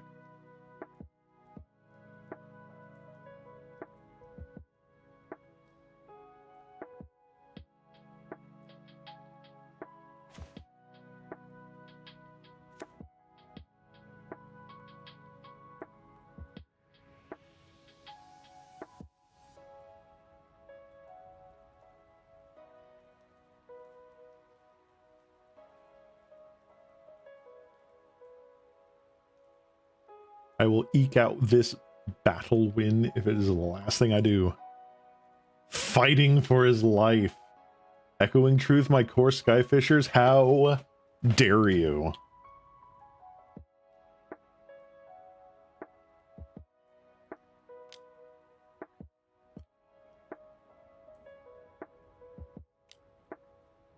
Another ninjutsu? Are you kidding me?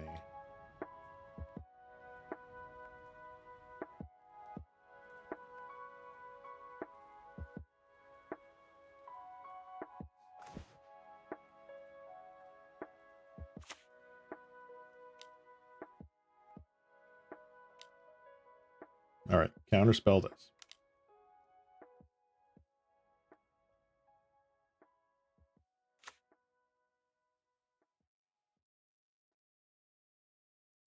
All right, counterspell this.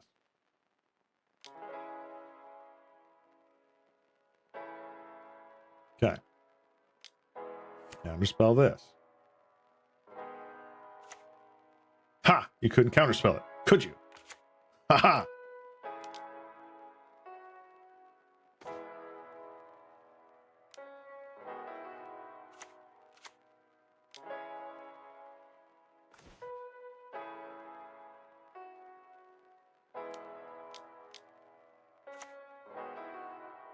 Got you. Exactly where I want you. Ha ha!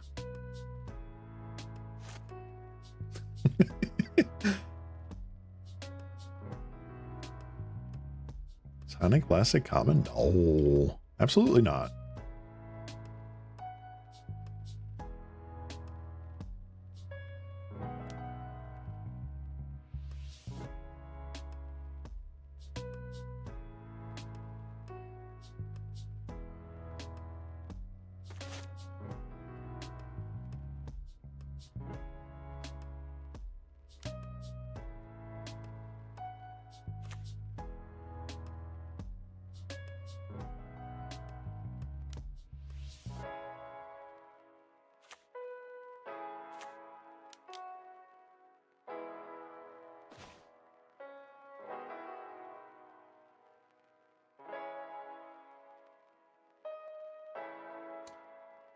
Well, that's GG.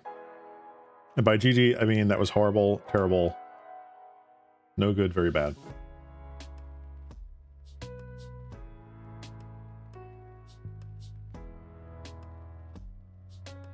Really nothing else I can do here, huh? Not really.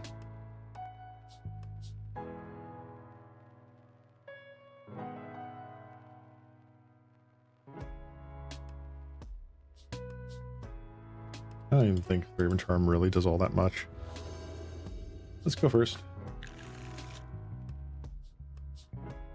Yeet.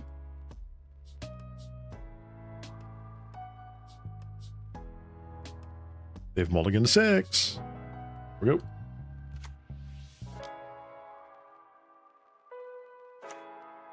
We are playing speed magic. Nyom.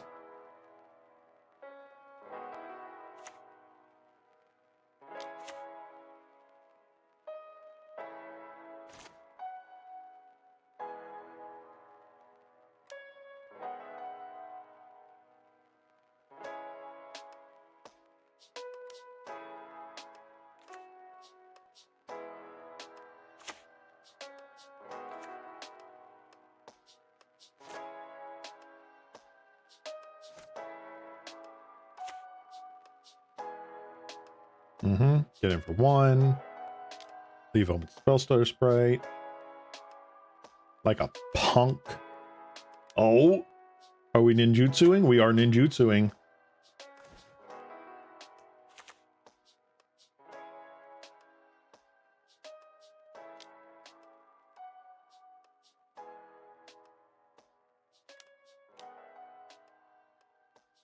Get out of here.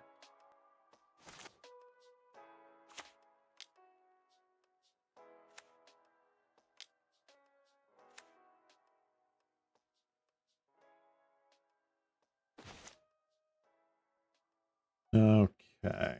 What do we want to do here?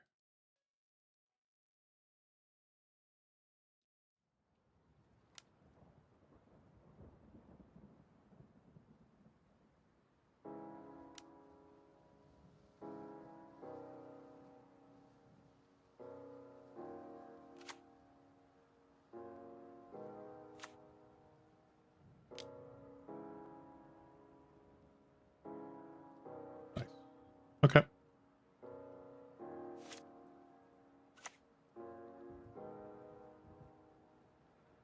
All dabbling into old school. I mean, I've looked at it with like an ooh and ah sort of interest. I don't know if it's something that I would be able to like make and play. My brain is soft and squishy, and I don't know if I can remember all the stuff in old school. Okay.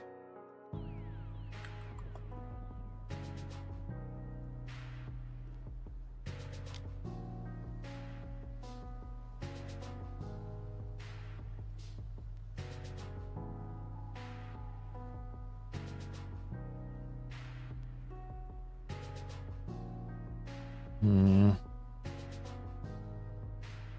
Hmm.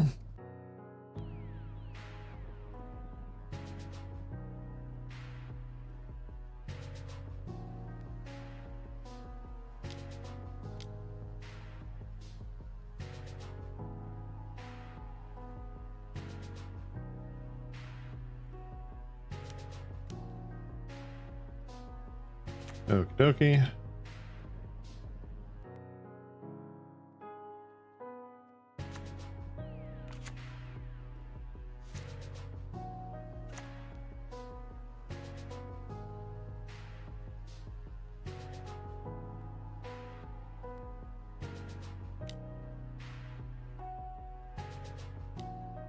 Man, what I wouldn't give for like a sandstorm or like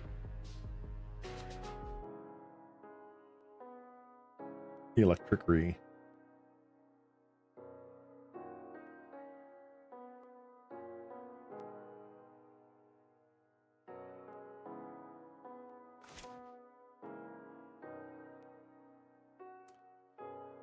We're just not getting there.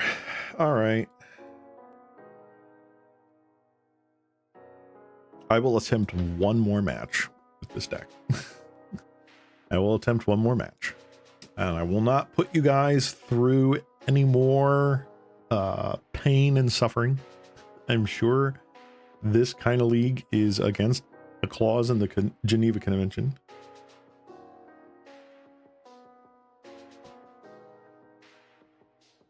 What do you mean by old stuff? Like, just like card knowledge.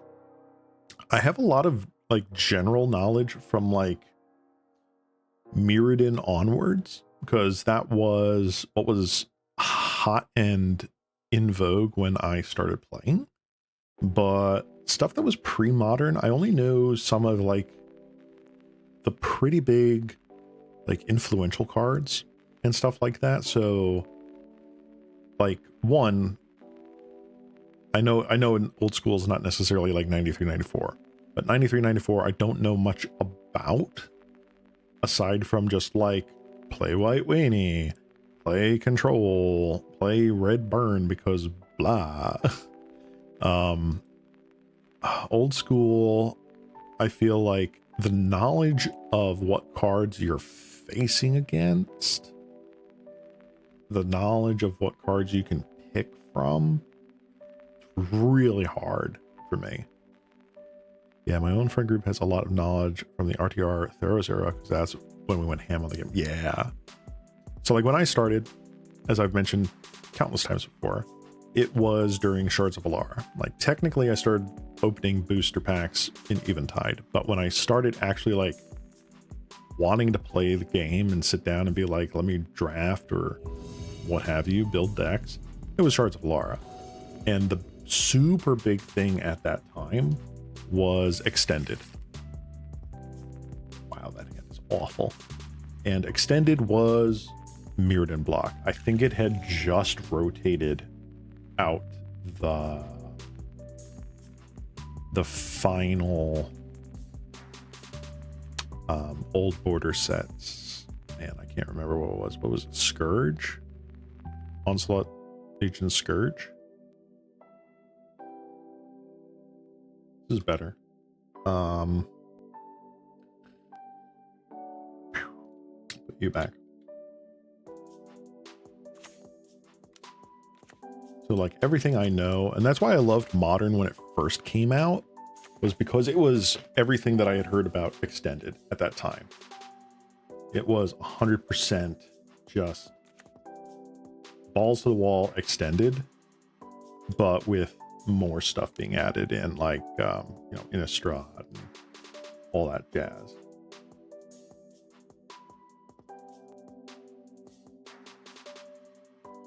I'm going to Inspector.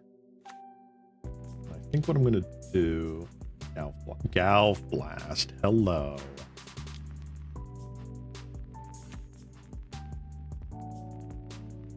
Chain Lightning. Okay, so it is mono red. Oh!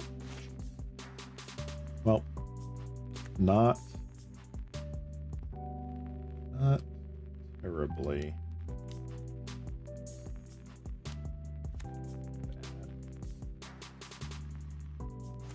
I meant to cycle that. All right, Adult Rebirth, Clockwork Percussionist. Yeah. What now?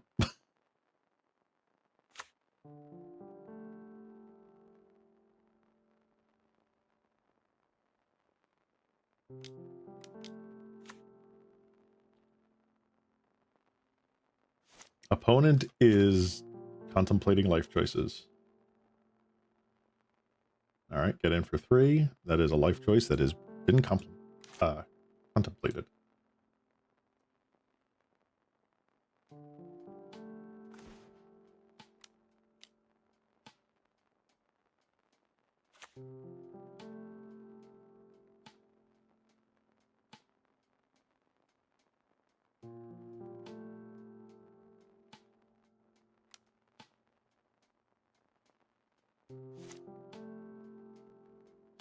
I'm gonna just wait here.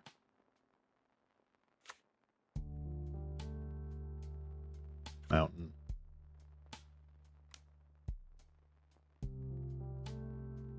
Goblin Bushwhacker.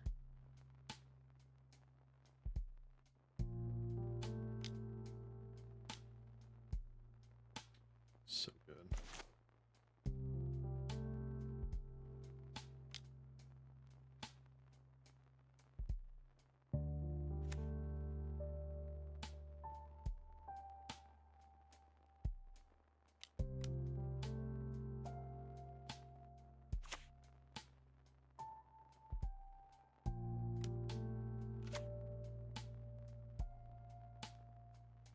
You'd be surprised with how many staple old school cards you've been playing with among multiple formats. I mean, you're not wrong.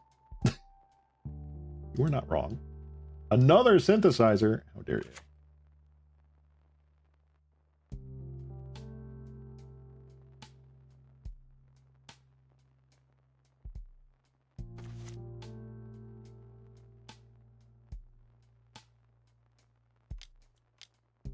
I want to do something funny.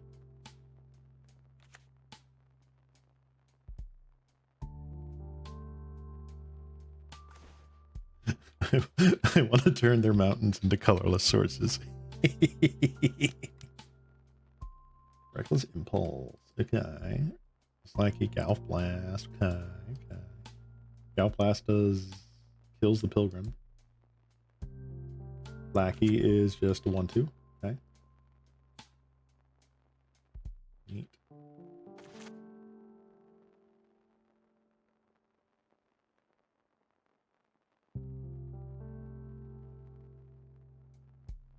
Ooh.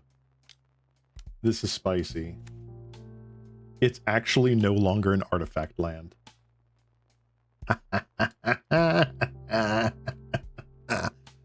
Ooh, Armageddon, Sylvan Library. Oh my god, Sylvan Library. I love that card so much. Are you trying to Kadoltha's Rebirth? That's not gonna work, buddy.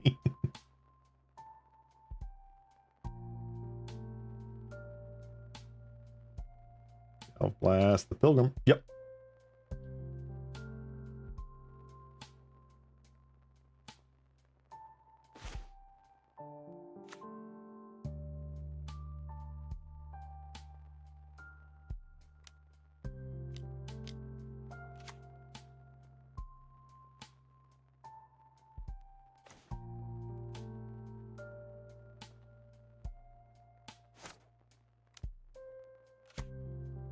Epicure.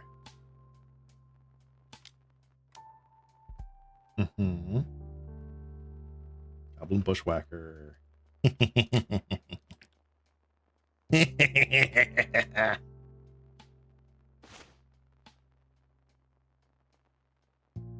Ooh.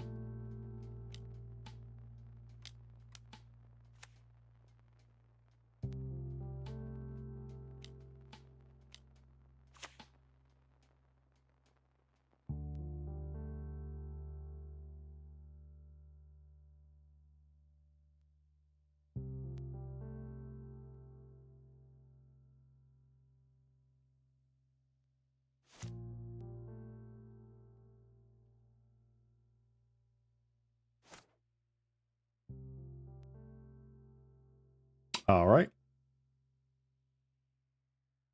Idol Blast. Artifact or enchantment. I mean, a null technically works.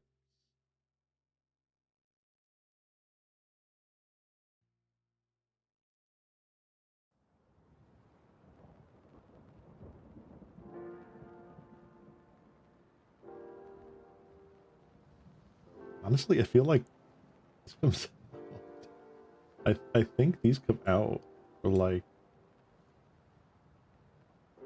actually Dawnbringer Cleric.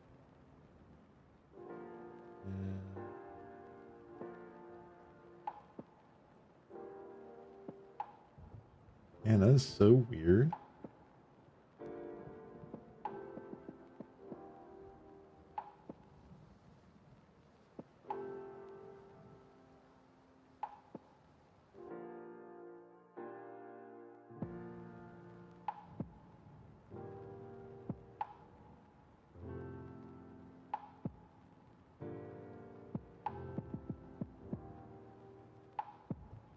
The thing that really, one thing that really annoys me about old school player base is their gatekeeping about rarities.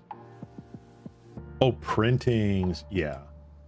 I've heard, you know, like, especially with the 93-94 player base, it's just like, you can't have white borders. You like, if you think you're going to be playing with unlimited, no, you have to play with beta or alpha. Or it's like, okay, you can't play with chronicles. You have to play with the legends copy or the no. No. Just no. That is garbage. Speaking of garbage, these hands. All right. That's gone.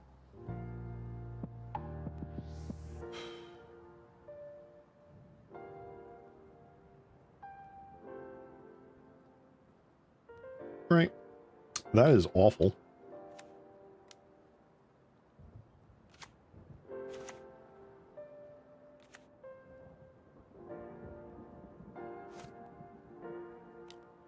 It's the slime. Hi, Link. How's it going?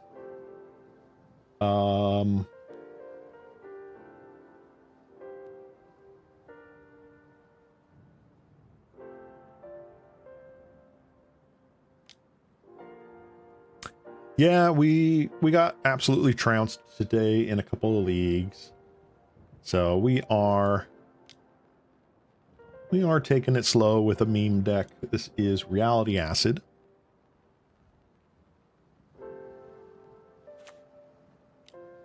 And so far we went up against a hyper aggro elves deck, 2 mono blue fairies control lists, and now mono red. So like the dirtle is insane.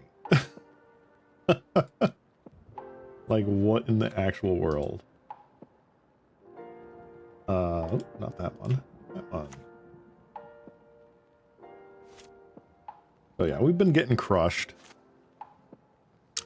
I'm working on a deck, well, 2 decks and a custom and commander. Ooh, very nice. And we are almost dead. Good lord. People can get a playset of old school approved Savannah Lions. It's for like $16, while Modern Frame are like pennies, right?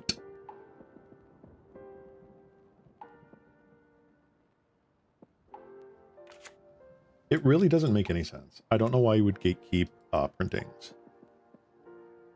What can you tell me about Pauper? A number of things. At least 3 things.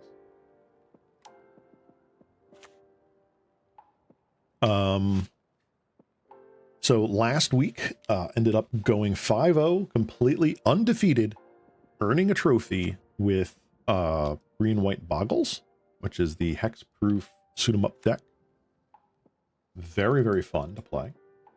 And it was an absolute blast to pilot. Today we were playing a mono green Tron deck. Hold on, let me get through this combat.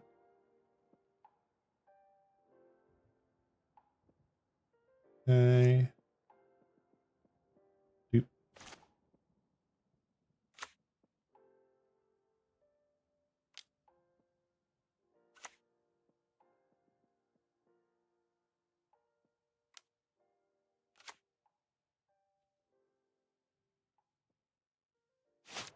All right.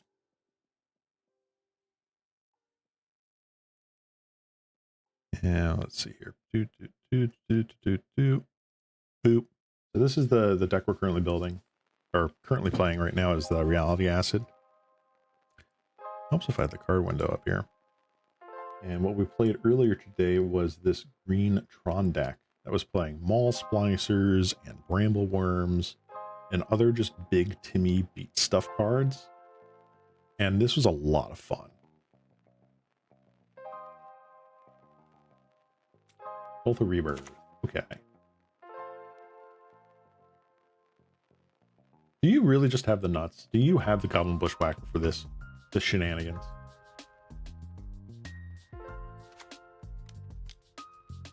All right, another Reckless Impulse. Lackey, Epicure, okay.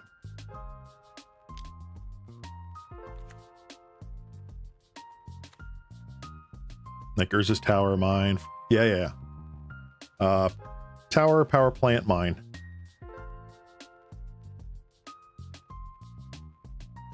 I'm surprised if you don't attack. Okay, I count me surprised.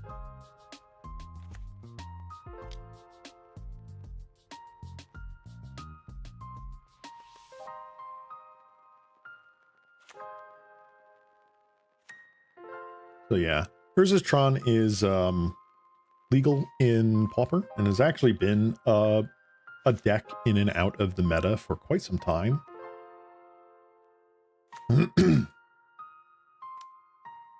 Gotten some new toys relatively recently that just make it oh so much fun.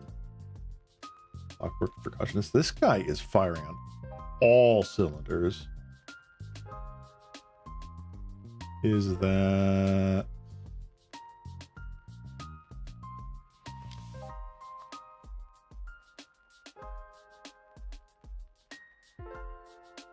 Okay.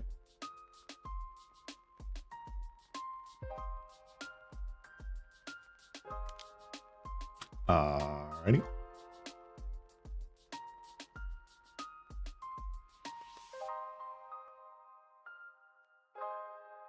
Six, 7 damage total. Lotus Petal is legal. Yes, it is.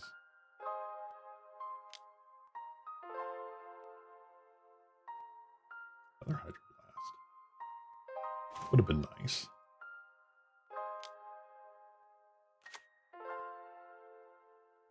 Probably just replaying Compass.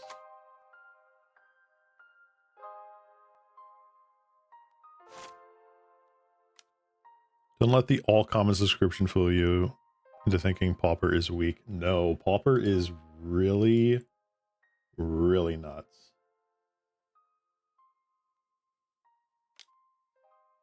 Like, you see this red deck here, like, this thing has been going absolute gangbusters. It just got so much card advantage, so much burn and reach. The deck I'm playing is really suboptimal, so, like, take that as you will.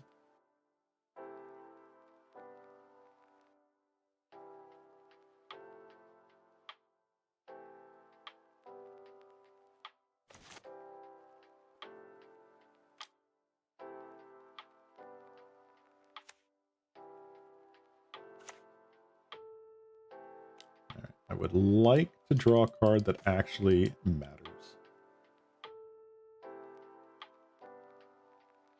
Ooh.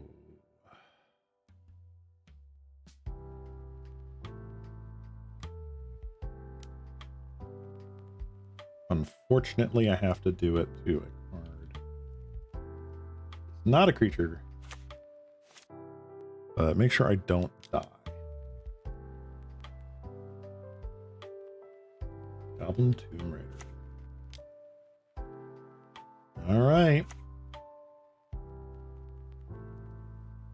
Kind of absurd. What should I build? It really depends. As much as I love making the jank, you can very much build whatever you like.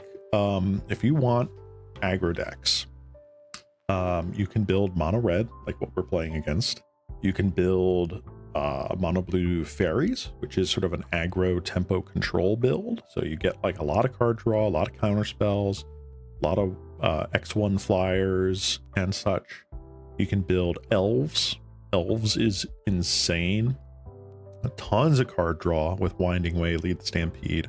You can just have this explosive start, and the late game can actually be pretty good too, with things like the Hydra that pumps whatever, whole sort of stuff. If you want more mid-range stuff, there's Grixis Affinity. Grixis Affinity is just like one of the best mid-range control decks right now. It does affinity things, lots of card advantage, lots of removal, lots of big dudes. If you want to play like a Jund build, there is a Wildfire Jund deck. So like there's just so much you can do there. You want combo? Oh boy, do we have combo. We've got like a creatureless infect poison storm build. We've got cycle storm. We've got alter Tron, where you're constantly cycling mirror retrievers with Ashnod's altar, drawing cards, pinging people. It gets crazy. Yeah, fairies is definitely pretty powerful. Spellstar Sprite is huge. There's a lot of one-drop fairies that either scry or draw cards.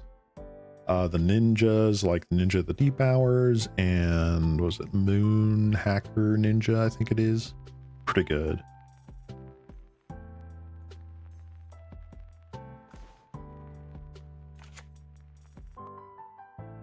One, two, three, four, five, six. 1, 2, 3, 4, 5. I think I'm going to start getting in there with the core Skyfisher. This Pauper draws from a lot of Magic's history. The format has access to Lotus Petal, Dark Ritual, Cabal Ritual, Lightning Bolt, Counterspell.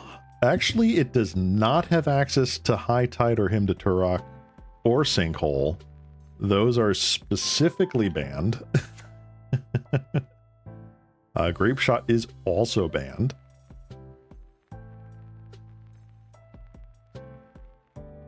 So there is a banned list that has basically banned traditional Storm out of the format.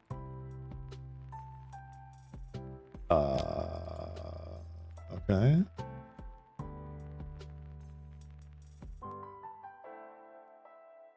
You,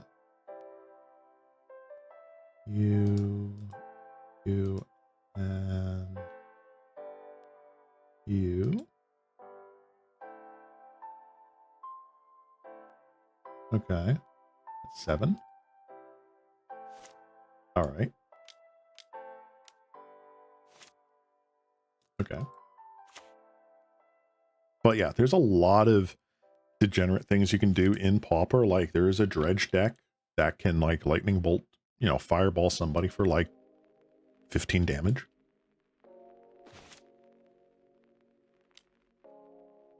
All right. How screwed are we? Let us count the ways. That is fantastic. Thank you for showing up.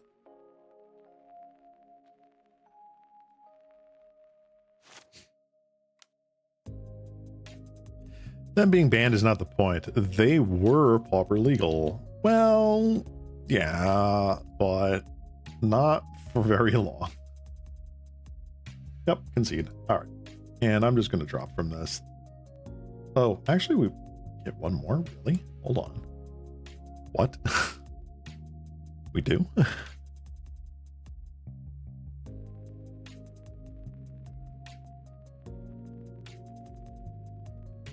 So I will try something out. Yeah. There's all sorts of decks you could build. Tons and tons of decks.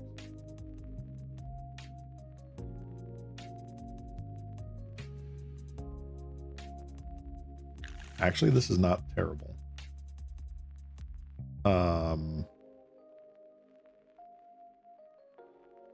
Where's one of the Ash Barons?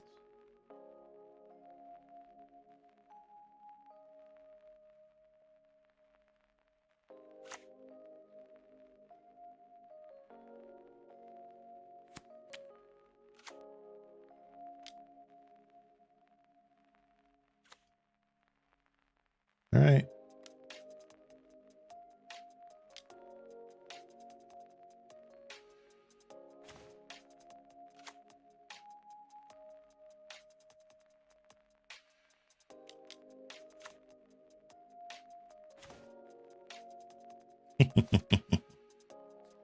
Like, yeah, like one of the decks that I made before this one was like a too much water deck, turning all of your opponent's lands into islands. That's so funny.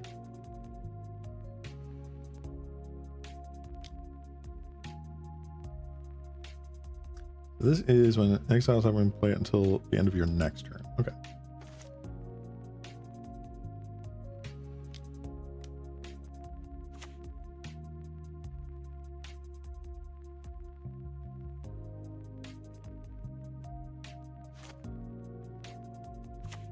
Oh, they've got red mana this game.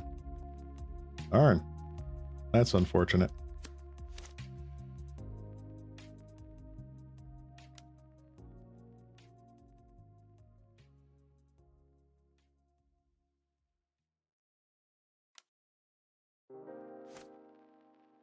Delta Rebirth. Ugh.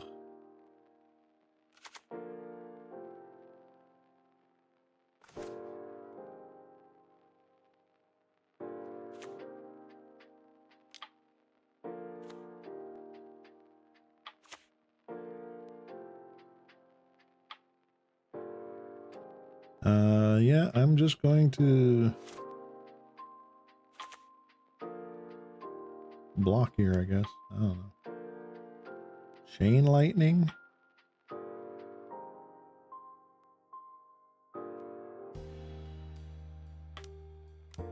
No.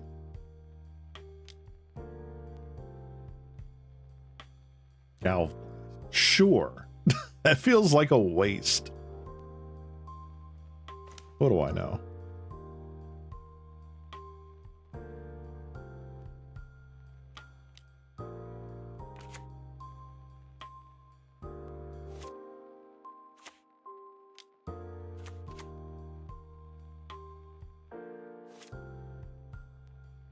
Opponent is definitely flooded. That's kind of funny.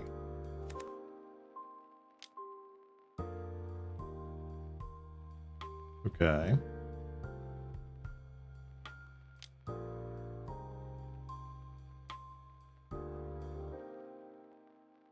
You always know when it's a Hydroblast or a Pyroblast because it takes so long to actually cast the spell.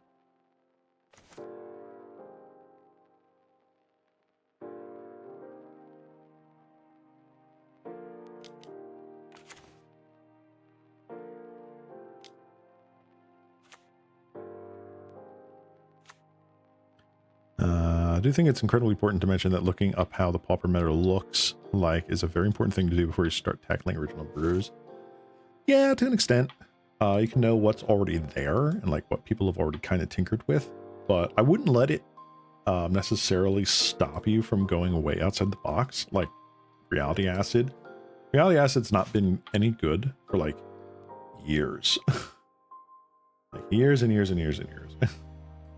But it can still be fun, which is the point.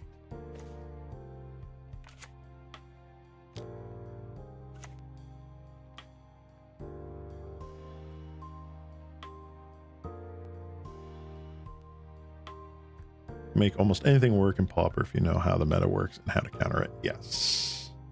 Yes.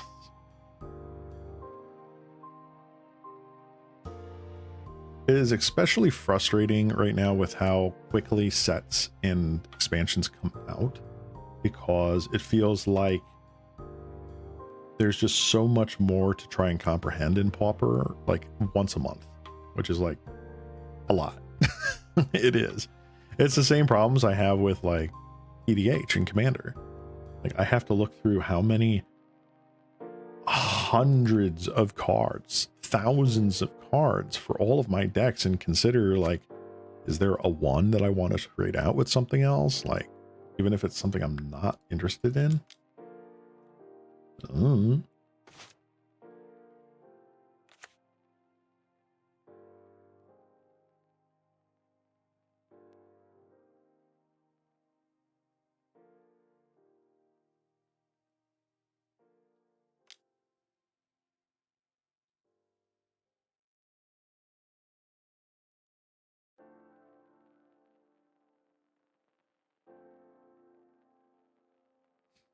All right, opponent is sitting back, waiting to do stuff.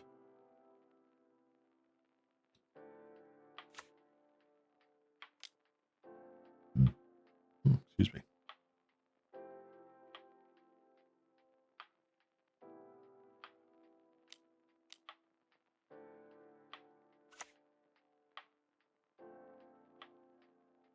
And we just win the match. Okay. Do I even dare play one more league match? No, I don't think so. I'm going to drop. I think it's more interesting to talk about the deck lists right now. I think that's where we want to be.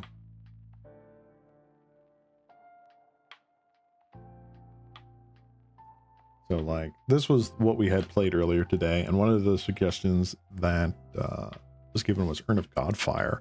So like in a Tron deck, you get all sorts of colors mana because you're making like a shit ton of mana. But like, yeah, using that to mana fix yourself, even in a monocolor deck, as well as a potential to turn it into a destroy target creature or enchantment later on, pretty decent. What we were just playing here, Reality Acid, like this is like our end game here, right? Blow up lands or creatures, turn them into nothing burgers, recur all of those things, search them up, get them out of the graveyard, flicker, flicker, flicker, and then some other stuff that really matters about, you know, flickering things. You get card advantage from inspectors and then life from compass. It didn't really work out in our favor this time. But you never know until you brew it, right? Like this sideboard we slapped together last minute, right? Like maybe I could have done something better here. Maybe not. But I will say that this one, I think it was, we did quite the lot of this here. So we've got 15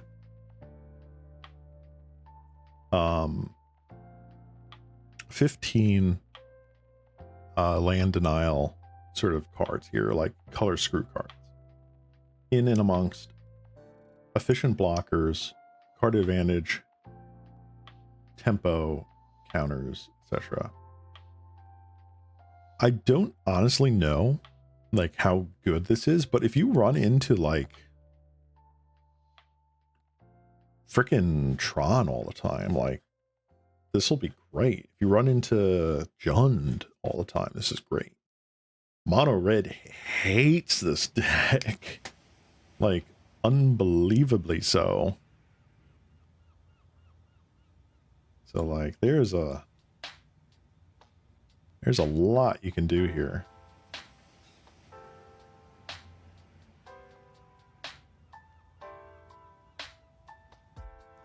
What was the blue card? Some of these mono blue fairies decks were running.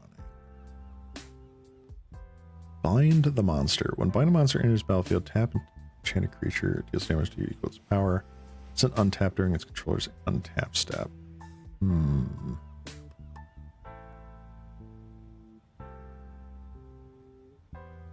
know how I feel about that. Oh, actually, before I forget, you were correct. I do want to swap out the Auramancers for these guys. That's just a better card. A 3/2 that does pretty much exactly what we want to do. Sign me up. There was a Fae that puts a stun counter on a creature as well. That is true, but I was looking more for like, it's like Unable Scream came out, and I kind of went crazy with that. I was trying to think if there were other cards that did like this Unable Scream type effect. And let me pull it up again. Find the monster. Find the monster. Here we go. Enters, tap enchanted creature, deals damage equal to power. It doesn't untap. So like, that's pretty good. It's pretty decent.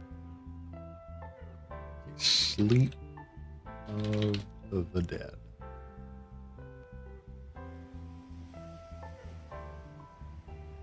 Tap target creature doesn't untap during its controller's next untap step. This is really good. I've seen this in Valerian Terror decks. Our deck doesn't really get a lot in the graveyard for this to escape very well. Which is why we're running like the capsize and stuff. But yeah. Unable Screams, Hard Blasts. Bone Flute is hilarious. It's just so funny. Mind if I post an Architect link? Yeah, sure. Why not? I don't have like that. I don't think I have like cannot send URLs thing enabled right now, so you should be able to do it.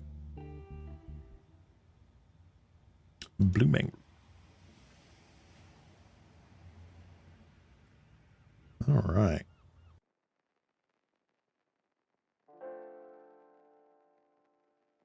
All right, give me a second here.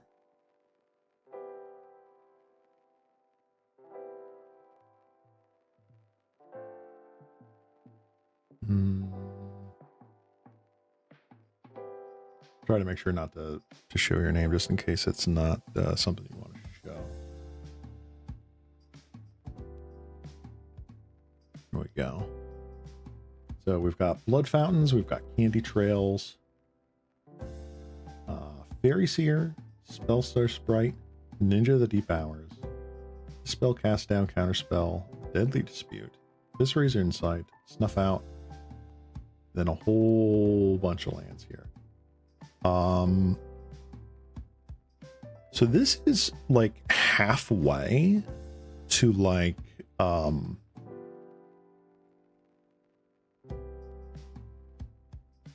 this is like halfway to Demir Fairies.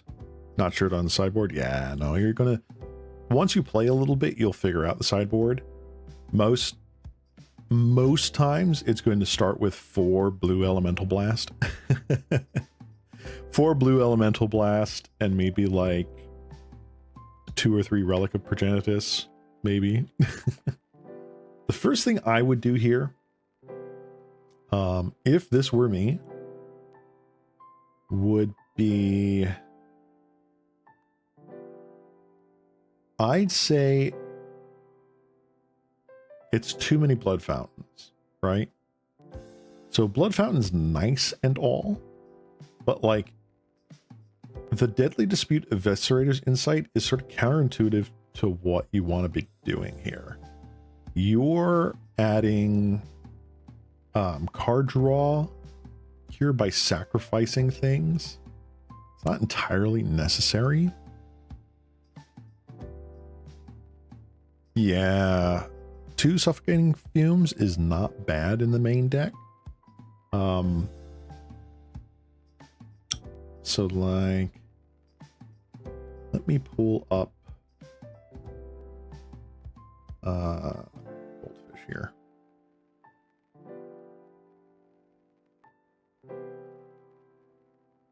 There we go. Already had something going.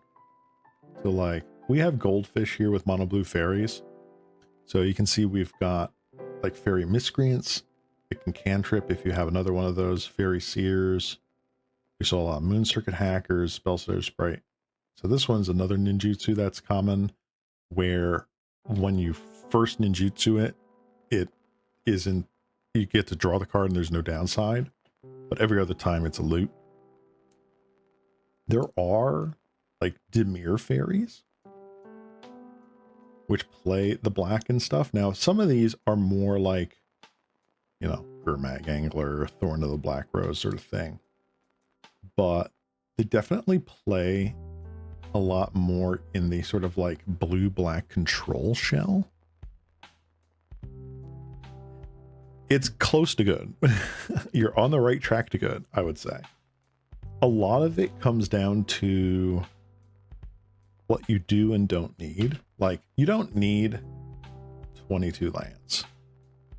There's barely any decks that run more than 20 lands. I think cutting it down to something like 18 lands is still fine, because you'll want to run things, maybe not Brainstorm per se, but definitely like Preordained Ponder. So like Deadly Dispute and Eviscerator's Insight. That's one way of drawing cards right now. These guys don't do that, and that's because you're running things like the Preordained, like Ponder. Lorien Revealed. Let me go to MTGO. Lorien Revealed gets you an island guaranteed, so that's sort of like a couple land drops. But then you have your card draw, and you cast reactive spells. Cast down, counterspell.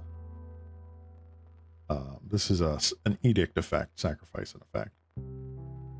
So like they run like a Miser's Murmuring Mystic, just a one of.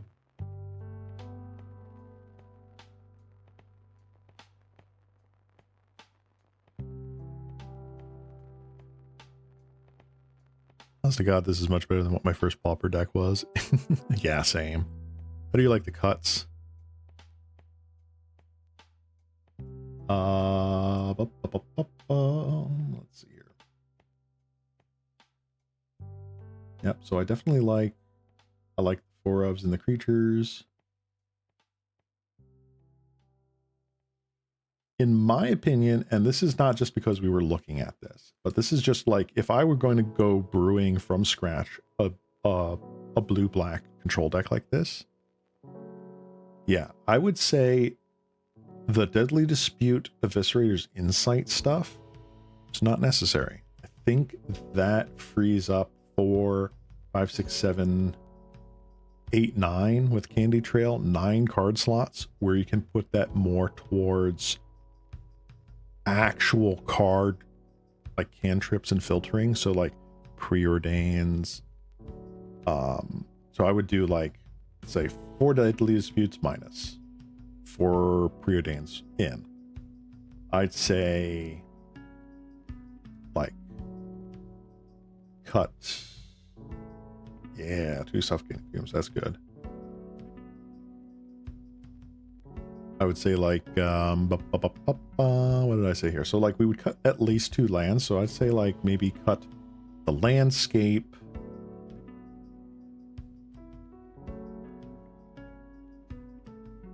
And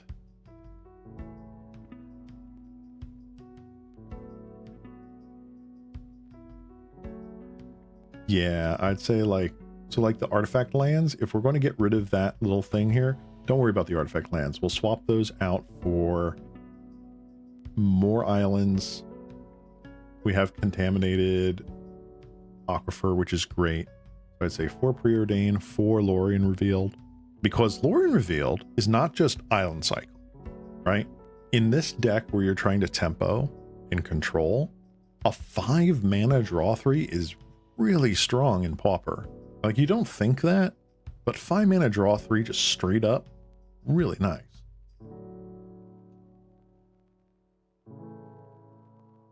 Brainstorm is a maybe. I personally am not that big a fan of Brainstorm. But yeah, it is a possibility. Lorien Revealed, definitely to go up there. Welcome home, Columbia. Beautiful, beautiful. Every 4 computers now have primary control of critical vehicle functions. So that's tough, right? I think I like Preordain.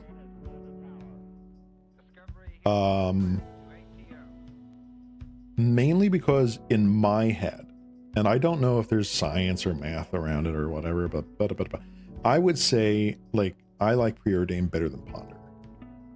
Both are really powerful and really good.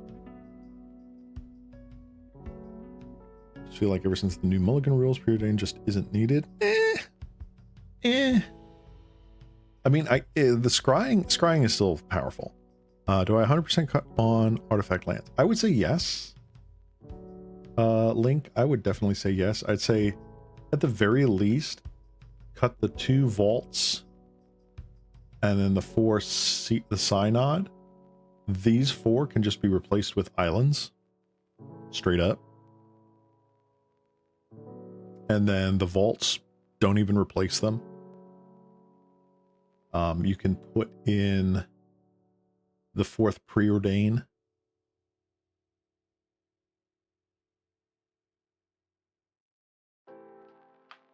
Because between Contaminated Aquifer and Lorien Revealed, you get your color fixing really fast. This counts as a swamp for snuff out. You get quite a bit of stuff, like, just all around.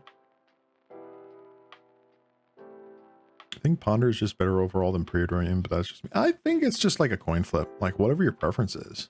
Leaves 1 card. Murmuring Mystic. Murmuring Mystic. Let me pull that up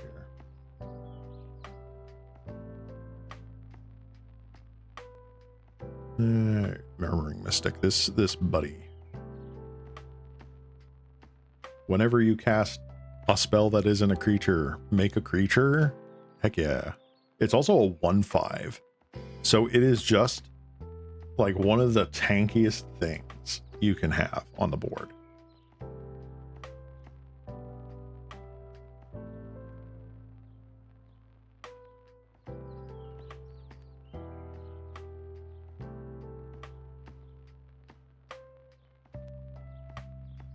I do have him. Nice.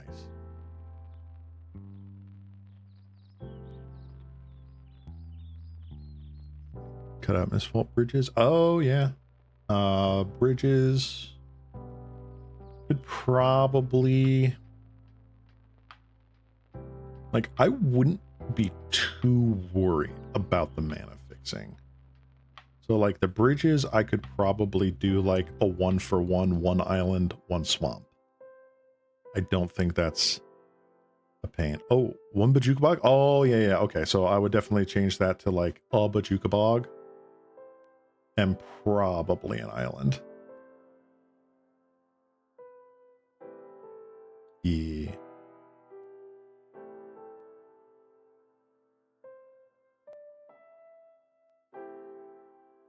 And I mean, it's still a lot. It really is. But I think this is a great starting point. And then from there, you can find like, okay, how often am I getting flooded? Or how often am I getting a land drought, right? And then you can find other sorts of interaction. Like, do I want 1 or 2 of these? Do I want 1 or 2 of those? That sort of thing.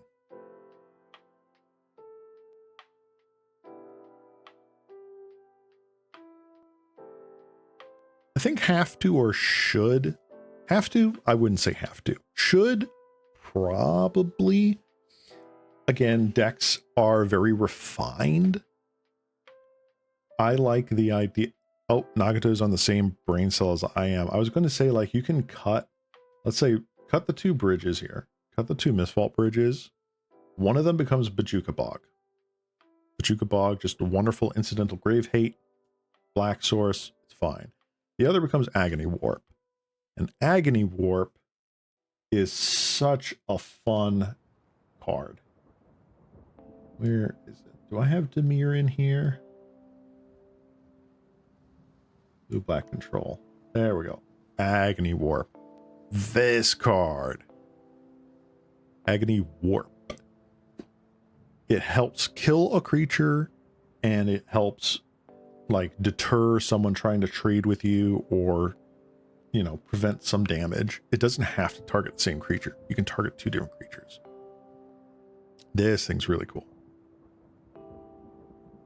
Blood Fountain, Candy Trail are also not needed.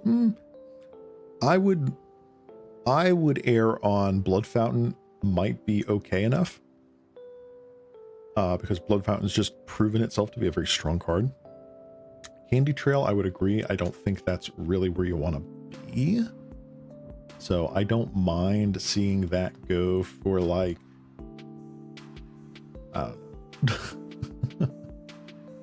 some other interaction spells, or heck, even if you wanted to, something like Delver of Secrets. Delver of Secrets is always fun. Oop.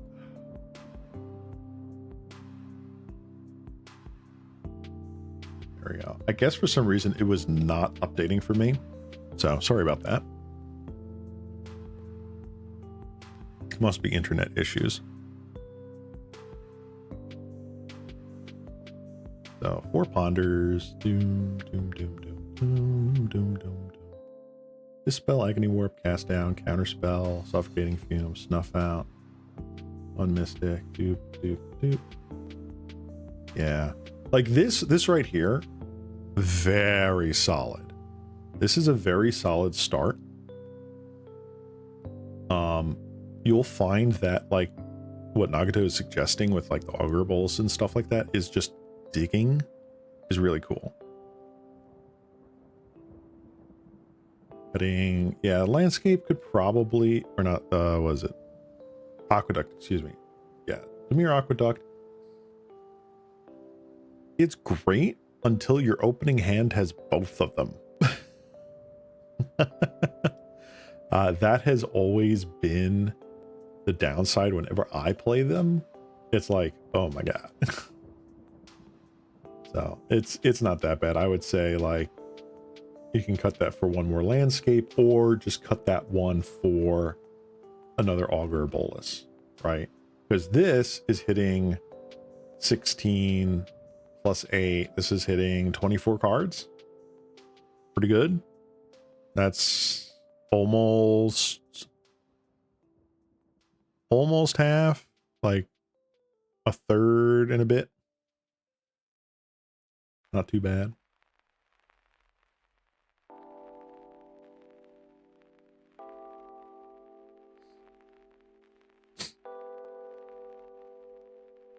Also, good selection on the Ponder art. Played a bit of Amulet Titans, so I like me bounce lands. No, that's fair. That's fair.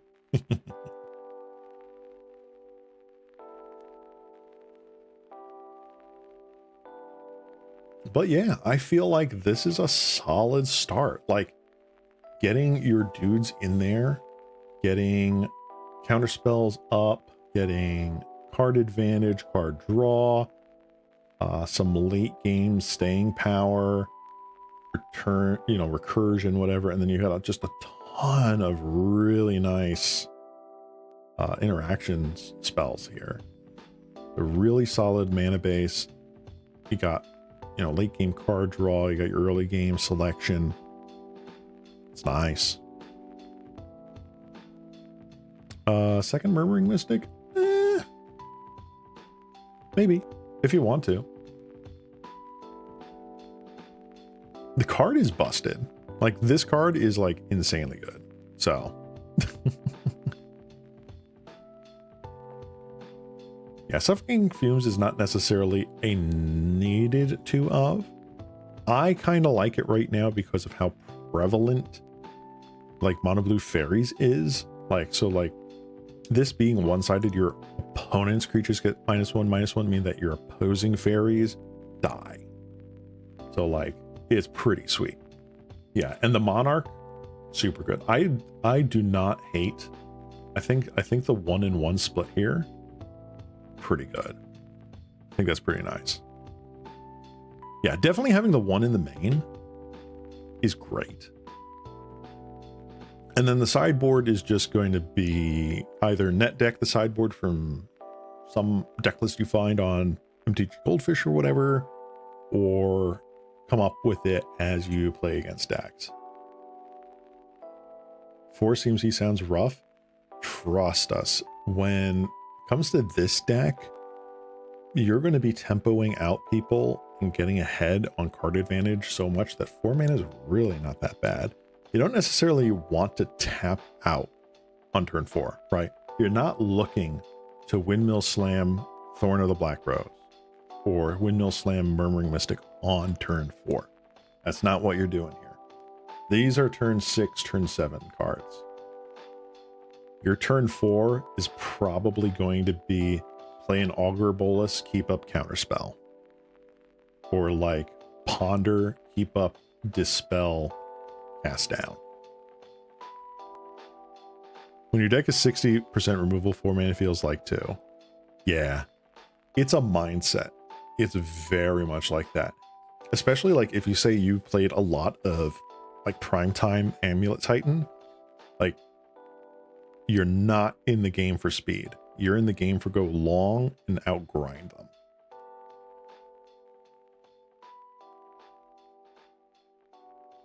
I don't know. I like Blood Fountain in certain builds like this. Like, I feel like you could still go like 2 Blood Fountain and keep this in be good. Augur Bolus. I find Augur Bolus whiffs every time I play it. Every time I play it, it whiffs. So maybe it's worth going 1 and 3. 1 Blood Fountain, 3 Augur. Maybe it's worth cutting it all together. But I will say that Blood Fountain is super powerful.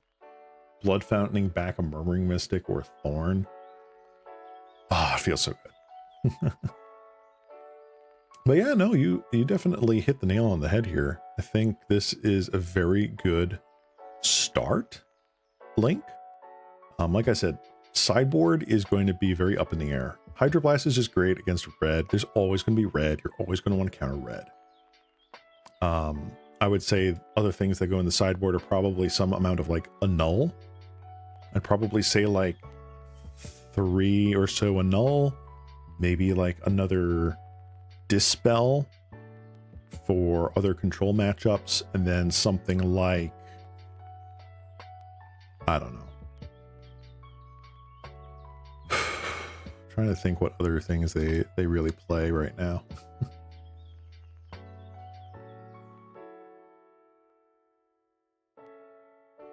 Relic of Progenitus. Definitely Relic of Progenitus. Because graveyard strats are real. Graveyard strats will kill you. So. I wouldn't do the full 2 Dispel. I'd probably just do the 1 more. And then up to 3 or 4 relics. Because you've already got quite a bit of counter spells. The Dispel is just going to kind of be like a gotcha, right?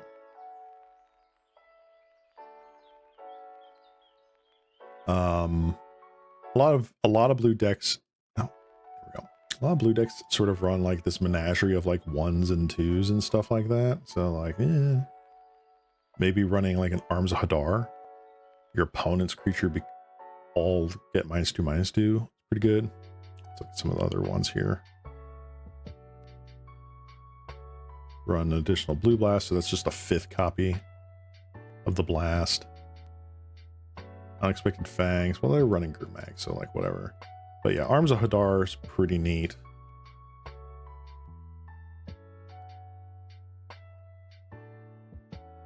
Kiba Gang Shinobi helps against like the other control decks because it pressures their hand. Ambusher's great against red decks too. Just the life link is huge. And it's another way to bounce things like Spell Star Sprite. Yeah. Let's look back here.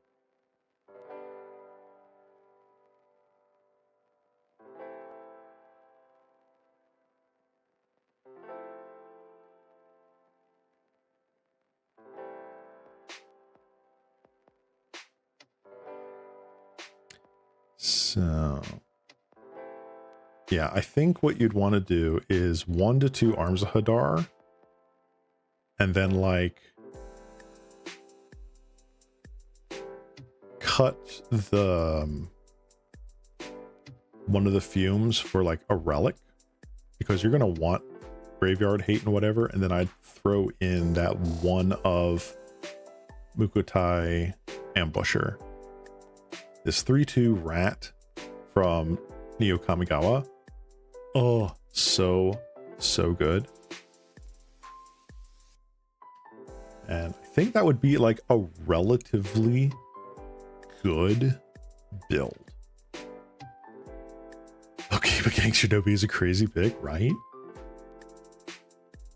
Or I mean, you could go with what Nagato's doing here. Like, there's no like right or wrong answer here, unless you fill this all with Don-Dons. I think you're on the right track. But yeah, that's not a bad deck for just, you know, throwing something together, brewing up something nice. It's a nice blue black control shell. We've got our card advantage.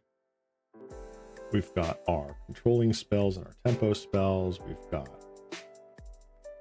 very good value dudes. We've got counters. And in our sideboard, we've got ways of dealing with affinity, red, graveyard decks, swarm decks, control matchups. Like, it's great.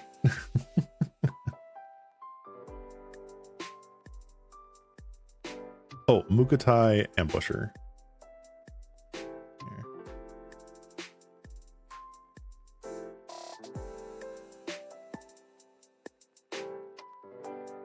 I agree. Dredge can suck it. Absolutely. So I would say definitely, since you've already got the 2 in the main, cut the 3rd Suffocating Fumes, the one in the side, for that 3rd relic. Making sure you draw the relic when you board it in is going to be pretty important when, as and if you hit graveyard decks.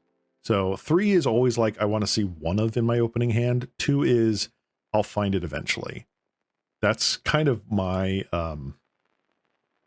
in my thought process. I know a pro said that somewhere. I forget if it was like LSV or something like that, but that's what I've gone through. Like, if I want to see like one in every so often opening hands, or very close to opening hands, I run 3. If I want it guaranteed in open hand, I run 4. If I want it only occasionally, run 2. How does that look? I think this looks phenomenal.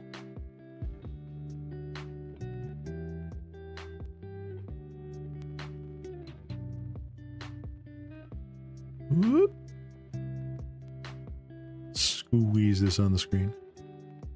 Ta-da! I think that is a very decent blue-black control deck to start with. Like, I think you will be very happy running this, especially with a sideboard like this. Now, there's always going to be tweaks. There's always going to be like minimal swaps, 1 in, 1 out, 1 in, 1 out sort of thing. Yeah. This is pretty good. I would not be opposed to buying this myself in paper. And depending on like what prints you buy of certain cards, like obviously maybe not this print of Spell Starter Sprite unless you have them, but like you can optimize this down to like $50 40 bucks, something like that. Maybe more like 50, 60 bucks in paper because of like Hydroblast or whatever. Relics I know are pretty expensive. Yeah, they're about 5 each. But everything else is pretty darn cheap. Like counterspells, whatever. Snuff outs. Okay, snuff outs are going to be expensive, right? That's $40 right there. Ugh. Oh, you have 2 of them? Nice, nice. But yeah, if you were interested in seeing, there is like an optimized printings selection right here in the corner under like 3 dots. I don't think I can do that because I can't like swap them. Oh, I can overwrite them. That's weird. But like this, you can swap out from like a $4 counterspell to like a 130 or something like that. Pretty good when you're trying to budget down a deck. Like this preordain's $1, this one's only 50 cents. So just some food for thought. Yeah, the Doctor Who reprinted snuff outs have definitely made them go down in price. I can't remember if the Mystery Booster 2 reprinted anything or not. Probably not, because it didn't sell as much as the Doctor Who cards. But yeah, no, this would be fine. I would say like even this list right here. So like snuff outs are going to be insane. Hydroblasts are going to be insane. But other than that, like a lot of this you can probably get for cheap on Magic Online.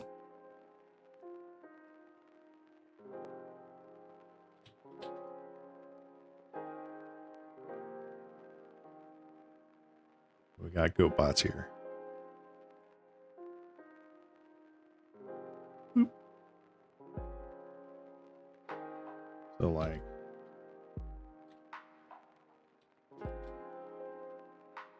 see, I've already got my snuff outs, but they're all pretty expensive. $14 a pop, 14 Hydroblast, $10 a pop.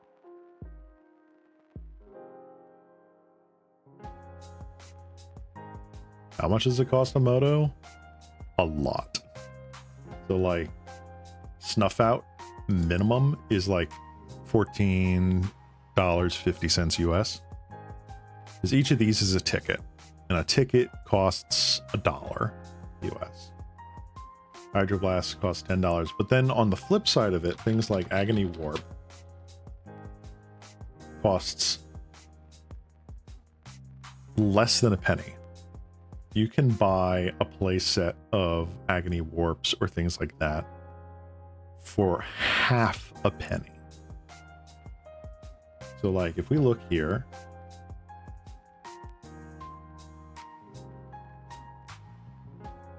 Spellstutter, Spry, Thorn Amethyst. Let's see. Is there anything else that's like relics? Relic might be. Look at this. $2 as opposed to $5. So there are certain cards where you can get them for much cheaper. Dispel's another one. Again, fractions of a penny. So that's 10 cents, 1 cent, less than 1 cent. So it's a give and take, yeah. The cards that are super powerful in Moto, Snuff Out, Daze, Force of Will, those things are still going to be expensive. The deck at minimum in paper is around 100 USD. Is it? Yeah. It's about there.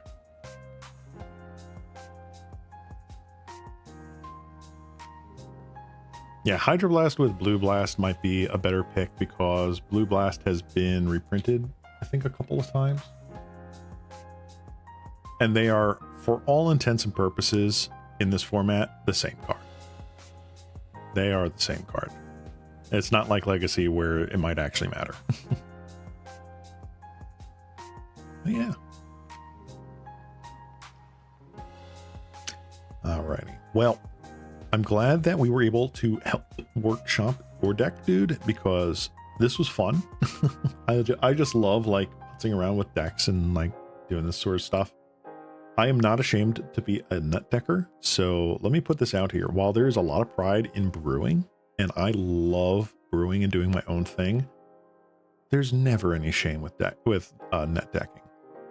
Putting it out there for just the people in the crowd here. Like years and years ago, I was at a game store where net decking was like the worst freaking thing you could possibly do. That's BS, man. Like you got to innovate. You got to stand on the shoulder of giants. What did someone else do? Okay, well, they did this. Well, I'm going to do my spin on it. Or I liked what they did. Let me build it. That's what I did today with the mono green Tron list. I liked what this person made. I did it. While I do not like net decking, I see the reason for it. Exactly. So this is just me reminding folks, you included Link, but you know, you're doing your thing. Like there's no shame in it. Just like if you need people to brew stuff with, that's awesome. If you need to look at a deck list and play the deck list like verbatim to figure it out, do that too. But I'm super happy we got to help you, you know, hash out a deck real quick. But yeah, how dare you net deck? Such a shame. Thought you was cool. I know, right? Oops. Oh no, you know my cool tunes. But yeah, that's pretty much it. I'm going to say that's it for me today. Thank you all for tuning in. Had a lot of fun playing this deck, even though we got absolutely raffle stomped. But yeah, time for me to go and get something to eat. And I hope everyone else has a wonderful rest of your night. This has been Ceylon Cross, your local cat slime. Feel free to check me out with my VODs channel. Follow me on Twitter or Blue Sky, links below. And I will see you guys in a few days on Thursday with some more HoloLive VTuber deck brewing, where we will continue making some theme decks around HoloLive talents in EDH. Oh yeah. Anyway, guys, I'm out of here. Y'all take care. Have a good day. And bye-bye. Bye-bye. Bye-bye. Bye-bye.